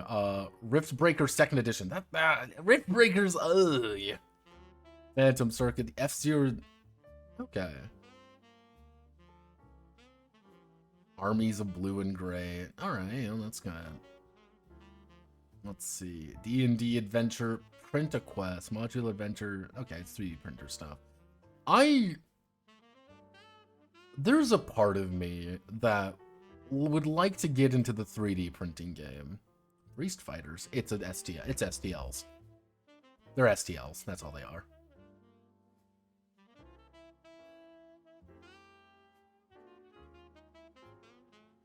So, let's see. Penguins Can't Fly, a game of falling penguins. Captain Waddle. Limited edition offered back. Yeah, you can buy Captain Waddle. Who murdered the turtle? Bird friends are taking leaps from to prove the world wrong. Soar like seagulls. Fuzzy. Nibbles and Captain Want. Shuffle the track deck. Gameplay. Move 2 spaces. Move 3 split. Low terrain. Please pull up. Direction card. How far you fall. Play an action card. Help a friend. Shuffle time. Track cards. Time to fly. Alright. I mean, that's kind of cute in its own way.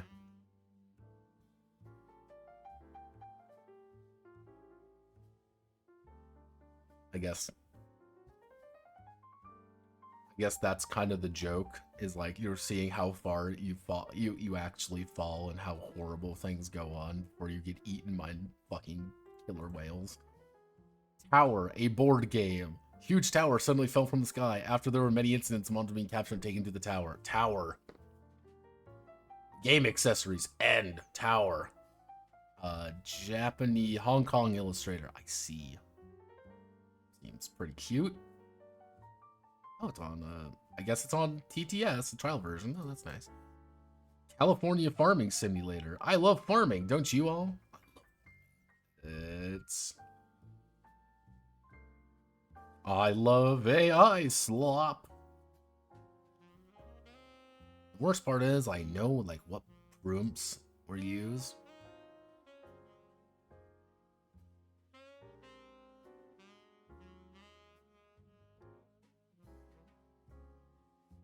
Let's see, what's the...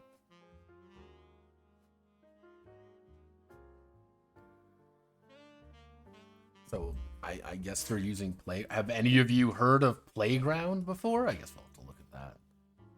Steel, yeah, this is for Trench Crusade, by the way. Fun fact, this is just Trench Crusade. Legend RPG. I ever wish you could step into a favorite movies, TV show, mixes the magic. Storyteller Guide, The Worlds, First Era, Classic Fantasy, Magic Meet, the Galactic Era. So it looks like you kind of just...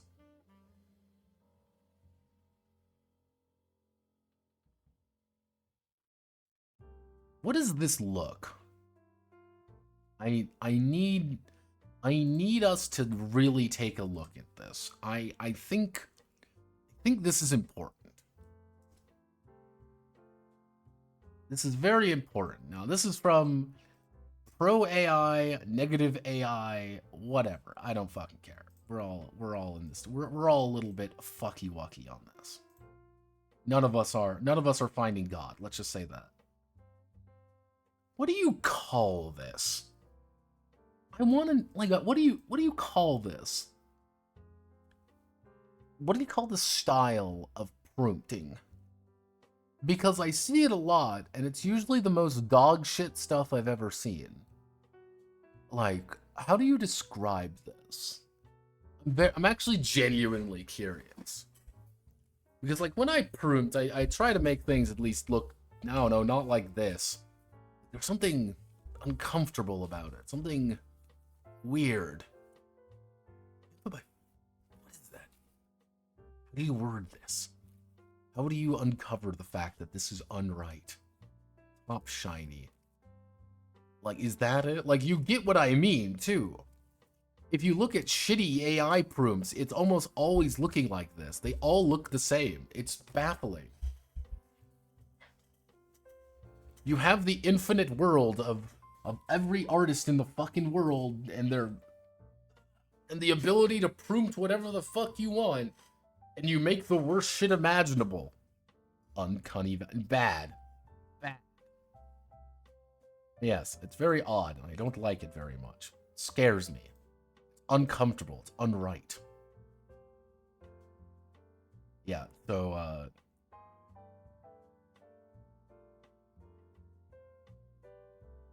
OpenAI's Dolly, like...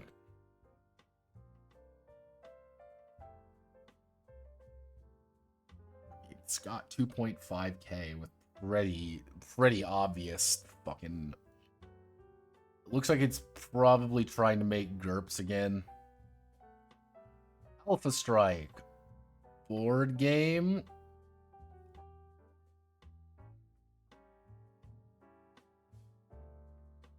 This looks like AI, right?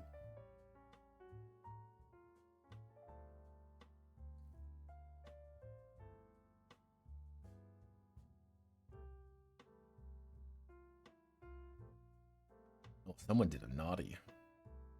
$1. Yeah, it's there. Gallipoli. All right, cool. Oh, it's a hexen chip.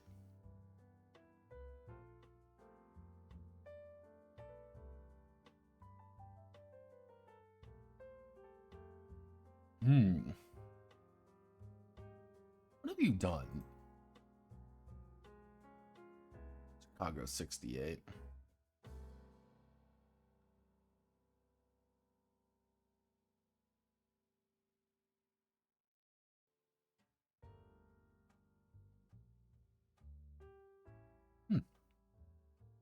Seems like this is just his. See, I've been collectively getting more and more interested in hexen chits because hexen chits are interesting to me, and I would like to learn more, but it's just a me thing. Box, yeah, my mother would like these. Why do you need $7,500? Holy shit!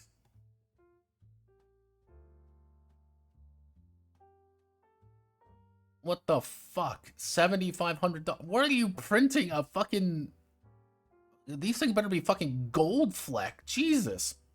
What are they made out of?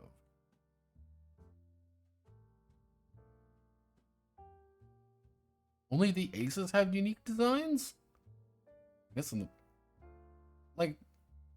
$7,500 fucking dollars. How much do you get?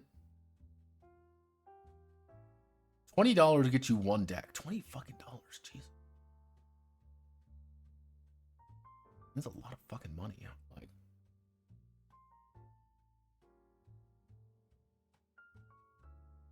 I mean, again, I would probably do a smaller run, but hey, that's just me. Yes, Riftbreaker is an MMO game. Riftbreaker was really weird. I read Riftbreaker. Riftbreaker never got a video made out of it because I didn't care for it. I had nothing really fun to say about it. It was like, yeah, I don't care for this. It's weird. Maybe Rift Breakers 2 will be the thing that changes it. Like, one of the weird things with the Rift Breakers is that it's meant to emulate an MMORPG. Now, that might sound weird, but yeah, it's meant to emulate that. And yeah, it did. Like, there were a bunch of things in it that actually did emulate it, and I don't know if that's a good thing or not. Like, the idea of the hearts were like, okay, this is kind of a unique idea. The rifts, okay. Like, I like the idea of the heart system because all the hearts are. This is the weird thing. So, in Riftbreaker, how it works is you start off as effectively a naked homeless man. And you go into dungeons and you might acquire a heart. You can only have a certain number of hearts equipped at a time. But those give you abilities. You effectively are creating your class as you go. And I liked that because it was like, oh, that's kind of a neat idea. Where it's, oh, hey, I want to be a fighter. But I can also pick up a mage heart, but I'm also going to pick up a rogue heart, and those are all my hearts, and so, you know, that's what I am, but it's like, okay, or do I want to wait and see if I can find, like, a better heart or something? I like the idea behind it. It was just... As someone who played a lot of MMOs back in the day, way back in yesteryear, who played a lot of MMOs, I was not enthused to say, hey, do you want to play an MMO on the tabletop? I was not like, yippee! It was more like, ugh. Maybe the second edition will be the thing that, like, sells me on it. Maybe. I don't know. He is Spanish. Again, let's see. Phantom Circuit. Let's see.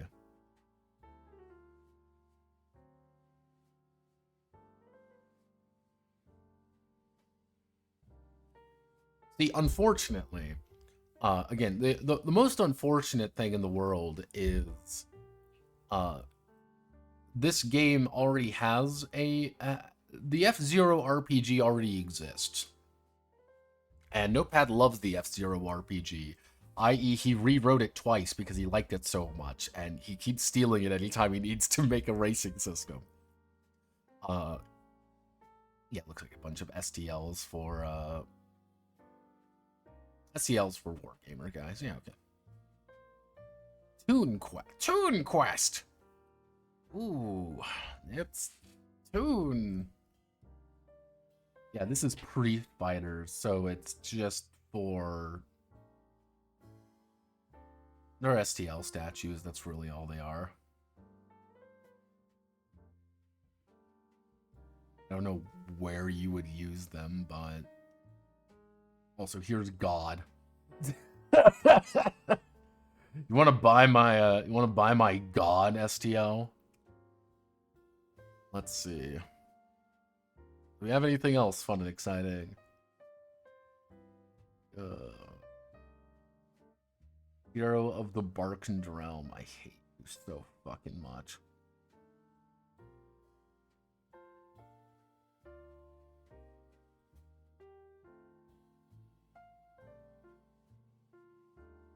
Let's see. Do we have anything?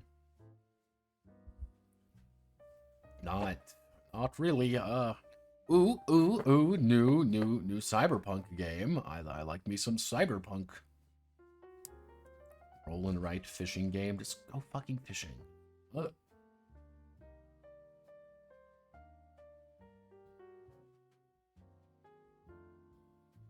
see. STL 5e STL. Whimsical. Is it a board game? It looks like a board card game. Everything is just porn. Liquid Core Resin Dice, UFO Disclosure Game, Ronin.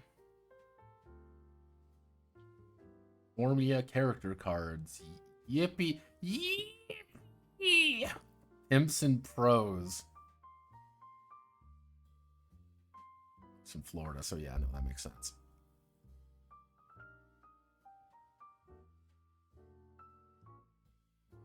Let's see,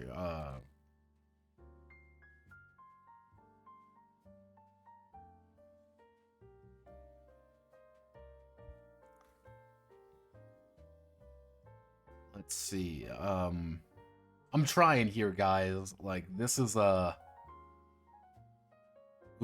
this is a rough.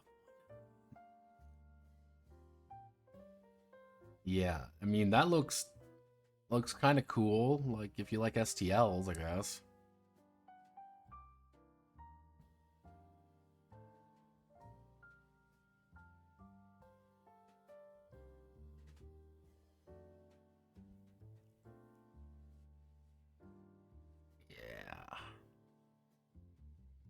Okay. Neon City Outlaws. Let's see. Set in a sprawling city that you designed during play. Okay. Or... Alright. That's Neon... Alright, offer a question about addition setting you create during play. I kind of like that. That's kind of a neat idea. Change bodies as needed. Setting is concept of loading or transferring digitized mind of your character from one body to another. Alright. It's kind of cool. You got the overlay system divided down in the middle, with left side of the sheet representing elements of their mind and personality, while the right side of the sheet represents the default body's physical attributes. Okay, that's kind of neat.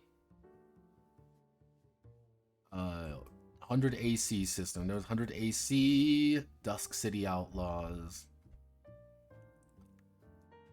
Percentile with D8 advantage and D10 challenge dice. Failures additional.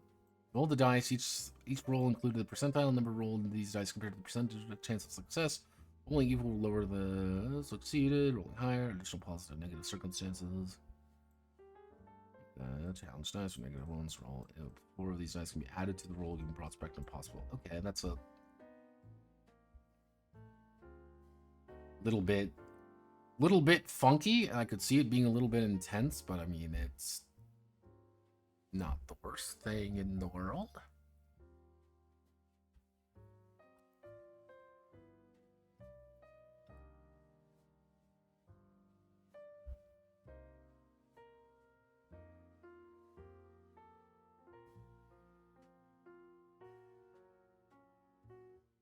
Wait, this is a video game. I know this game. People were shilling this. Because all that it is just a cyberpunk city builder thing. It's not even like a real game or anything. It's just you build shit and then it looks pretty. Wait. Celebrate schedule. Every backer pledge will receive free code copy of Soothing Simulator. Goes for playtesting as players filling out setting book pages, updates created. Continue to update expand the city I created in Dystopia, creating billboards featuring video ads for various corporations, breaking news alert, things in previous session. Record several short clips, flyovers stitched together, and create a looping video that we played on TV in space where we game. Great mood setter. I mean that's kind of cool. I'm not gonna lie. I mean, if you're gonna do something, I mean, I guess do that. That's kind of a neat idea. A lot, but okay. Fuck it.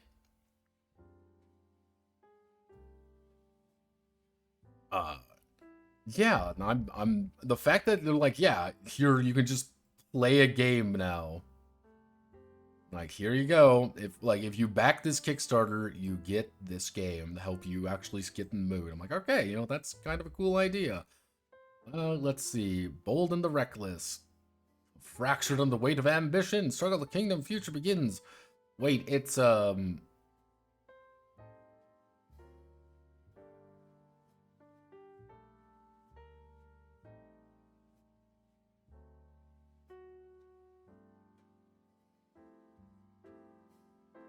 The chimpanzee tower is not real. It cannot hurt you. Mousenary, Faust feet, squirrels.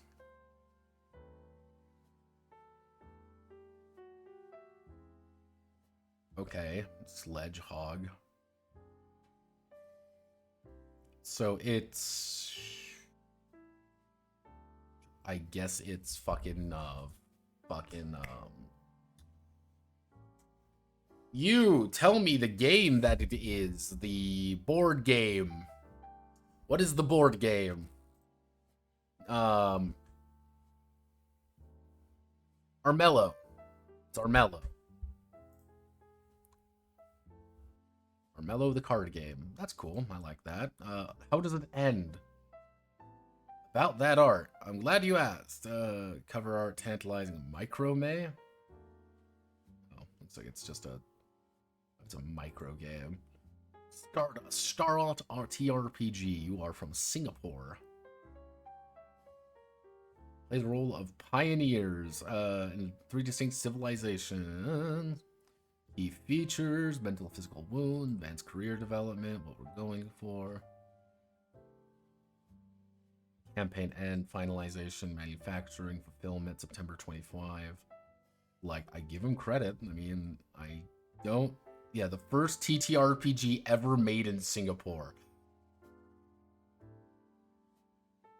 Go, you guys? Question mark? Let's see. Have anything fun and exciting here? Porn. Okay. It's 3D. It's porn.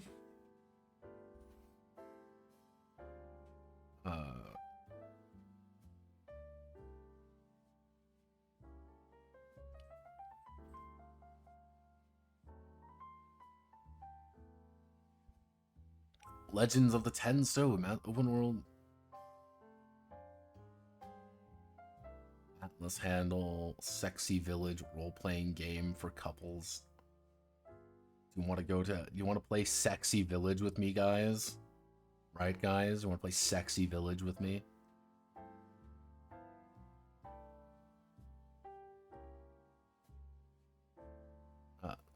Orc Spec Ops. That's an option.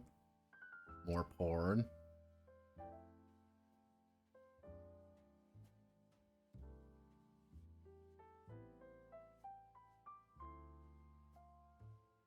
Okay, so Underhaven using Shadow Drifter Games. Let's see. Several other notably let's see. Heroic Fantasy Several other notable D20 games. Written by Mark Shadowrun, Legend of the Five Ring, Underhaven is latest to the TN13 family. OSR setting. Target number is either default 13 or opponent's turn. Okay. Have any of you ever heard of the TN13 setting? TN13 gaming system? Wuxia?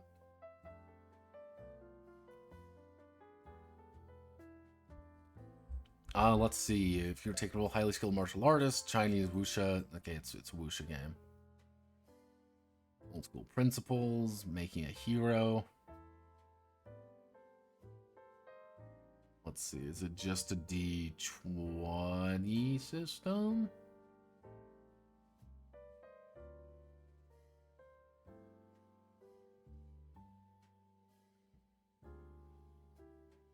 Okay, what's the system?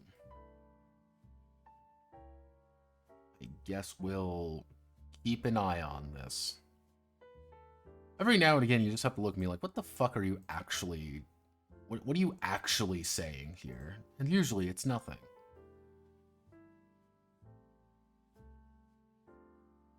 Turn of the Blood Prince.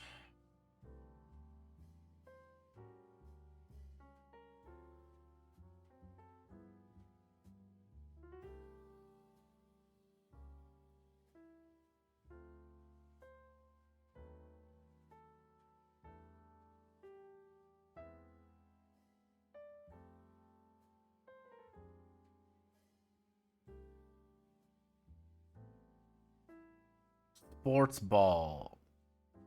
A pocket game of furry sports. Fantasy Horny. Pre-supported STL. There's a horse. There's a horse. You ever see something, you're just like, damn, white women. White girls. Let's see.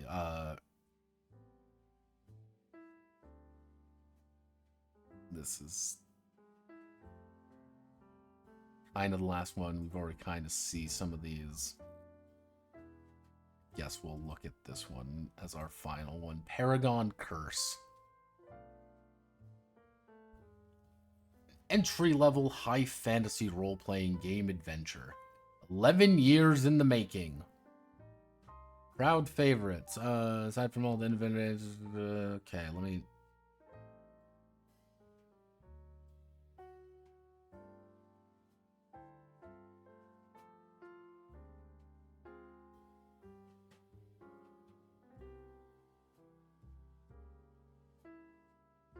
Classes played your way. Okay. Keep the game moving. Chance to hit. Okay. Loyalty circles, motivation. Forget outdated and good versus loyalty checks.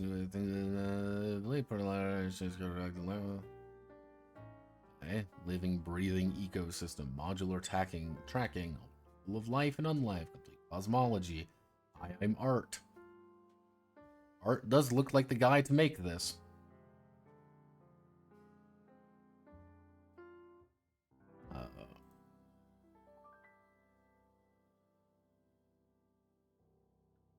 Also,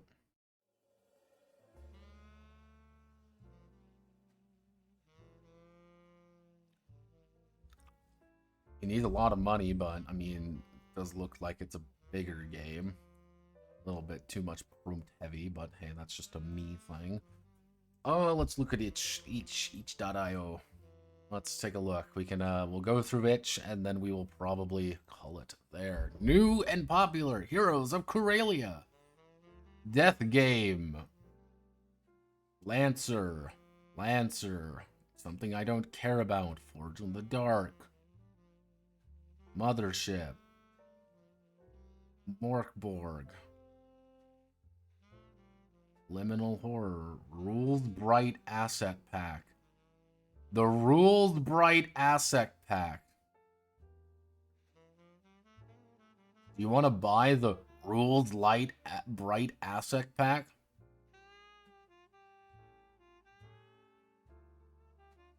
Yeah, it's... Do you like that? Do you like the asset pack by Fari Games?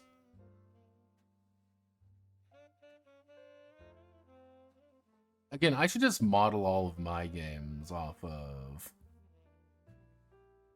You know, just claim they're all that.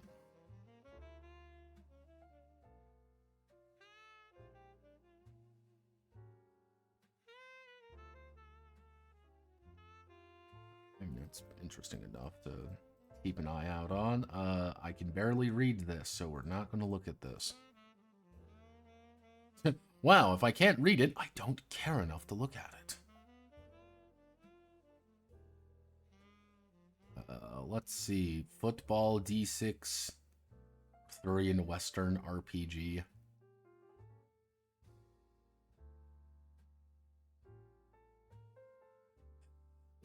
There's nothing. There's nothing. I'm tired, Queens. All right, so I think we did a good run there. I think we did a good job. So, what's the current state of affairs? How are we? What are we doing? What's the 4-1-1 here, gamers? Well, a couple 4-1-1s. You can go away. So, the vote continues until tomorrow. I'm going to be saying that right now. If you have not voted, please vote. We all love voting for Game 100. If we look at the Google Forms right now, I'm going to go to the poll vote because that's what you all fucking deserve. We are currently here. The vote hasn't changed much. We've got our 29 responses. If you want to vote, please do so. Patrons, if you haven't voted yet, vote. It's kind of your job. What I should do, I should check and actually see who's a subscriber on here. We should do that. However, I don't know how to do that in an elegant fashion. I wish I could say, hey, everyone who subscribes on fucking Twitch, send me what you want, and I'll put it on there. But I'm not very good at that. Because there's people who are like, oh, well, 9-month subscriber, 12-month subscriber. That's cool. I'm like, how do I end up getting that? Unless I... let's see. A way to contact subscribers on Twitch.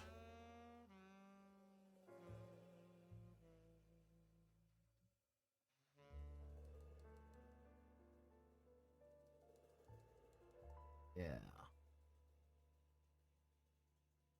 I don't think there's really a good way of doing that. And that's the unfortunate thing. Again, I wish I could just click my hands and be like, well, okay, everyone, give me your things, but I don't know how to do that. There's probably a good way of doing it, but I don't know how. But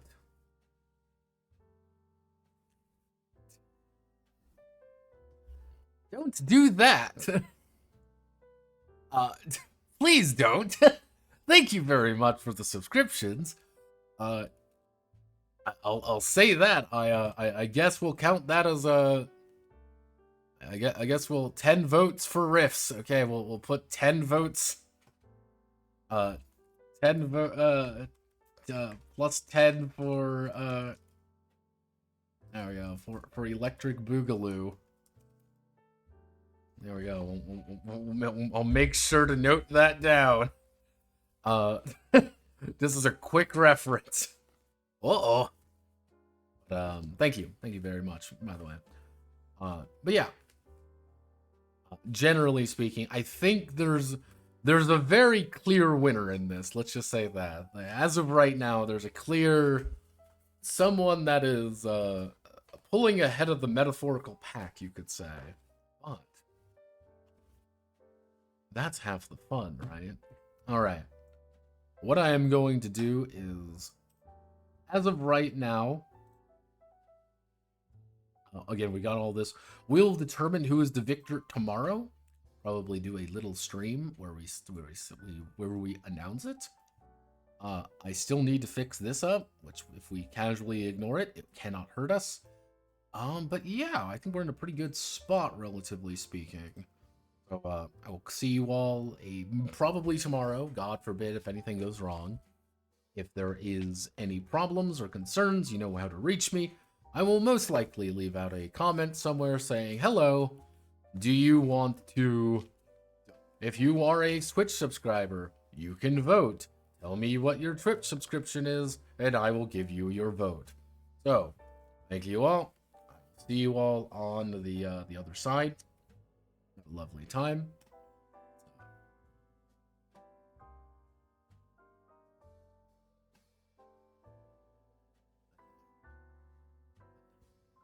Don't eat. But, all right, I am, as they say, away.